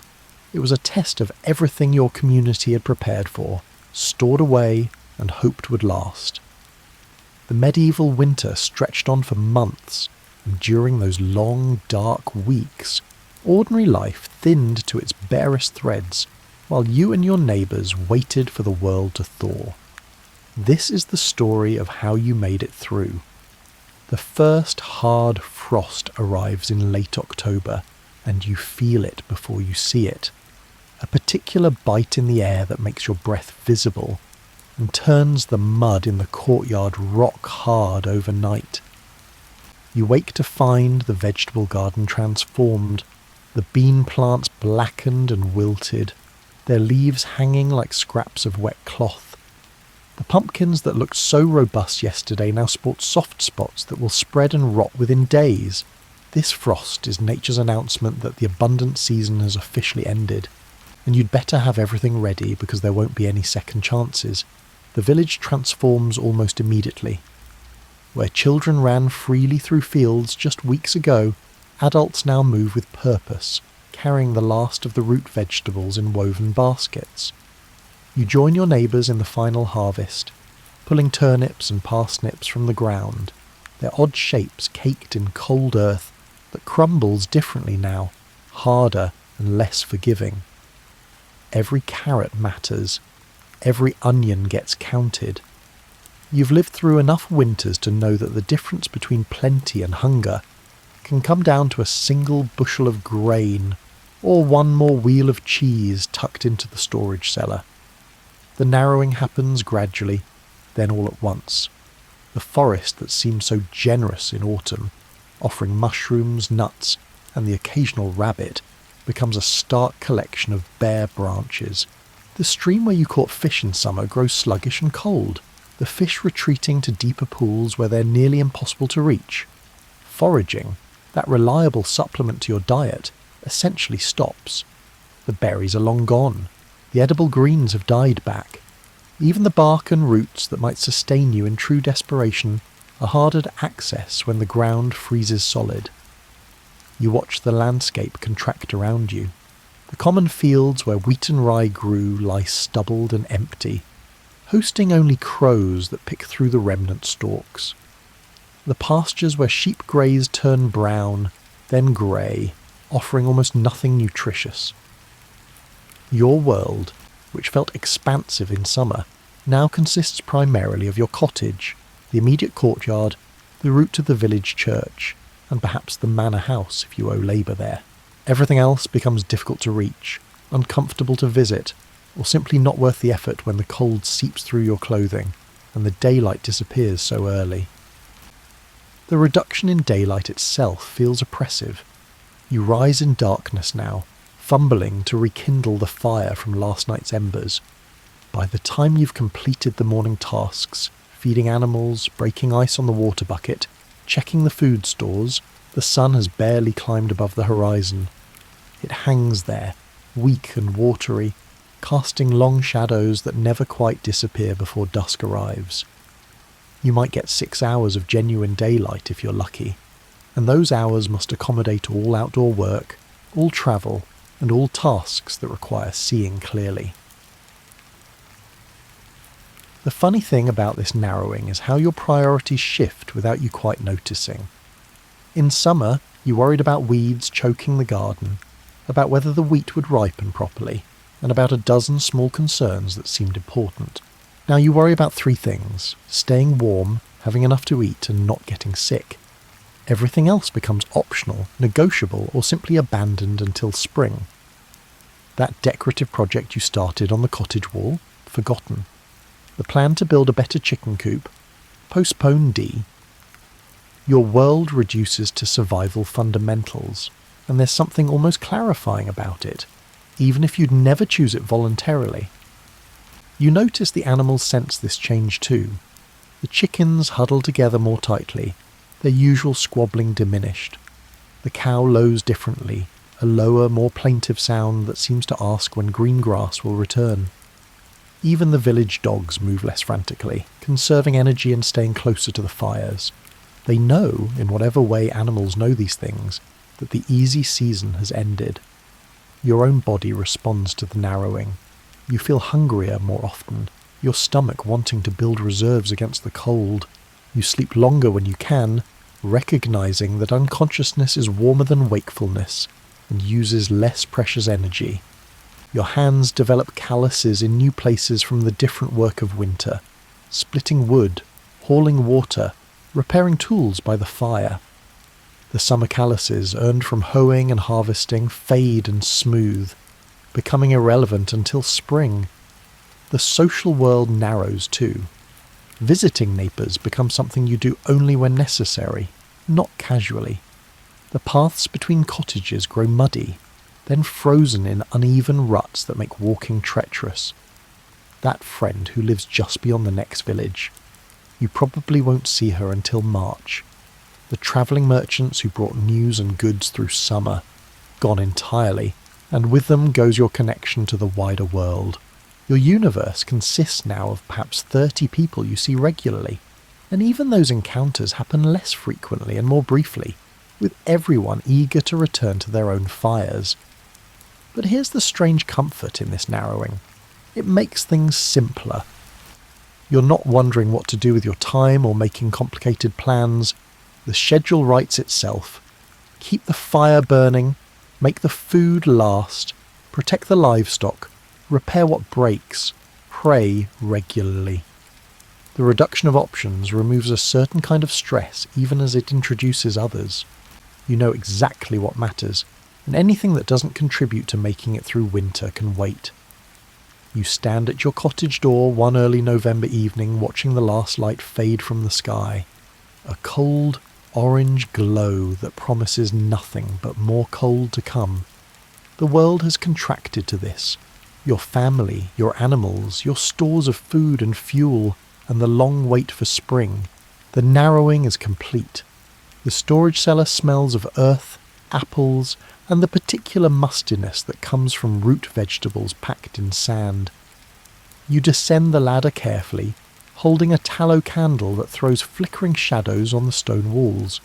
This underground room, barely tall enough to stand in, contains the entire mathematical equation of your winter survival laid out in barrels, sacks, and carefully stacked piles. You count the supplies regularly because the numbers matter more than almost anything else. 12 wheels of cheese wrapped in cloth, each one representing a week of milk production from your cow. 20 bushels of grain stored in wooden bins, wheat, rye, barley and oats, mixed according to what the harvest yielded. The wheat you'll save for special occasions, for bread that tastes almost good. The rye forms your staple, dark and dense and reliable. The barley goes into porridge and soup, stretching further than you'd think possible when you add enough water. The oats are for the animals mostly, though you'll eat them yourself when stores run lower. The apples present their own challenge. You've laid them out carefully, not touching each other, checking daily for any that show signs of rot. One bad apple really does spoil the barrel. The folk wisdom is absolutely accurate, so you're vigilant. You've already pulled 3 that showed soft spots, cutting away the damaged portions and cooking them immediately into a compote sweetened with a precious spoonful of honey. The good apples, perhaps 200 of them, should last until February if you're careful and lucky. The turnips and parsnips sit packed in boxes of sand, a technique your grandmother taught you. The sand keeps them from drying out while preventing them from touching each other and spreading any decay. You've got perhaps 60 pounds of turnips, which sounds like a lot until you realise that's less than £1 per day for a winter lasting 4 months. The parsnips, sweeter and more prized, number fewer, maybe 30 pounds total. You'll ration those carefully, saving them for days when morale needs boosting. Onions hang in braided strings from the cellar rafters, their papery skins rustling when you brush past.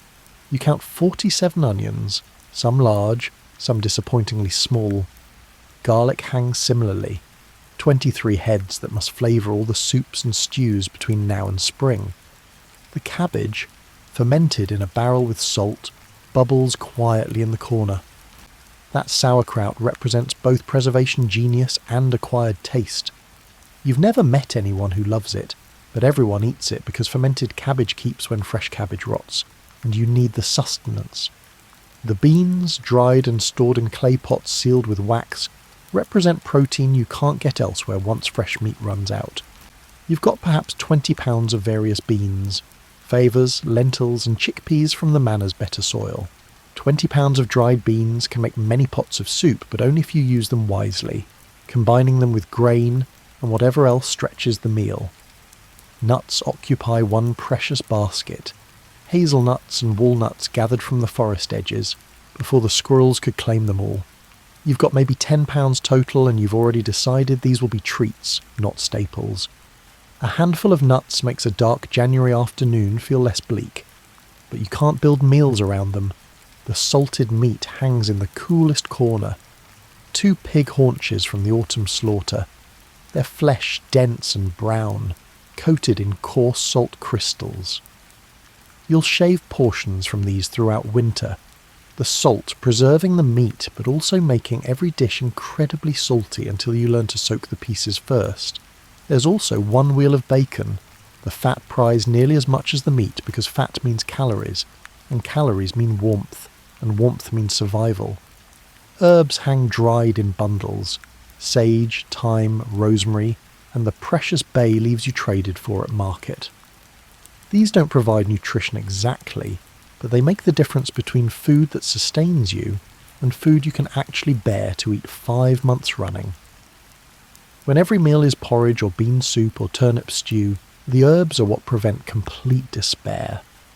You keep a mental calculation running constantly. How many people are eating, how much per day, and how many days until spring. Your family of 4 yourself, your spouse and 2 children, needs perhaps 8 pounds of food daily to stay healthy. That's roughly £250 per month, which means £1,000 for a 4-month winter. The number seems impossibly large until you remember that much of that weight is water content in fresh vegetables, and you're working mostly with dried and concentrated stores now. The math shifts constantly. If you slaughter the older chicken, that's several days of meat, but also several fewer eggs come spring. If you eat more grain now, you'll have less for planting. If you open another cheese wheel, that's 1 less week of protein later. Every decision creates ripples through the winter's equation. The funny part about storage is that you can't just lock everything away and forget about it. The supplies require constant attention. The apples need checking for rot. The grain needs to stay dry, which means monitoring for leaks in the cellar roof. The cheese needs turning occasionally. The onions sometimes sprout, and you have to remove the green shoots before they sap the bulb's nutrition. The stored food is less like a bank account and more like a garden that grows backward, slowly diminishing despite your best efforts to slow the loss. You also store fuel, though that's kept above ground. The woodpile stands against the cottage's north wall. You've estimated 3 cords of split wood, which should be enough if the winter isn't too harsh, and if you supplement with peat from the bog. The peat burns slowly and smokily, less pleasant than wood, but more abundant. You've cut perhaps 200 blocks of peat, stacked now in a separate pile covered with old thatch to keep them dry. Some foods require active monitoring. The dried fish, bought at the autumn market from travelling merchants, hangs in the main room where you can watch it. Fish draws vermin, and vermin in your food stores can mean disaster. You've already killed 2 mice that showed interest, snapping their necks in simple traps baited with grain. You can't afford compassion for rodents in winter. The beer in the barrel by the door represents both calories and safety. The brewing process makes the water safer to drink, and the alcohol content, mild as it is, provides warmth and makes hard days slightly softer. You've got about 20 gallons, which sounds generous until you remember that everyone drinks it daily, including the children, because the alternative is water that might make you sick. You climb back up the ladder, the candle burning low. The cellar inventory is complete, enough to survive if nothing goes wrong, not enough to feel comfortable. This is the position every household in the village occupies, balanced on the knife edge between adequate and insufficient, hoping that luck, providence and careful rationing will carry everyone through to April. Back in the cottage, you mark the date on a stick kept by the door, notches representing each week of winter. 4 months equals roughly 17 weeks, which is 119 days, which is 119 separate acts of making the food stretch just a little further. The mathematics of survival is simple in concept, but exhausting in practice. The first month of winter, you don't feel truly hungry. The harvest is recent enough that meals still carry variety and satisfaction. You eat porridge sweetened with dried fruit, soups thick with beans and turnips, and bread that actually rises properly because the grain is fresh. Your stomach feels full after meals, and you might even have seconds on special occasions. By the second month, deep January when the snow lies thick and the wind cuts through every gap in the cottage walls, hunger becomes a familiar companion. Not starvation, not yet, but a persistent hollowness that never quite goes away. You eat your morning porridge, and 2 hours later your stomach rumbles as if you haven't eaten at all. The meals have grown smaller without anyone quite admitting it. The soup gets more water added, the bread slices are cut thinner, the cheese portions shrink to slivers. You develop a new relationship with food. In summer, eating was sometimes pleasurable, sometimes routine, and occasionally even indulgent. Winter eating is pure function. You consume food to generate warmth, to maintain strength for necessary work, and to quiet the gnawing sensation in your belly. Taste becomes secondary. You eat boiled turnips without complaint because turnips are what you have, and being alive to complain about turnips is better than the alternative. The children's hunger bothers you most. Your youngest, barely 6, asks when dinner is ready approximately 90 times each day. You've explained that meals come at set times, that asking doesn't make food appear, that everyone is hungry, and that everyone must wait. But the child's developing brain doesn't really grasp these concepts, and the constant request wear on your patience like water wearing on stone. You notice your own body changing. The soft padding you carried from summer's abundance gradually disappears. Your ribs become more prominent. Your face grows angular. Your spouse looks similarly lean, the winter sharpening everyone's features. This is normal, you tell yourself. Everyone thins in winter. The fat will return in spring and summer. But you also know that too much thinness leads to weakness, and weakness leads to illness, and illness in winter is dangerous. The meals follow a grinding repetition. Breakfast is almost always porridge, oats or barley boiled with water, sometimes with a bit of salt, occasionally with a precious spoonful of honey on Sunday mornings. The porridge fills your stomach with warm bulk, but the warmth and fullness fade quickly. Midday brings bread if you're lucky, or more porridge if grain must be conserved. The bread is dense and dark, made from rye flour that produces loaves requiring serious chewing. You eat it with a scraping of butter when butter is available, or plain when it's not. Evening meals vary slightly more. Vegetable soups, bean stews, and occasionally a bit of the salted pork to flavour the pot. You've become an expert at making soup from almost nothing. Water, turnips, an onion, some dried herbs, and maybe a carrot if you're feeling extravagant. The resulting liquid is thin and barely flavoured, but it's hot, and hot food creates the illusion of satisfaction better than cold food does. You find yourself thinking about food constantly. While feeding the animals, you imagine roast chicken. While repairing tools by the fire, you remember summer berries with an almost painful vividness. The memory of fresh bread, warm from baking, haunts you.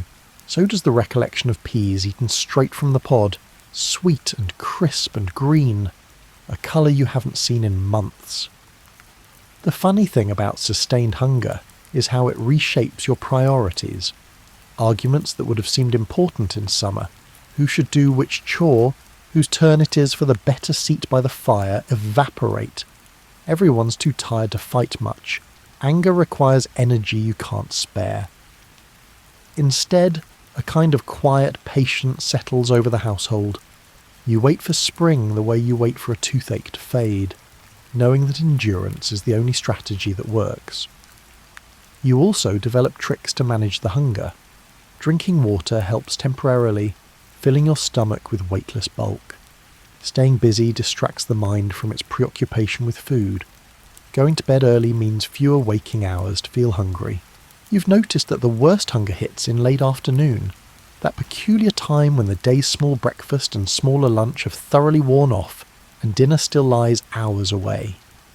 During that time, you try to do engaging work, mending clothes, carving wooden spoons, anything that occupies both hands and mind. The church provides both comfort and complication around hunger.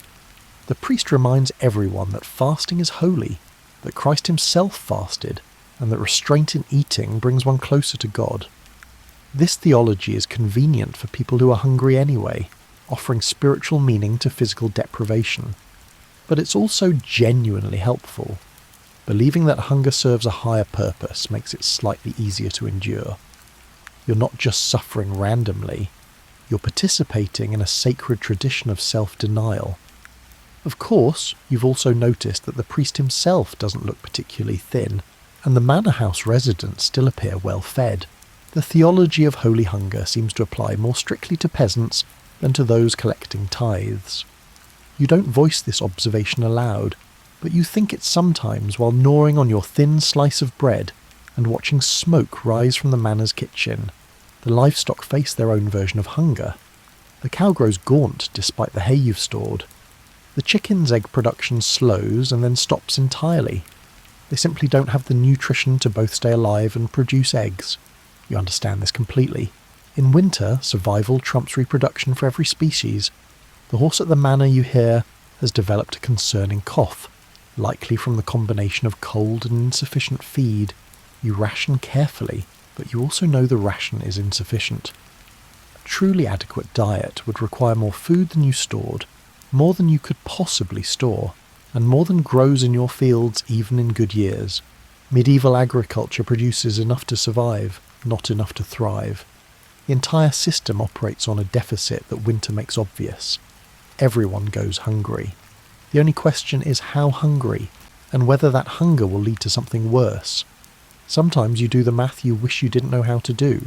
Your family needs roughly 2,000 calories per person per day to maintain weight and health.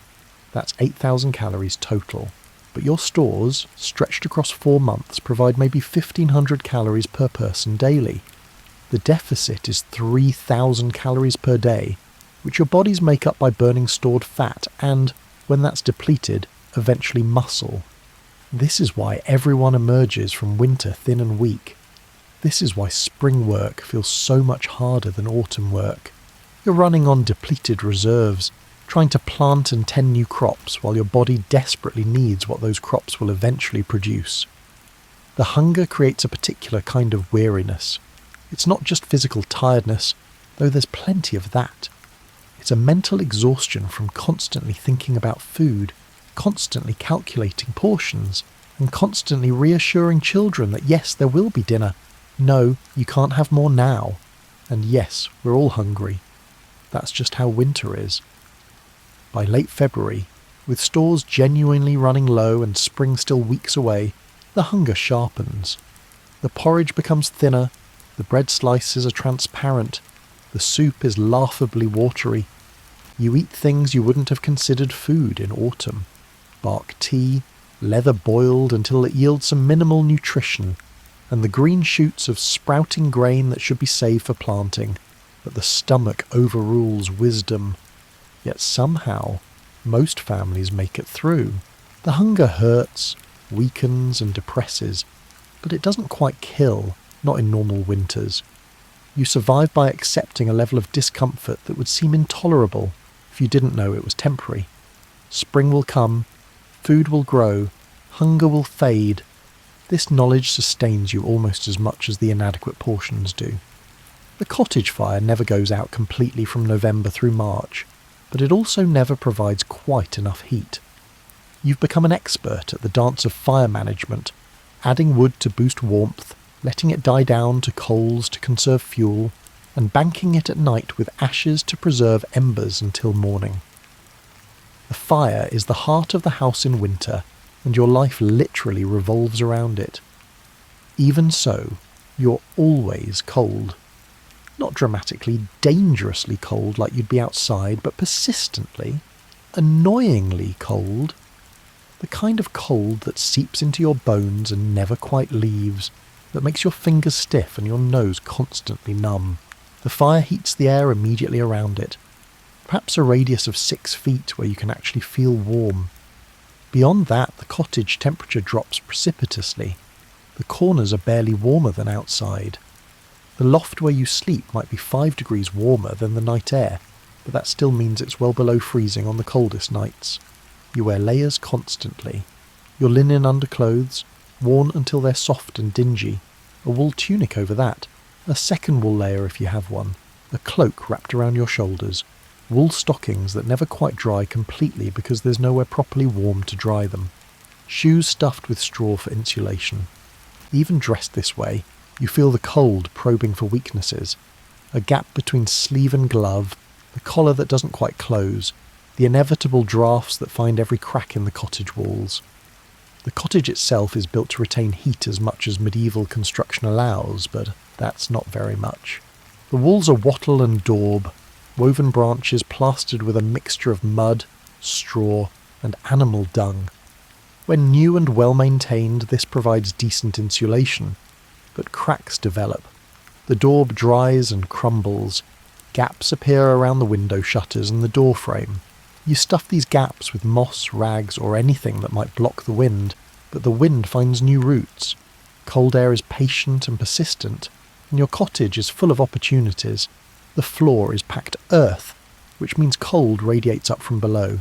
You've scattered straw to provide a minimal barrier, but the straw gets damp and compressed and loses its insulating value. Your feet are always cold. At night you sleep with wrapped stones heated by the fire. They provide warmth for perhaps an hour before becoming just lumpy obstacles that make finding a comfortable position difficult. Morning is the worst time. You wake in the dark, your breath visible even inside the cottage. The fire has died to bare embers. The water in the bucket has frozen solid. The simple act of getting out from under the blankets requires genuine courage, because you're leaving the only warm space that exists. You force yourself up, wrap a cloak around your night clothes, and hurry to the fire to coax it back to life. Getting the fire restarted is critical. You kneel by the hearth, carefully pushing aside the ashes to find the living coals beneath. You add dry kindling, precious splinters of wood kept in a box by the fire specifically for this purpose. You blow gently, and if you're lucky and skilled and the wood is dry enough, small flames appear. You add larger sticks, then split logs, and gradually warmth returns to your personal universe. The rest of the family wakes to this warmth, emerging from blankets only after the fire is clearly established. Everyone huddles near it, putting off the necessary ventures into the cottage's cold regions. The morning tasks require leaving the fire's warmth, getting dressed in the frigid loft, visiting the outdoor latrine where your backside freezes, fetching more wood from the pile outside, and breaking ice on the animals' water. The animals suffer their own cold torments. The chickens huddle in their coop, which is barely warmer than outside, but at least blocks the wind. You've stuffed the walls with extra straw, but the birds still look miserable, fluffed up to twice their normal size, moving as little as possible. The cow in her small barn breathes out clouds of steam. You can see her ribs more prominently now, the winter diet and cold burning through her reserves. When you milk her, on the days when she still produces any milk, your fingers go numb within minutes. Washing in winter is a theoretical concept. You might heat a small pot of water and wipe your face and hands when they're truly grimy, but bathing? Unthinkable.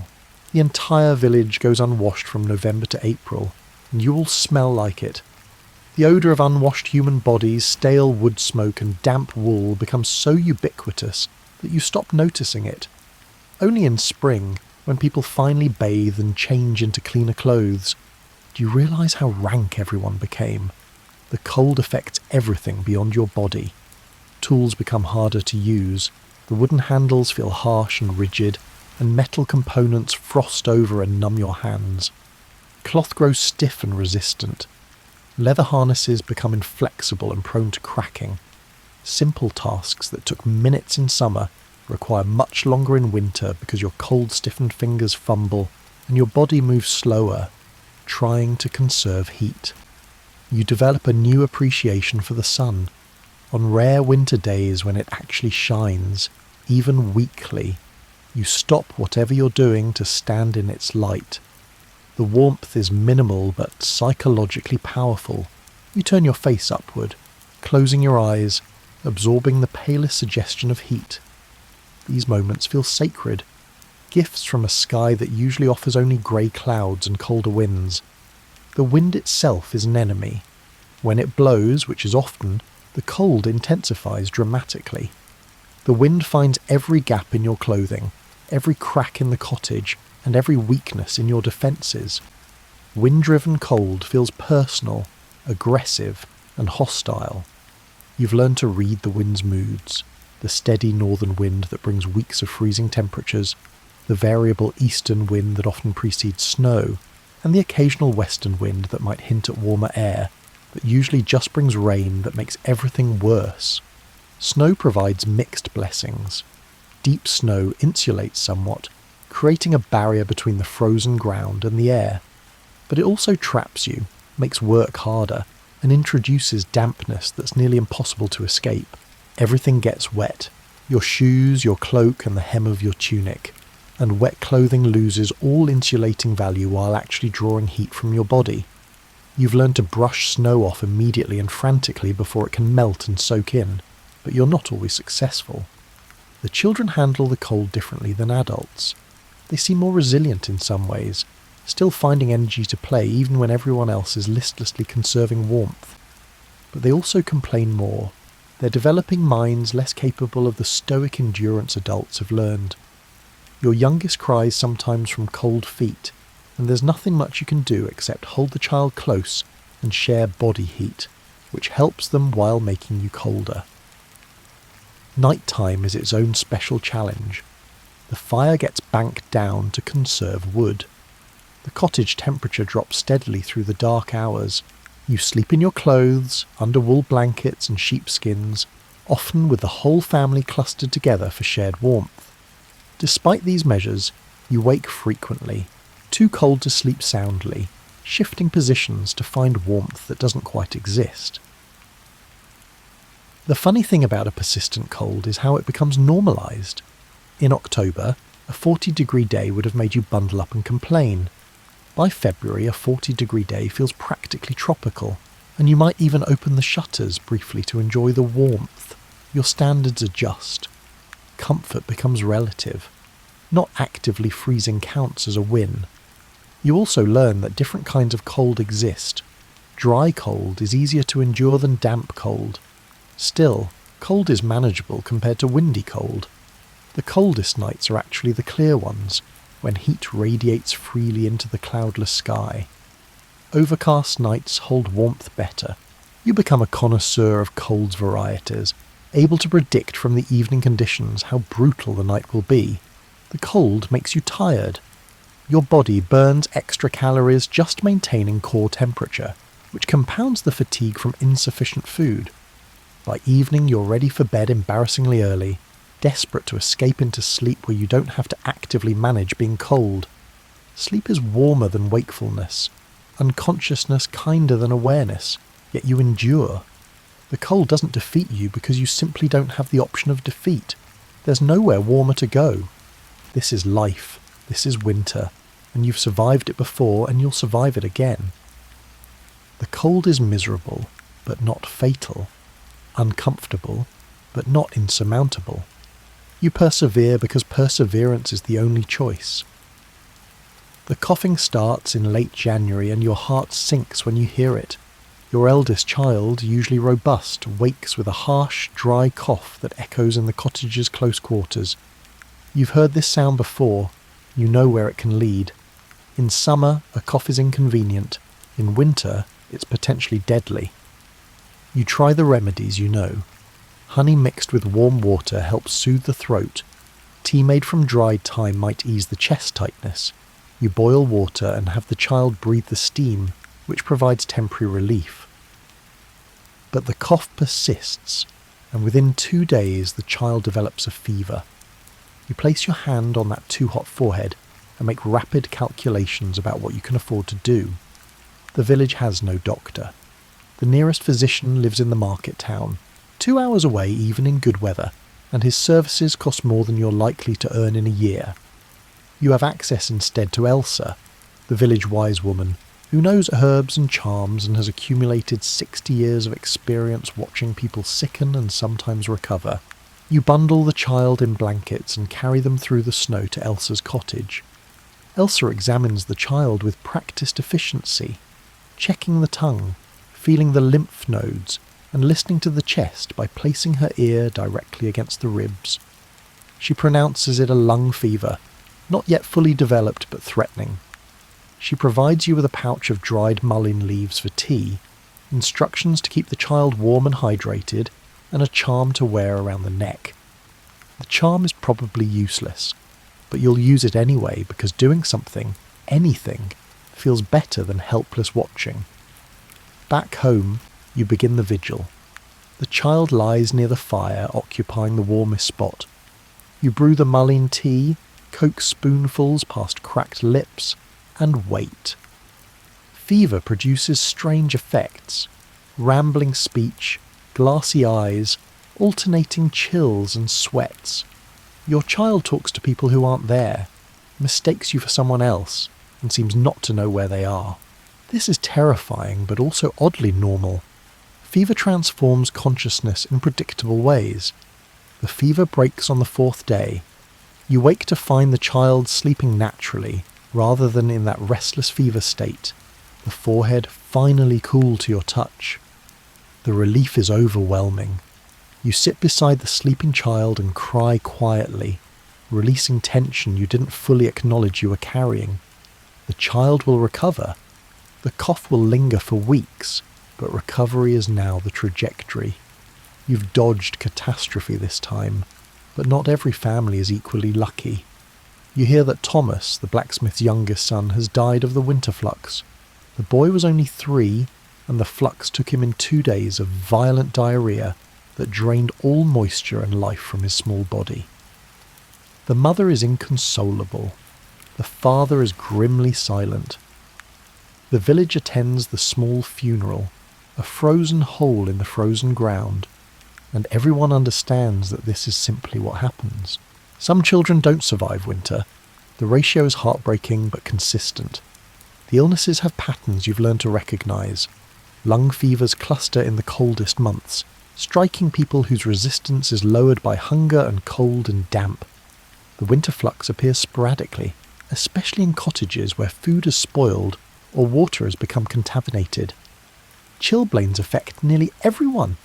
Painful swelling and cracking of fingers and toes from repeated cold exposure. Your own hands are covered in the characteristic red, itching bumps. Tooth problems worsen in winter. You've got a molar that's been troubling you for months, and the cold makes it ache constantly. There's nothing to do about it except chew on the other side and hope it doesn't abscess. An abscessed tooth can kill you. You've seen it happen.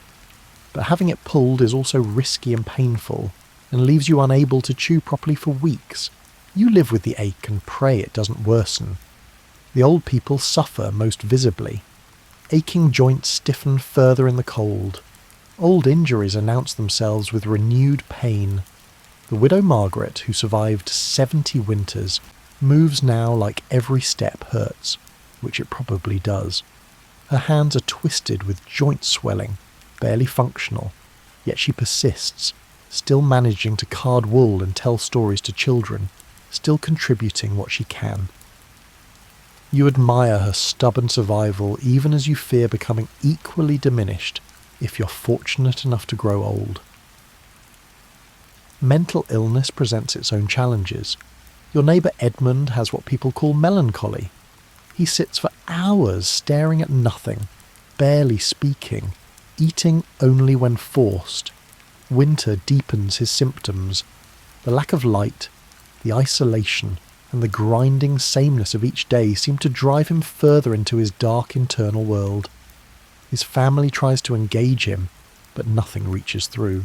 You've heard the priest say Edmund is being tested by God, which might be true but doesn't help Edmund function. The funny thing is that despite all these illnesses, most people survive. The human body is remarkably resilient. You get sick, you recover, you get sick again, and you recover again. The pattern repeats throughout winter. Only the very young, the very old, and the very unlucky actually die. Everyone else endures, accumulates minor damage, and limps into spring battered but alive. You've also developed a philosophy about illness that helps you cope. Getting sick is not a moral failure. It doesn't mean you've done something wrong or been insufficiently faithful.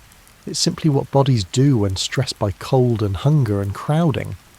The church teachings suggest otherwise, that illness is punishment for sin, but you've noticed that the most pious people get just as sick as everyone else. Germs, though you don't have that word for them, don't care about your spiritual state. Prevention is almost impossible. You all live too close together, share too much, and lack any understanding of disease transmission. When one family member gets sick, everyone is exposed. The cottage's single room means isolation is impossible. You breathe the same air, eat from the same pot, and sleep within arm's reach.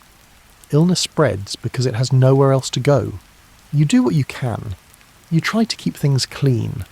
Though with limited water and no understanding of why cleanliness matters, your efforts are inconsistent. You feed people as well as your stores allow, knowing nutrition supports recovery. You keep the sick warm and rested.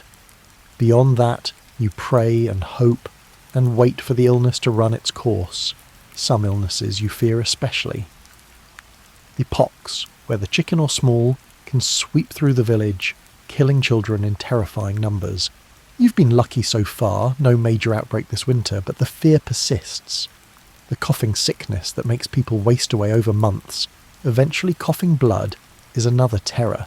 It appears sporadically and kills reliably. You know 3 people in the village who have it, and you avoid them not from cruelty but from desperate self-preservation.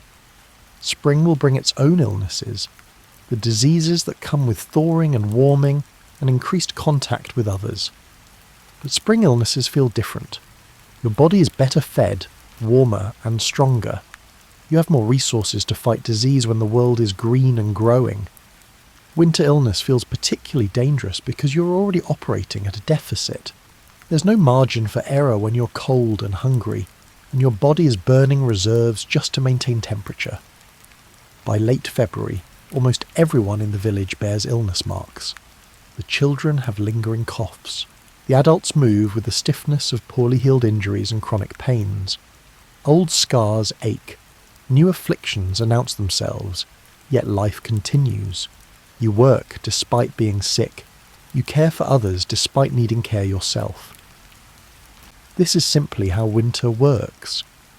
The child who had lung fever is mostly recovered now, though still weak and prone to coughing fits.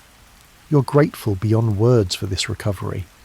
You fulfilled your promises to God made during the fever's peak. Extra prayers, a donation of precious grain to the church, and a renewed commitment to holy behaviour. Whether the prayers helped or the child's constitution was simply strong enough, you'll never know. But the child lives, and that's what matters. The cow's name is Bess, and she's probably worth more than everything else you own combined. In winter, caring for her becomes a central preoccupation, a task requiring daily attention and constant worry. Bess provides milk, and from milk comes butter and cheese. She provides calves that can be sold or raised. Eventually she'll provide meat and hide, though you try not to think about that while looking into her large, patient eyes. Bess lives in a small structure attached to your cottage, barely tall enough for her to stand, certainly not spacious, but warmer than being fully exposed to the elements. You've stuffed every gap with straw and dung to block drafts. The cow's body heat actually helps warm the cottage through the shared wall, a mutual benefit arrangement. Her breathing, constant and rhythmic, is audible from your sleeping area. You've grown accustomed to the sound and find it almost comforting. Feeding her is the challenge. You harvested hay in summer, dried it properly and stored it in the barn's loft. You calculated you'd need roughly 40 pounds of hay per day to keep Bess healthy through winter. That's over 4 tons of hay for a 4-month winter. You didn't harvest quite that much, so you're supplementing with straw, which has less nutritional value but provides bulk. Bess is losing weight despite your efforts. Her ribs are visible, her hip bones prominent. This is normal, you tell yourself. Everyone thins in winter, cattle included. The morning and evening feedings create structure for your day. You climb into the loft, fork down enough hay to fill Bess's manger, and watch her eat with the methodical patience of ruminants everywhere. She chews thoroughly, her jaw moving in that side-to-side motion, and you can almost see her extracting every possible nutrient from the dried grass. Nothing is wasted in winter. Water is almost as challenging as food. The stream freezes solid by December, so you're hauling water from the village well, breaking ice to reach it, and carrying heavy buckets through snow and cold. Bess needs perhaps 10 gallons daily, which is multiple trips with buckets that feel heavier each time you lift them. You've developed impressive shoulder strength from this winter task alone. The chickens require different attention. 6 hens live in a small coop you built against the cottage's south wall. They've stopped laying entirely. Their bodies can't support egg production while trying to stay alive. You feed them grain, which feels almost criminal when grain is so precious. But chickens that die of starvation provide only 1 meal, while chickens that survive will lay eggs again come spring. The math favours keeping them alive despite the cost. You've noticed the chickens have developed a pecking order in its most literal sense. The largest hen dominates the best roosting spot, with the others arranged in descending hierarchy. The smallest chicken, a scraggly thing that you probably should have culled in autumn, huddles at the edge and gets pecked frequently. You feel sympathy for this underdog but don't intervene. Chickens run their own society, and you've got enough human problems without mediating poultry disputes. The pig was slaughtered in November, which was both relief and loss. You miss the pig's cheerful grunting presence, but you don't miss the anxiety of keeping it fed through winter. Pigs eat astonishing amounts, and the payoff only comes at slaughter. You and 3 neighbours combined resources to keep 4 pigs, slaughtering them one by one and dividing the meat. Your share hangs in the cellar now, salted and slowly being consumed. The manor keeps horses, and you hear their suffering. Horses are expensive, high-maintenance animals that justify their cost through work capacity, ploughing, hauling and transportation. But horses need grain to work effectively, and grain is scarce. The manor's horses are getting thin, and one already died, reportedly from a combination of cold and insufficient feed. The Lord is unhappy about this, which means everyone who works for him is anxious about his displeasure. You've developed rituals around animal care. Each morning you greet Bess by name, run your hand along her flank and check for any signs of illness or injury. You talk to her while milking, a one-sided conversation that probably means nothing to the cow, but helps you feel less alone. The chickens get similar treatment. A greeting, a check of their condition, and words that create connection even if understanding is absent. The animals depend on you completely, and this responsibility weighs heavily. Unlike humans who can forage, migrate or adapt, your livestock are trapped by domestication. They exist in these small spaces, eating what you provide, surviving only through your care. If you fail them, forget to water them, fail to feed them, neglect to notice illness, they die, and their death diminishes your family's survival chances. The pressure is constant, but animals also provide comfort. Bess's warm presence, her patient acceptance of care, and her simple needs that can actually be met. These things are grounding. The chickens' small movements and soft clucking sounds create pleasant background noise. Even caring for livestock you'll eventually eat creates a relationship. These animals are partners in survival, not just resources to exploit. You've noticed your children form attachments despite knowing better. Your youngest has named the smallest chicken Pip and worries constantly about her. You've explained that Pip is not a pet, that chickens serve a function, and that attachment to livestock is impractical. But the child loves Pip anyway, and you can't quite bring yourself to forbid it. Maybe caring about small things helps develop caring about larger things. Maybe compassion toward chickens teaches compassion toward humans. The barn work is physically demanding. Mucking out Bess's stall, hauling fresh straw, repairing the roof where snow damage threatens. These tasks require strength you're not sure you have. But you do them anyway because they must be done. The animals can't wait for you to feel stronger or less tired or better fed. Their needs are immediate and non-negotiable. Winter also means veterinary challenges you're unprepared for. When Bess develops a cough, you're terrified. A sick cow is disaster incarnate. You consult Elsa, who provides an herbal poultice to apply to Bess's chest and instructions for steam treatments.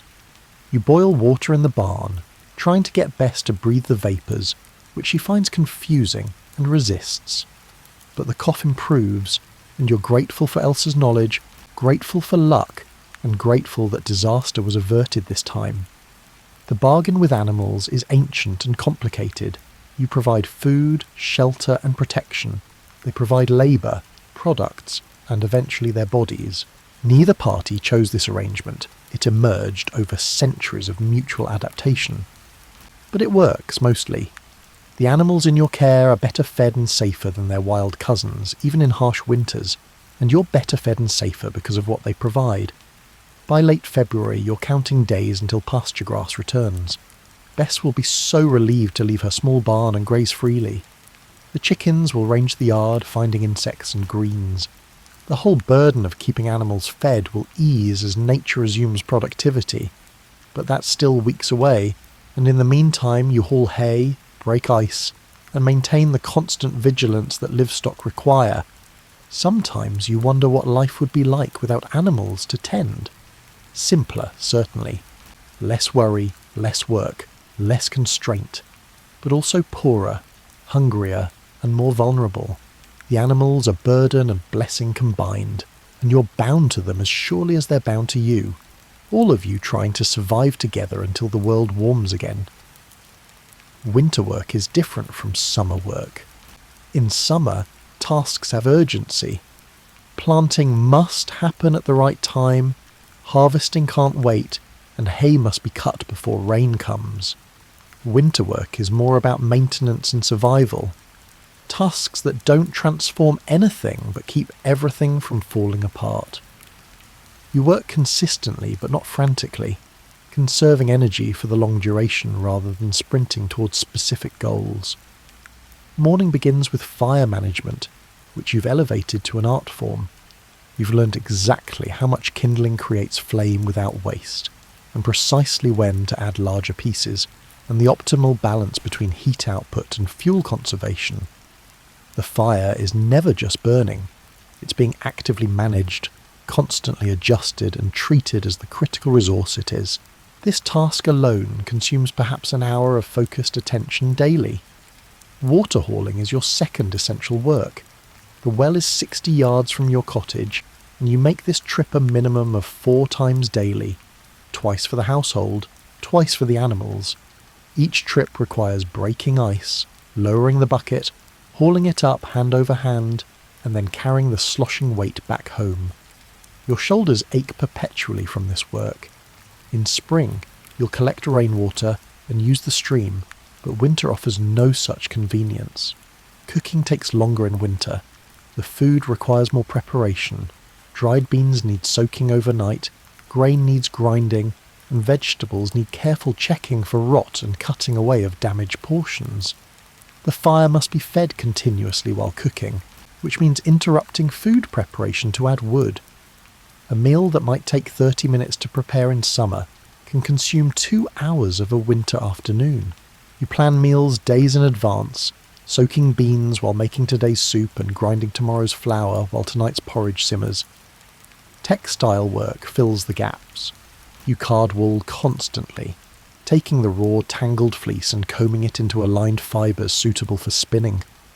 Your daughter spins these fibres into yarn on a drop spindle, the weight twirling as she pulls and twists, transforming chaos into order through patient repetition. You knit when your hands aren't needed elsewhere, socks mostly because socks wear through and everyone needs socks, and you can knit while also watching children or tending fire. Mending is endless. Every piece of clothing requires constant repair. The tunic develops a tear that must be stitched. The cloak's hem unravels and needs reinforcing. Socks develop holes that must be darned before they enlarge. You patch patches, mend previous mends, and accept that nothing will be beautiful, but everything must be functional. Your needle moves through wool and linen in the firelight, creating small repairs that forestall larger replacements you can't afford. Tool maintenance occupies the men's time. Your spouse sharpens the plough blade, oils leather harnesses, and carves new handles for tools that broke during autumn's hard work. He checks the cottage structure, identifying places where daub has crumbled, where the thatch roof has thinned, and where repairs will be needed come spring. He can't do these repairs now, it's too cold, the materials are frozen, but he makes lists, plans and prepares as much as possible. Woodcutting never truly ends. You thought 3 cords would suffice, but you're burning through it faster than calculated. So whenever weather permits and energy exists, someone is out cutting more, felling dead trees, hauling branches and splitting everything into burnable pieces. Each log split is 1 more hour of warmth secured. The pile grows disconcertingly slowly despite constant effort. The funny thing about winter work is how much of it is about preventing bad things rather than creating good things. You're not building or growing or improving. You're keeping the fire from dying, keeping the water from freezing, keeping the animals from starving, keeping the cottage from collapsing, and keeping everyone from getting sick or too cold or too hungry. Success means nothing terrible happens. There's no harvest to celebrate, no finished product to admire. Success is invisible. It's the absence of catastrophe. Children's work matters too. Your eldest hauls kindling, stacks wood, and helps with animal care. The youngest, still too small for heavy work, cards wool and watches the fire while you're occupied elsewhere. Even small children contribute, collecting useful scraps, running messages between cottages, keeping themselves reasonably clean and out of serious danger. No one is too young to work in a medieval winter. Leisure is not a concept that applies to your social class. Some work is communal. When the village well's rope breaks, everyone contributes labour to its repair because everyone needs the well. When old William's roof partially collapses under snow weight, neighbours arrive with materials and effort to patch it before he freezes. This cooperation is partly altruism, but mostly enlightened self-interest. You help others, knowing you'll need similar help eventually. The village survives through mutual dependence. The church requires work too. You owe labour to the parish, helping maintain the church building, clearing snow from the path, and keeping the priest's cottage habitable. This labour is officially voluntary but practically mandatory. The church is both a spiritual centre and a social necessity, and maintaining it benefits everyone. Plus, refusing a priest's request seems unwise when he controls access to sacraments you genuinely believe you need. The manor demands its portion. Even in winter you owe the Lord certain services. Wood must be delivered to the manor house. Repairs must be completed on the Lord's property. When snow blocks roads, peasants clear them. Your labour is not entirely your own. A portion belongs to those above you in the feudal hierarchy. You fulfil these obligations without enthusiasm, but without open resentment either. Resistance is pointless and dangerous. You've developed efficiency tricks. When hauling water, you combine trips. Get well water for the household, while also filling the animal's bucket. When tending a fire, you also warm food and heat water for washing. When carding wool, you also watch the children and keep conversation going. Multitasking isn't optional. You simply can't afford to do only one thing at a time when every minute of warmth and light is precious. The work produces a particular kind of tiredness, not the good exhaustion of hard physical labour that builds things, but a grinding weariness from constant small efforts that maintain the status quo. You're not too tired to work, but you're too tired to enjoy working. The tasks blur together into repetitive sameness. Wake, fire, water, feed, cook, mend, tend, sleep. Repeat daily until spring. Yet work also provides purpose. On days when cold and hunger and boredom make you question everything, having clear tasks helps. You can't control the weather or make food appear or heal the sick, but you can card this wool, mend this sock, and split this wood. Small accomplishments matter when large ones are impossible. By late winter, you're tired in ways that sleep doesn't fix. Your body aches from repetitive motions. Your spinning hand cramps, your water-hauling shoulders protest, and your fire-tending back is perpetually sore. But you're also proud in a quiet way of your competence. You know how to do difficult things under difficult conditions. Winter hasn't defeated you. The work continues, and continuing is itself a victory. The path to your nearest neighbour's cottage, so obvious in summer, has disappeared beneath snow and ice. You could reach them, it's only 50 yards, but the effort required makes casual visits rare. You see smoke from their chimney and know they're alive, and that's enough most days. Your social world has contracted to the people who share your cottage, plus weekly church attendance, plus occasional necessity-driven encounters. Church on Sunday becomes the week's major social event. Everyone capable of walking the distance attends, not just for spiritual reasons, but because humans need human contact. The service is in Latin, which you don't understand, but that's almost beside the point. What matters is being in the same space with other people, seeing faces beside your families, and hearing voices beyond the constant loop of the same few people saying the same things. You gather outside after the service, stamping cold feet and exchanging information. Who's sick? Who died? Who's running low on food? And who heard news from travellers before the roads became impassable? The social updates take perhaps 15 minutes, and then everyone hurries home before the cold becomes unbearable.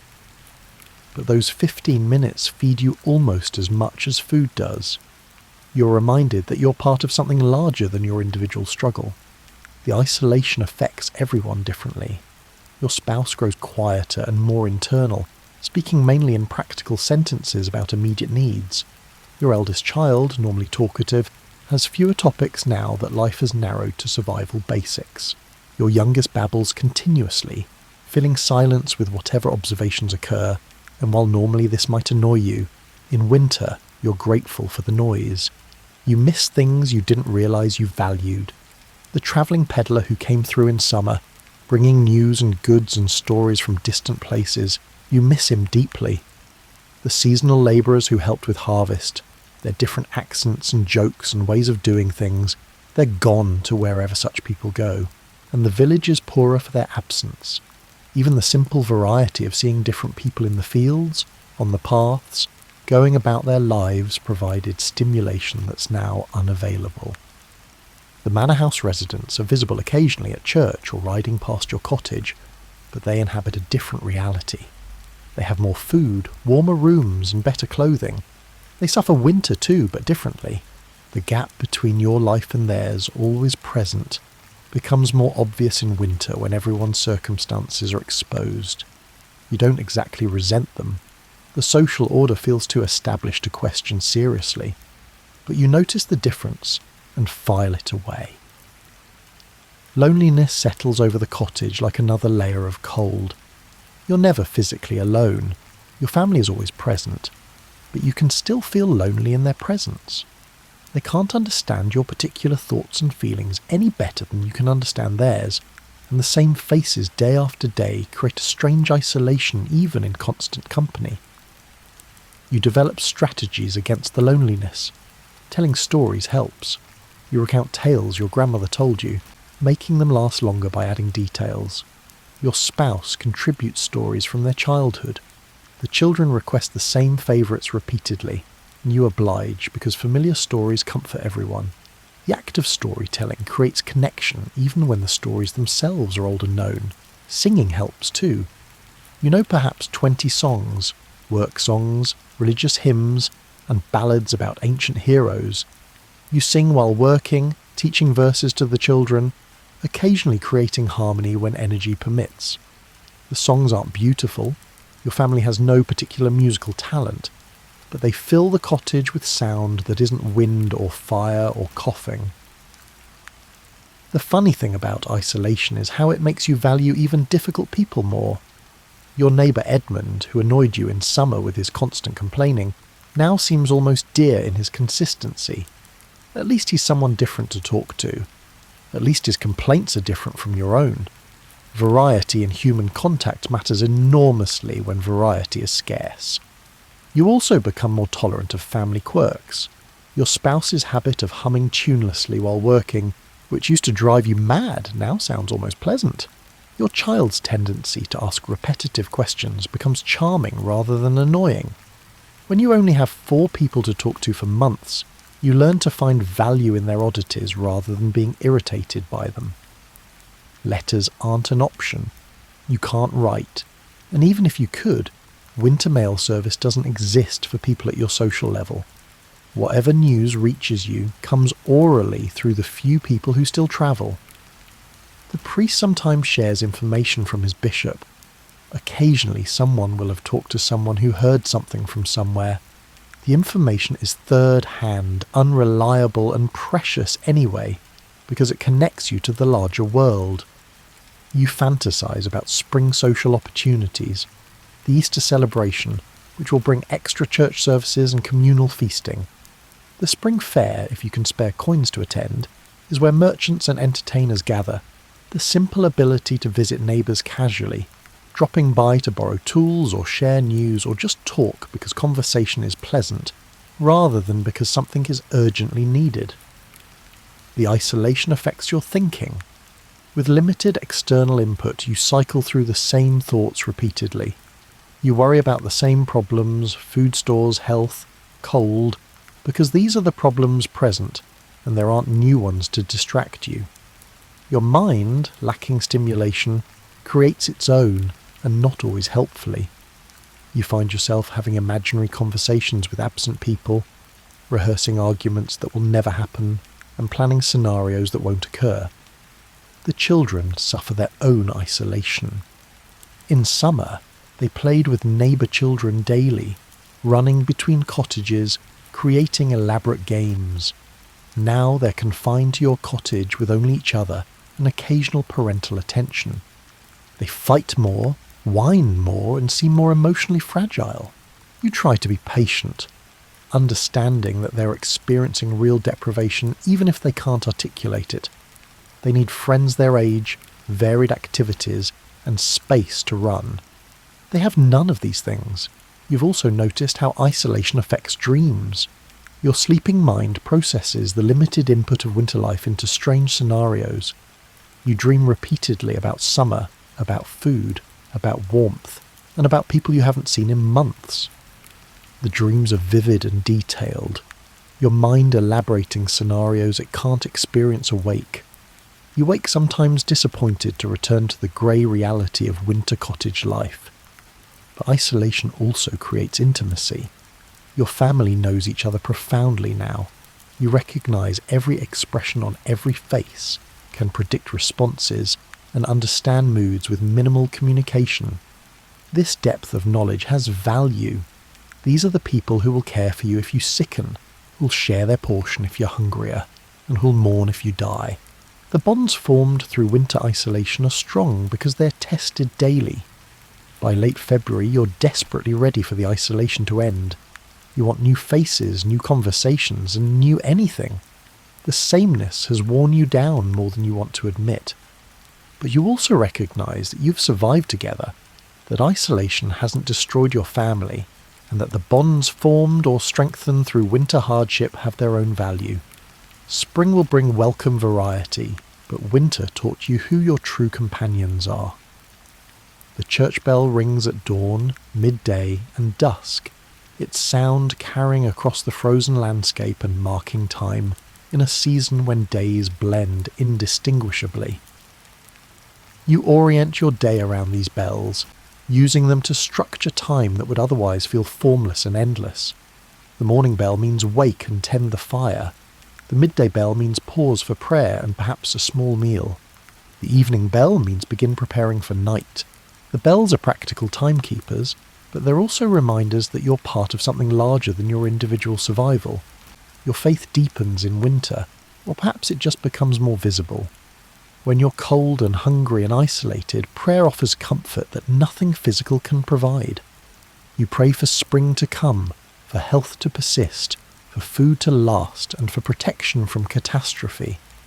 You pray for specific intentions, your sick child, the struggling neighbour, and the village as a whole. And you pray, generally, repetitively, using the familiar Latin phrases you've memorised without quite understanding them. The Pater Noster comes easily now, words flowing automatically while your mind wanders or focuses on the prayer's meaning, whichever seems needed. Give us this day our daily bread resonates powerfully when bread is scarce. Deliver us from evil feels urgent when winter's dangers press close. The prayer's ancient words connect you to centuries of other Christians who prayed the same phrases through their own winters, their own struggles. Sunday Mass provides weekly structure and reassurance. The service follows the same pattern every week, the same Latin liturgy, the same progression through prayer and scripture and Eucharist. This predictability is deeply comforting. So much of winter is uncertain.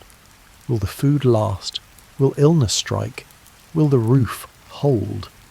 But Mass is reliably the same. The priest's voice intones familiar patterns.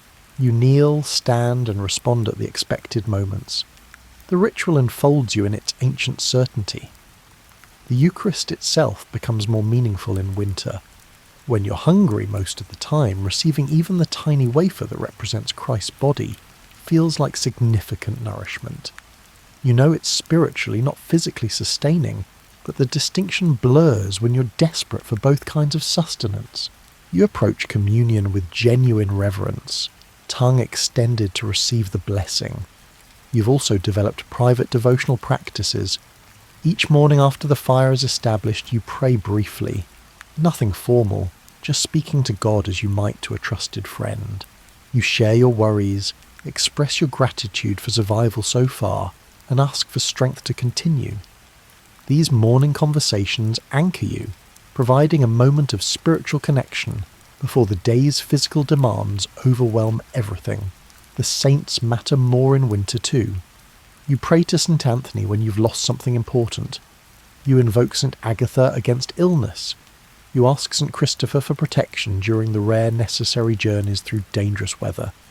The saints are specific helpers, specialists in particular problems, and you call on them shamelessly, throwing every spiritual resource at the challenges you face. The funny thing is that you genuinely believe all this works. Your faith isn't cynical calculation, but sincere conviction that God hears prayers and saints intercede and religious practice matters. When your child recovered from lung fever, you attributed it to God's mercy, and your prayers as much as to Elsa's herbs. The two explanations don't contradict. God works through herbs and healers. Everything is ultimately divine intervention if you're inclined to see it that way. Routine extends beyond religious practice. You've created secular rituals that structure time and provide psychological comfort. Every morning, you check the weather through the shutters, noting wind direction and sky colour. Every evening, you bank the fire using the exact same technique. At midday, you pause to eat whatever constitutes lunch, sitting in the same spot, following the same pattern. These routines create islands of predictability in winter's chaos. The children's routines help them cope. Your eldest knows that after morning tasks, there's a period for learning. You teach basic prayers, simple counting, and maybe a few letters if light permits. Your youngest knows that before bed, there's story time. These patterns give them security, assurance that even in winter's narrowed world, some things remain constant and reliable. You mark time's passage through various methods. Notches on a stick record each week survived. You track saints' feast days, celebrating minor holidays that break winter's monotony. St. Blaise Day in early February brings a brief church service and blessed candles. Candlemas in February marks winter's theoretical midpoint, though you're sceptical that you're really halfway through. Still, the occasion provides reason for a small celebration. Lent arrives in late winter, and its demands feel almost redundant. You're already fasting involuntarily. The food simply isn't sufficient, but you take on additional small penances anyway, giving up the occasional luxuries you still have access to. Your spouse abandons the weak beer for water during Lent. You forgo honey entirely, though you barely have any honey left anyway. The sacrifices are tiny but intentional, offering up winter's suffering as spiritual practice. The Easter promise keeps you going. You know that Easter comes in spring, that the liturgical calendar marches toward resurrection and renewal, just as the natural calendar marches toward warmth and growth. Easter represents transformation, death giving way to life, darkness to light, and winter to spring. The theological meaning and the agricultural meaning align perfectly. You're waiting for resurrection in every sense. Prayer helps manage fear. When the wind howls particularly viciously, you pray. When food stores look dangerously low, you pray. When a child coughs in the night, you pray. Prayer doesn't eliminate the dangers, but it provides a sense of doing something when physical action is insufficient. You're placing your fears in God's hands, asking for protection you can't provide yourself. You've also noticed that faith provides community even when physical community is limited. At Mass, you stand alongside neighbours who face identical challenges. You're all cold, hungry, and scared. You're all praying for survival, for spring, for deliverance. This shared vulnerability creates bonds. You're not alone in your struggle because everyone is struggling together, and God theoretically cares about all of you equally. The priest's sermons address winter's challenges directly. He preaches about Job's patience, about the Israelites' 40 years in the wilderness, and about Christ's 40 days of fasting. The biblical stories become mirrors for your own experience. If Job could endure catastrophic loss and still praise God, surely you can endure cold and hunger. If the Israelites could wander for 40 years, surely you can manage 4 months. Your faith is practical and immediate. You're not particularly interested in abstract theology or doctrinal fine points. You want prayers that work, rituals that comfort, and beliefs that help you survive. The church provides these things, and in exchange you provide labour, tithes when you can afford them, and genuine devotion. It's a transaction, but it's also an authentic relationship. By late winter, your faith feels tested but intact. God hasn't eliminated winter's hardships, but God has helped you endure them. Spring will come. You believe this absolutely, based both on faith in divine providence and on the empirical observation that spring always has come before. Your belief and your experience align, creating a sturdy foundation for hope that carries you through the darkest weeks. You and your neighbour Thomas share a plough.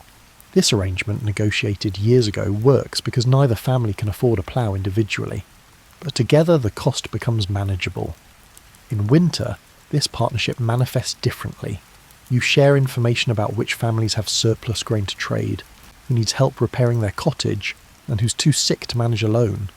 The economics of mutual survival operate year-round, but winter makes them essential rather than convenient.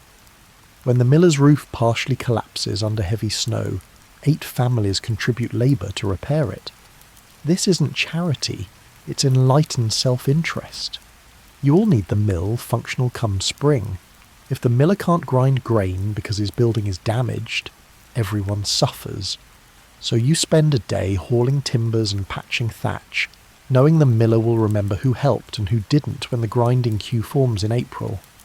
Food sharing happens quietly and unofficially. You have extra turnips but are short on grain. Margaret has grain but needs turnips.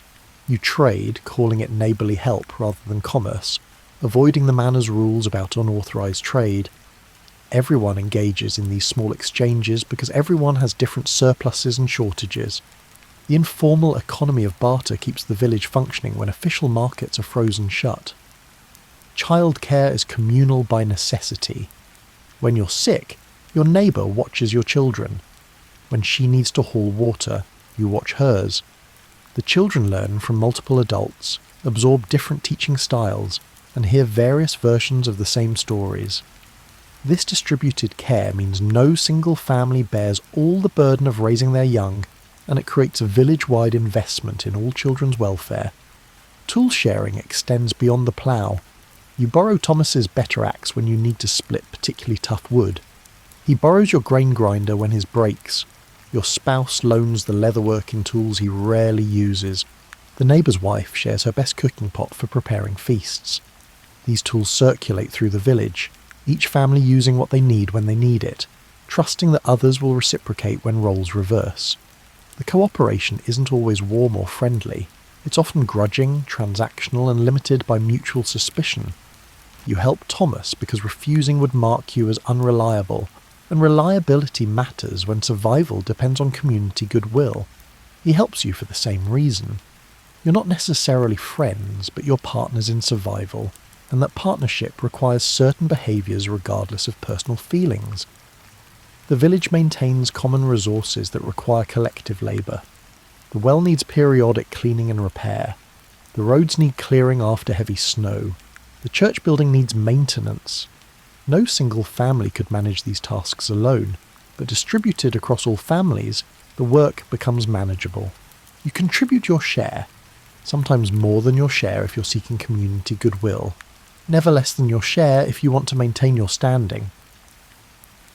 Information sharing is another form of cooperation. When someone learns that the nearby market town has grain for sale, they share this news. When unusual weather approaches, observations get passed from household to household. When the priest announces a special service or the Lord issues a new demand, the information spreads through informal networks. You all survive better when you're all informed. The funny thing is how cooperation coexists with competition and resentment. You help your neighbours, but you also notice when they seem to have more food than you do. You cooperate with the manor's demands while privately resenting the portion of your labour and produce that goes to support people who contribute less physical work than you do. Medieval life contains contradictions, genuine mutual aid alongside genuine inequality, cooperation necessitated by circumstances everyone wishes were different. Some cooperation is formalised through institutions. The village has a common oven where bread gets baked, with families taking turns maintaining the fire and paying small fees for its use. This shared resource means no family must build and maintain their own oven, but it also means negotiating schedules and occasionally dealing with someone who uses more than their fair share of oven time. You've also noticed that cooperation has limits. Each family ultimately prioritises their own survival. If sharing your last food means your children starve so that your neighbour's children can eat, you don't share. The community spirit extends up to the point where it threatens your immediate family's existence, but not beyond. This isn't cruelty. It's the logic of survival in a world where resources truly are insufficient for everyone to thrive simultaneously. Religious institutions encourage cooperation through moral teaching. The priest preaches about charity, about treating others as you'd want to be treated, about rich men and heaven and needle's eyes. These messages have impact, but limited impact. You give to the church when you can, and you help truly desperate neighbours when possible, but you also hoard your resources against your own future need. Virtue is constrained by survival imperatives. The manor system itself is a form of coerced cooperation. You provide labour and portions of harvest to the Lord, and in exchange he theoretically provides protection, justice and stability. Whether this exchange is fair is debatable, but it's the system you're born into. You cooperate with its demands because resistance is dangerous and futile. The cooperation is structural rather than voluntary, but it still shapes village life. Women have their own cooperation networks separate from men's. Your wife shares childcare advice, herbal remedies, and emotional support with other women. These relationships matter enormously. When you're pregnant, frightened, or dealing with problems you can't share with men, you turn to other women who understand through shared experience. The female cooperation network operates somewhat invisibly, but is crucial for survival. The children form their own cooperation structures. Even in winter's isolation, they create games, share the limited toys that exist, and develop complex social hierarchies that mirror adult society. They're learning cooperation early, internalizing the lesson that survival requires alliance, that individuals can't thrive alone, and that community membership requires both giving and receiving. By late winter, you can identify which cooperation relationships are strong and which are strained. You know who you can count on in a crisis and who'll make excuses. You know who remembers debts and who conveniently forgets. These assessments matter because spring will bring new needs for cooperation. Planting requires shared labour, lambing requires shared knowledge, and the whole cycle of mutual dependence will intensify as work demands increase. The cooperation isn't beautiful or noble, it's pragmatic and sometimes resentful, but it works. The village survives because people help each other just enough, share just enough, and cooperate just enough to make collective survival possible. You're not doing it out of pure altruism, but the outcome helps everyone nonetheless. The first real sign appears in early March, a day when the sun shows actual warmth rather than pale, cold light. You stand in it gratefully, face turned upward, and feel heat penetrating your layers of clothing. It's subtle, this warmth, not enough to shed your cloak, but it's different from the winter sun's impotent shining. This sun carries conviction. You notice water dripping from the thatch roof and snow melting into mud, and you allow yourself to believe that winter is genuinely loosening its grip.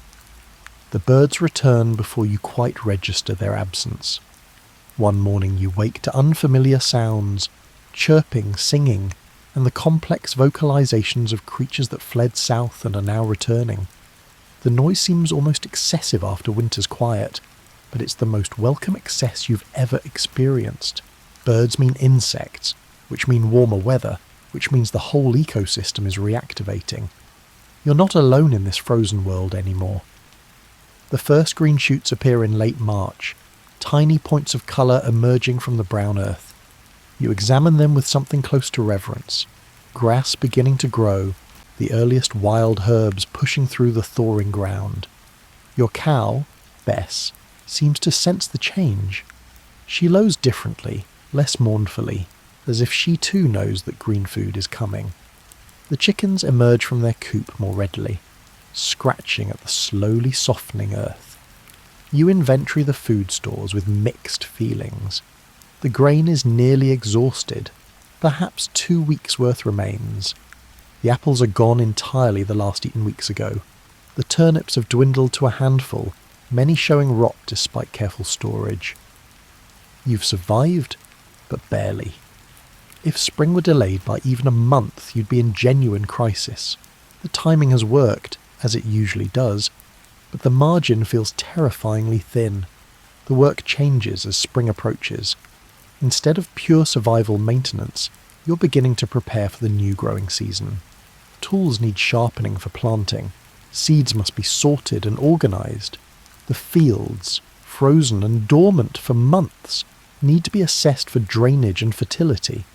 You're transitioning from endurance to action, from waiting to working towards something productive. The social world reopens gradually. Neighbours emerge from their cottages more frequently, visiting to share news and assess who survived winter intact. You learn that 2 village elders died, neither unexpectedly, both simply worn down by the accumulated stress of one winter too many.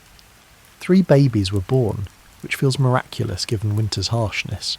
The village has changed slightly, its composition shifted by death and birth and the random variations of human experience. The paths between cottages reappear as snow melts and mud dries. You can visit neighbours without struggling through snowdrifts. The walk to church becomes almost pleasant on mild days. The world is expanding again. Your universe is no longer contracted to the cottage and immediate surroundings. The expansion feels psychological as much as physical. Possibilities re-emerging, life resuming complexity and variety. You notice changes in yourself and your family. Everyone is thin, more so than you realise while it was happening gradually. Your children have grown despite insufficient nutrition, though not as much as they should have. Your spouse looks older, the winter having etched new lines around eyes and mouth. You probably look similarly aged, though you have no mirror to confirm. Winter leaves marks. Easter arrives in early April, and the celebration feels genuinely joyful rather than merely obligatory. Christ's resurrection parallels nature's resurrection, and both seem miraculous after winter's death-like suspension. You attend the special Mass, which is longer and more elaborate than usual Sunday services. You receive communion with profound gratitude. You've survived to see another Easter, which is never guaranteed. The Easter feast, though modest by prosperous standards, feels extravagant after winter's deprivation. There's fresh bread made with the last precious wheat. There's roasted meat, contributed collectively by several families who slaughtered animals for the occasion. There are the first spring greens, tender, slightly bitter, and utterly delicious after months of turnips and grain. You eat slowly, savouring every bite, eating past fullness for the first time in months. The funny thing about spring's arrival is how quickly winter begins to seem unreal. Was it really that cold, that hungry, that difficult? The memories start to blur almost immediately, your mind perhaps protecting itself from dwelling on hardship, now that hardship has eased. You know intellectually that winter was brutal, but the emotional memory begins fading as soon as the present improves. The first planting happens in mid-April, and despite your exhaustion, you feel excitement. Seeds going into the warming earth represent hope, investment in future abundance, and the beginning of the cycle that will hopefully prevent next winter from being quite as desperate. You drop seeds into furrows, cover them with soil, and pray for their growth, with the same fervour you prayed for survival weeks earlier. Bess goes to pasture in late April, and watching her graze on fresh grass is nearly as satisfying as eating yourself. She moves slowly at first, weakened by winter, but she's eating living food again, and you can see relief in her large eyes.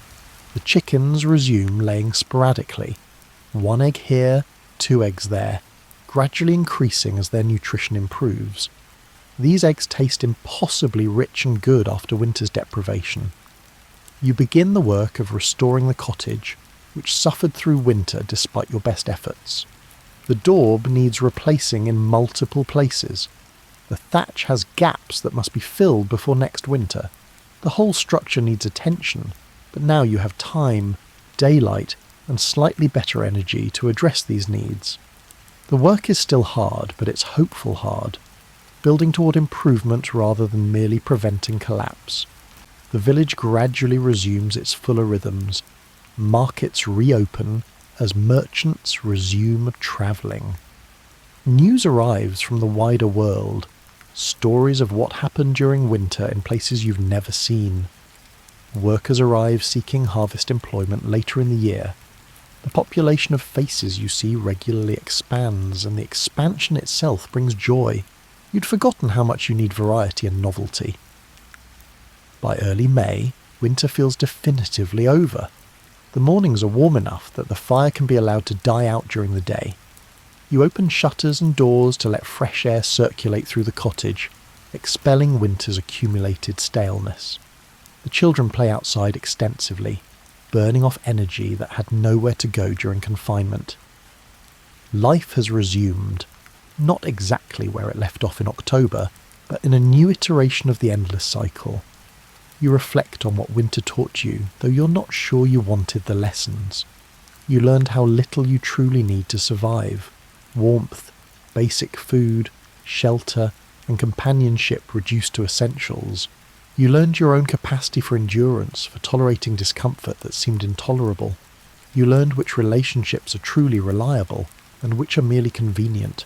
You learned that life narrows and expands in predictable patterns, and that both the narrowing and the expanding are survivable. The stores you'll build this summer will be informed by last winter's shortages. You'll try to harvest more hay for Bess, store more grain, and preserve more vegetables. Whether you'll succeed is uncertain.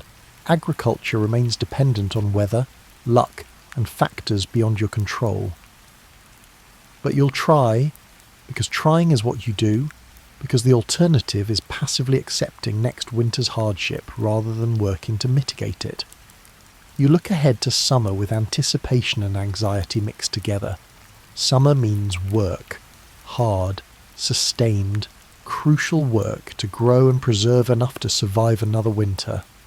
The cycle is eternal and exhausting, but it's also the only life you know, and it contains its own satisfactions. You've survived winter again. Spring has returned as it always does. The world turns, the seasons change, and you continue in the ancient rhythm that has sustained your people for countless generations. The medieval winter is over. You're tired, thin, and marked by its passage. But you're alive, your family is alive, and the green world is returning. For now, for this moment, standing in May sunshine with the whole growing season ahead, that's enough.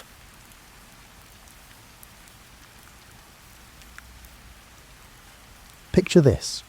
You're standing on a wooden dock somewhere along the Norwegian coast around 950 AD, watching 30-odd bearded men load supplies onto what looks like an oversized canoe with delusions of grandeur.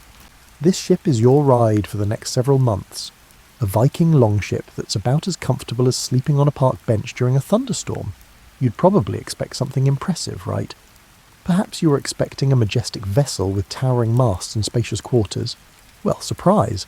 Your new home measures roughly 75 feet long and maybe 15 feet wide at its broadest point. That's smaller than most modern two-bedroom apartments, and you're sharing it with 30 other people who haven't discovered deodorant yet. The whole thing sits so low in the water that you could practically drag your fingers in the sea while sitting on the side. The ship itself is actually a marvel of engineering, though your back won't appreciate that fact after the first week.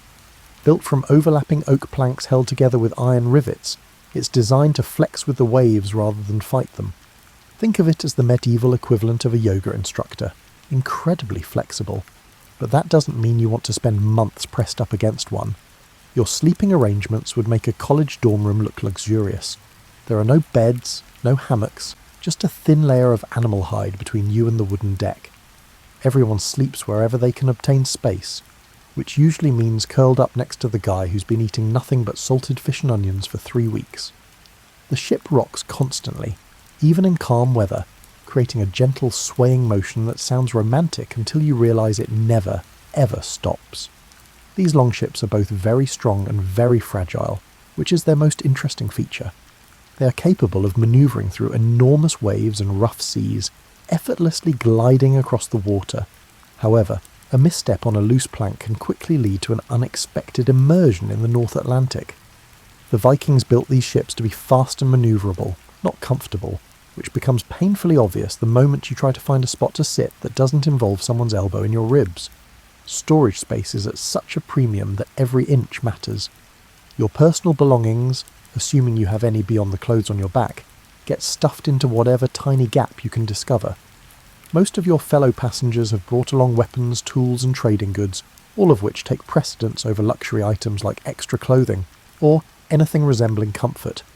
The ship's sides are lined with shields when you're not rowing, which serves the dual purpose of protection and decoration. It looks impressive from a distance, like a floating rainbow of war gear. Up close, however, you realise these shields also double as dinner tables, cutting boards, and makeshift pillows. Medieval multitasking at its finest. What strikes you most about life aboard is how exposed everything feels. There's no privacy, no escape from the elements, and absolutely nowhere to hide when that person who brought the fermented shark starts opening his lunch. The ocean stretches endlessly in every direction, and your tiny wooden world feels both insignificant and miraculous, floating on all that vastness. The crew moves around the ship with practiced ease, stepping over sleeping bodies and ducking under ropes with the grace of dancers who've perfected their routine through sheer necessity.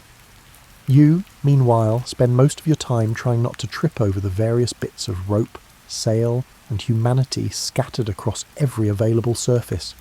As you settle in for your first night aboard, listening to the creak of wood and the slap of waves against the hull, you begin to understand that this journey will test every assumption you've ever had about comfort, privacy, and personal space. Welcome to Viking travel, where the journey truly is the destination, mainly because you'll spend so much time getting there. Morning aboard a Viking longship arrives whether you're ready or not, usually announced by someone stepping on your leg while heading to the side of the boat for their morning constitutional. Privacy, as you quickly discover, is a concept as foreign to Vikings as indoor plumbing, which is to say, completely non-existent. Your daily routine begins with the delightful realization that everything you own is damp. The North Sea has a way of making itself known through every gap in the ship's construction, and moisture becomes your constant companion. Your clothes feel perpetually clammy. Your bedding squelches when you move, and even your thoughts seem to develop a thin layer of condensation.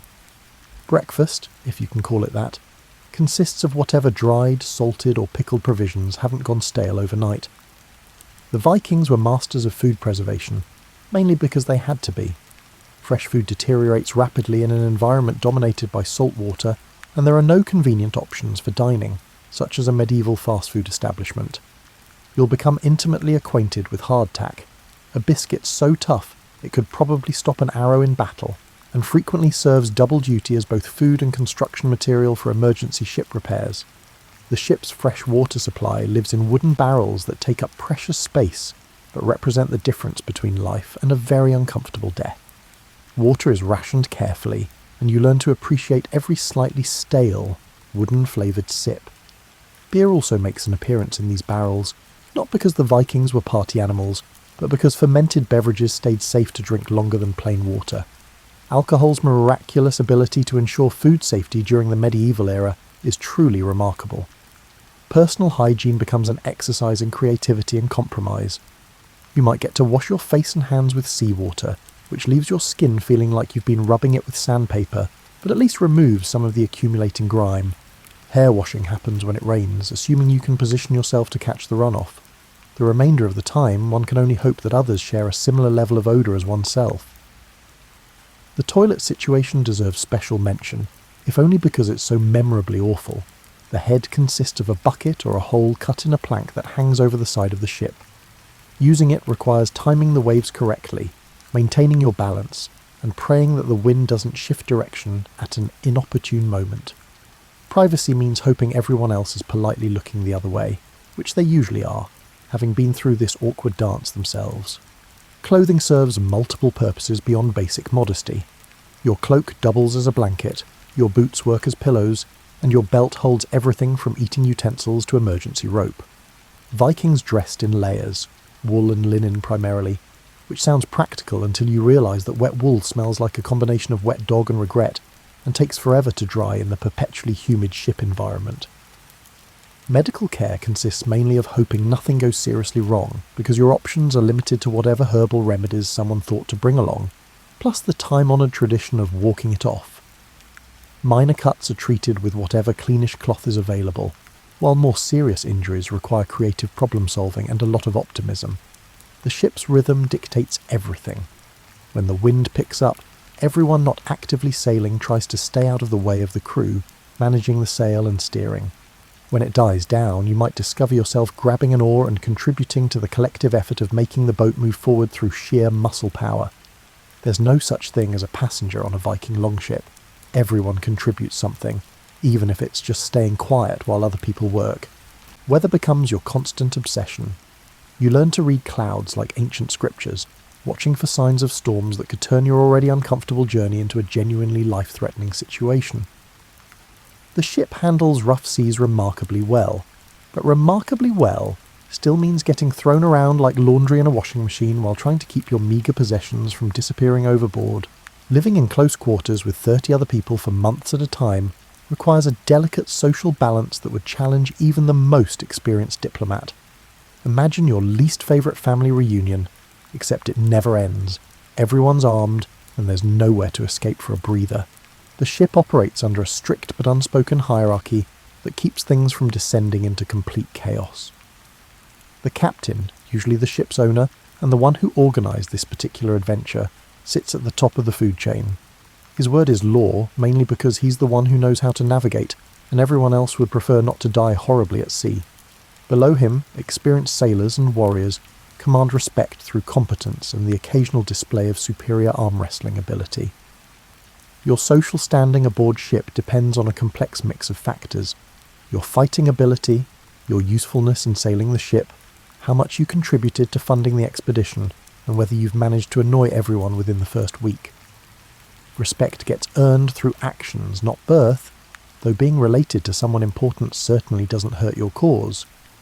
Conflict resolution happens through a combination of peer pressure, practical necessity, and the ever-present threat of being thrown overboard. Minor disputes get settled through negotiation, major ones through combat, and really serious problems through the captain's absolute authority. Democracy has its place, but not when you're trying to outrun a storm or navigate through unfamiliar waters. The ship develops its own culture within days of departure. Inside jokes emerge from shared misery, nicknames get assigned based on embarrassing incidents or distinctive habits, and informal rules develop about everything from who gets to sleep, where to how long someone can spend at the ship's limited washing facilities. These unwritten laws become as important as any formal code of conduct. Storytelling serves as both entertainment and social glue during the long, boring stretches between exciting moments of terror. The Vikings were master storytellers, and evenings often featured elaborate tales of heroic deeds, mythical creatures, and adventures both real and imagined. These stories serve multiple purposes. They pass time, preserve cultural knowledge, and provide a socially acceptable way for people to brag about their accomplishments without seeming too obnoxious about it. Gambling provides another outlet for social interaction and tension release. Dice games, contests of strength, and betting on everything from weather patterns to wildlife sightings help break up the monotony. Vikings would bet on practically anything, partly for entertainment, and partly because small-stakes competition helps establish social dynamics without resorting to actual violence. Personal space becomes a negotiated commodity. Your designated sleeping spot is sacred territory, but everything else is open for communal use. Learning to respect others' few possessions while protecting your own requires diplomatic skills that would impress modern United Nations peacekeepers. The golden rule aboard ship is simple. Don't mess with other people's stuff, and they probably won't mess with yours. Food sharing follows strict protocols based on contribution, status, and practical necessity. Everyone eats from common stores, but portion sizes and food quality reflect your position in the ship's hierarchy. The captain eats better than the newest crew member, but everyone gets fed because a hungry crew member is a dangerous crew member. Despite the cramped conditions, romance occasionally blossoms, albeit with considerable creativity and absolute discretion. Most ships are all male affairs, but mixed expeditions do happen, especially for trading voyages or family migrations. Any romantic entanglements need to stay extremely low-key to avoid disrupting ship dynamics, because jealousy in close quarters can turn deadly fast. The constant proximity means that everyone learns everyone else's habits, both good and deeply annoying. You discover who snores, who talks in their sleep, who has digestive issues, and who insists on sharpening their weapons at dawn every single day. Tolerance becomes a crucial survival skill, just as important as mastering knot tying or reading the wind. Arguments, when they happen, tend to escalate quickly in the confined space, but they also resolve faster because there's literally nowhere to go to nurse grudges.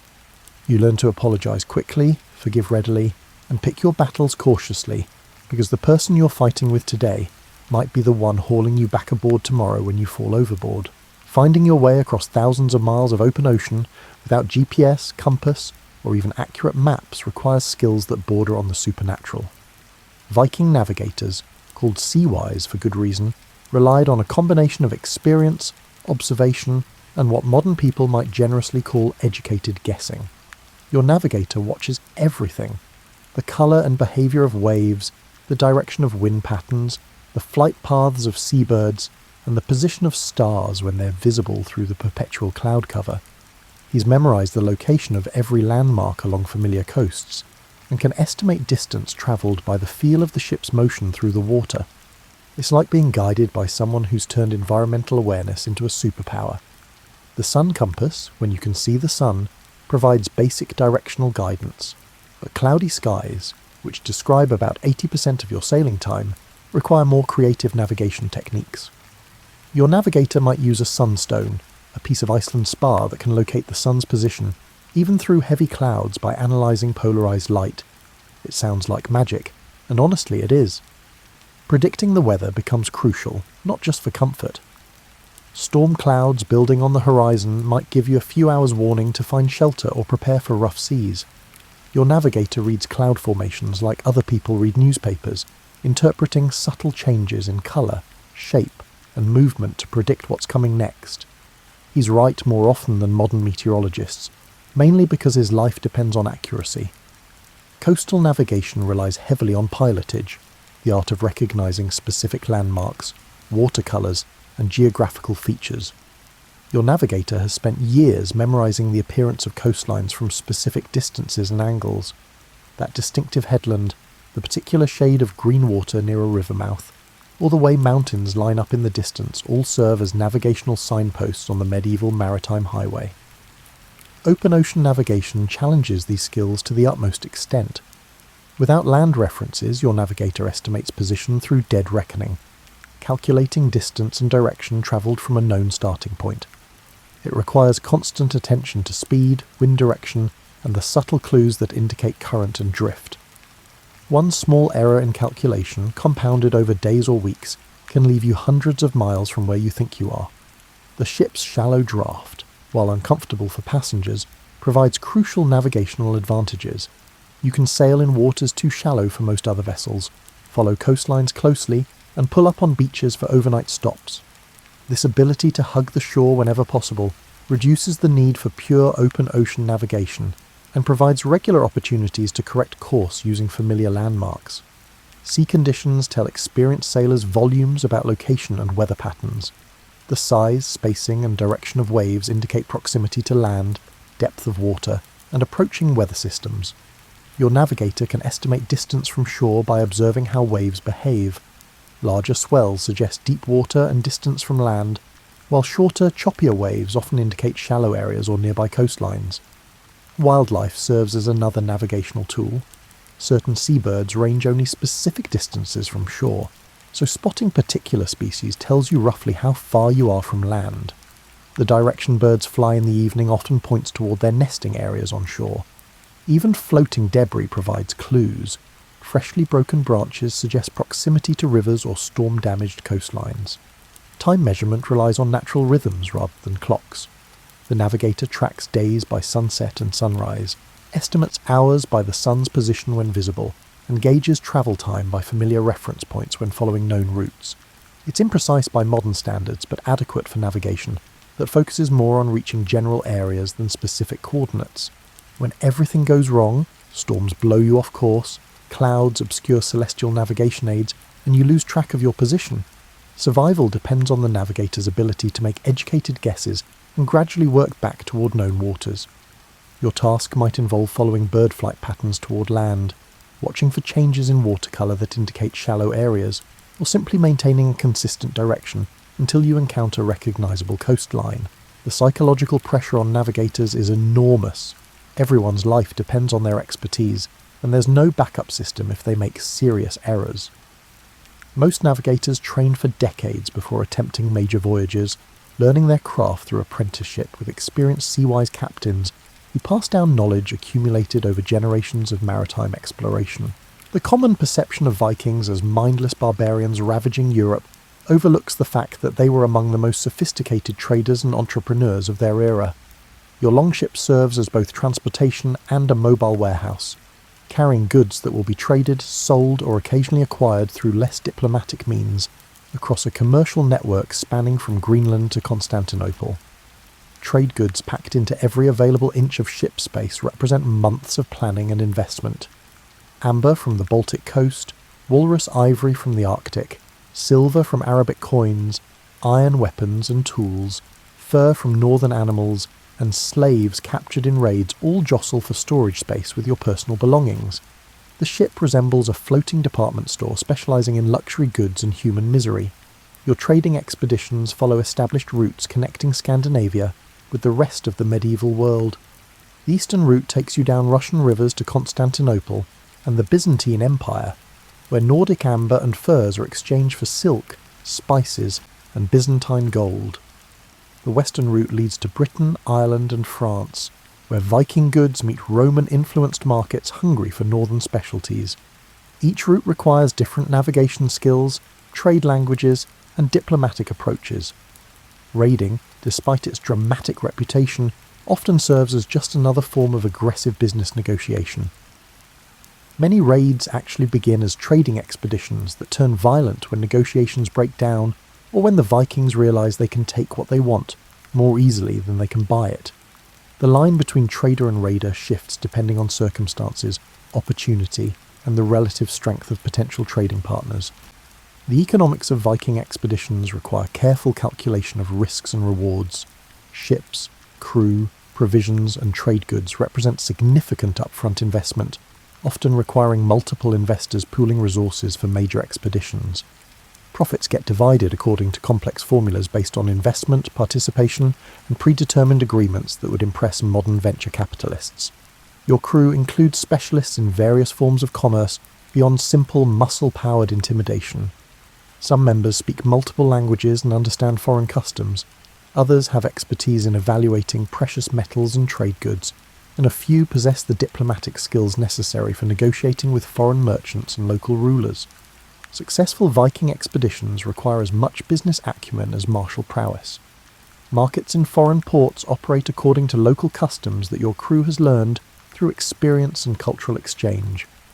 Understanding religious taboos, social hierarchies, and seasonal trading patterns makes the difference between profitable commerce and diplomatic disasters.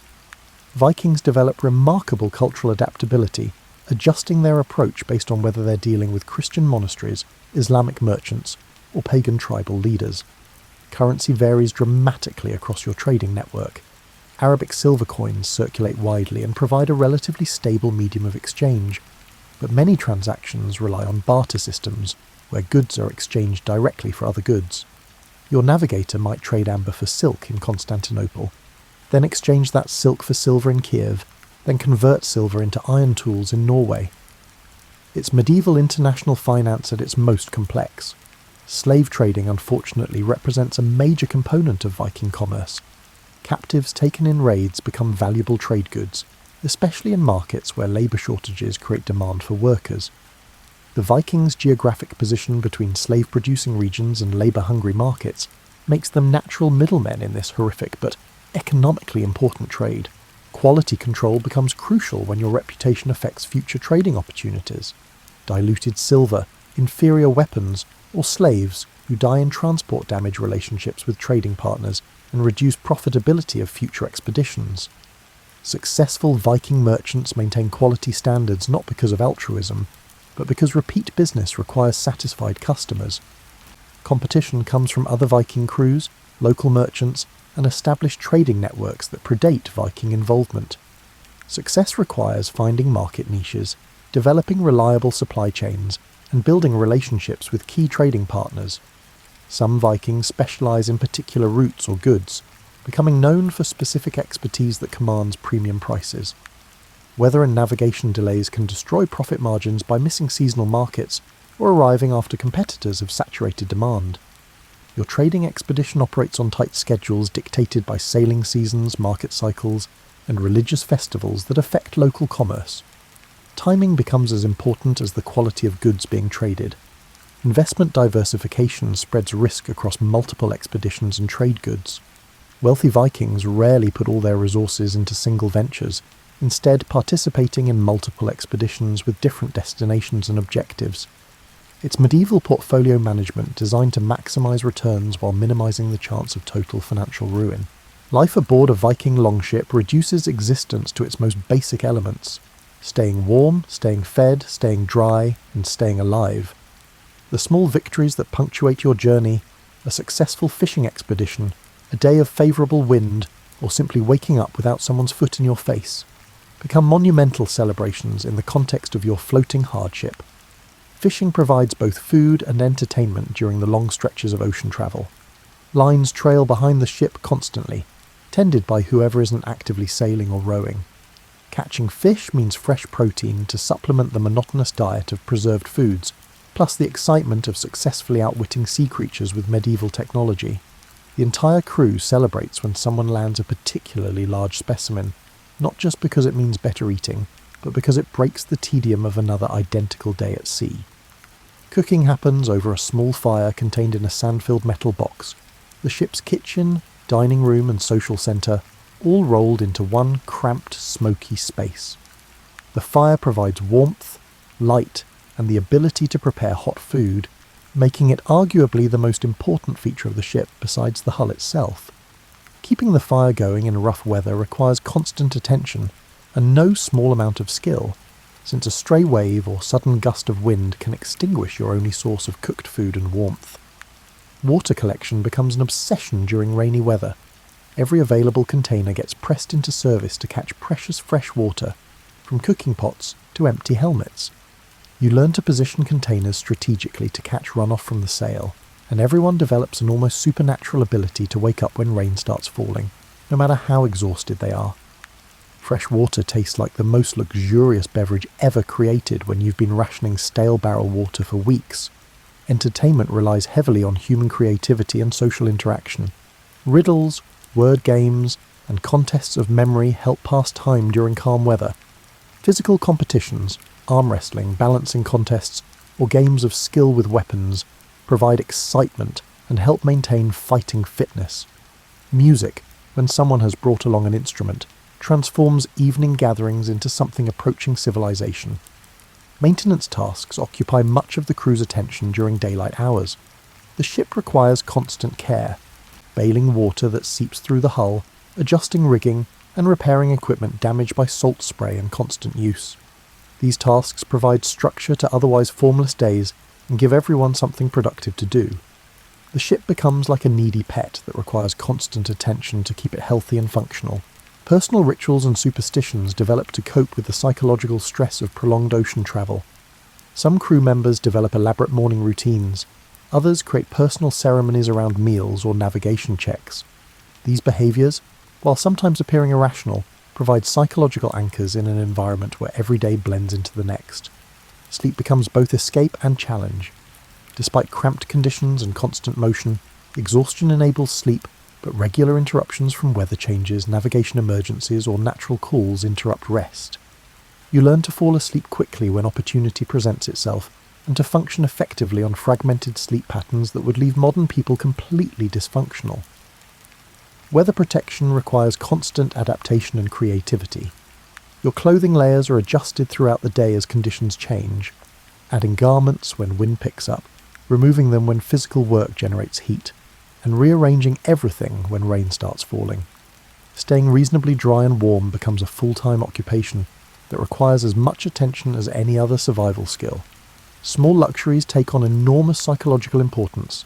A piece of preserved fruit, a drink of wine, or even a few minutes of privacy become treasured experiences that provide disproportionate happiness. You learn to savour tiny pleasures because they represent the only breaks from an otherwise relentlessly austere existence. Social bonds strengthen through shared hardship and mutual dependence. The people you might have ignored or disliked on land become crucial allies in the struggle for daily survival. Helping someone repair their gear, sharing food during shortages, or simply providing companionship during particularly difficult weather creates relationships that last long after the voyage ends.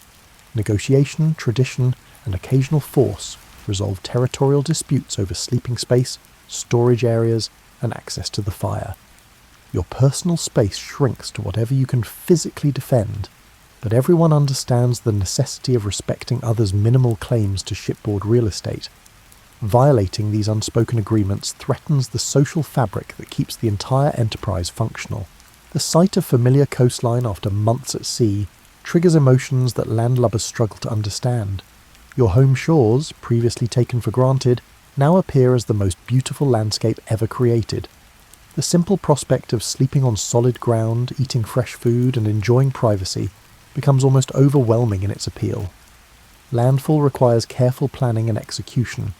Your shallow draft Longship can beach almost anywhere, but choosing the right spot involves considering tides, weather, local politics, and the condition of your crew and cargo.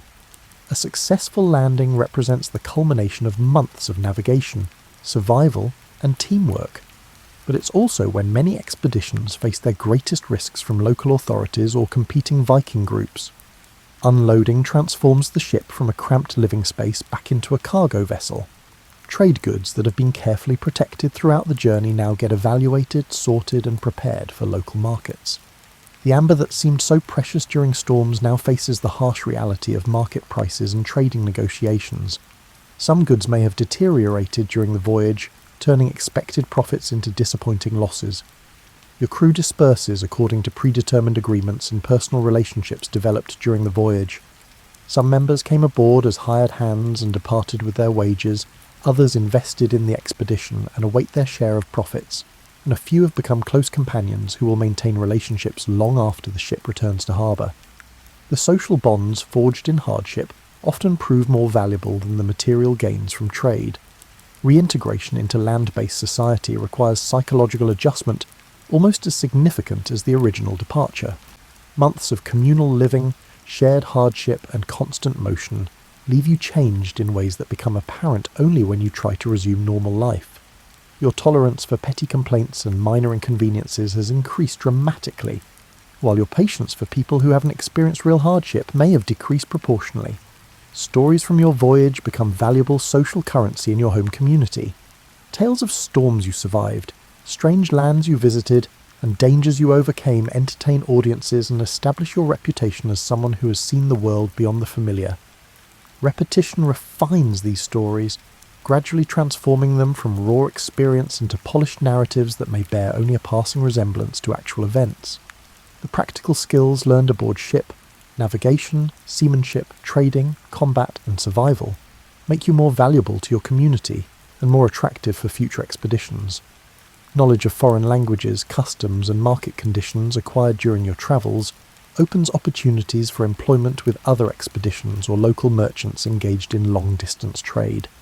Physical changes from months of difficult living become visible to friends and family.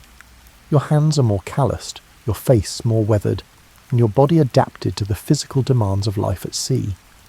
These changes serve as permanent reminders of your journey and mark you as someone who has endured what many people cannot imagine attempting.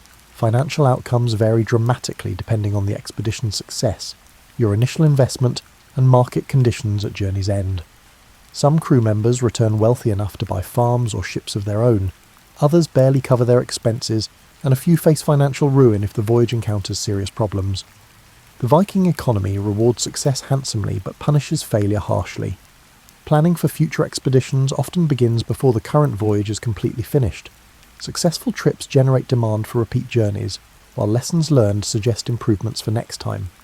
The ship requires maintenance and modifications, crew members need replacement or recruitment, and trade goods must be selected based on experience with foreign markets. Your transformed perspective on risk, comfort, and human relationships affects decisions about future life choices.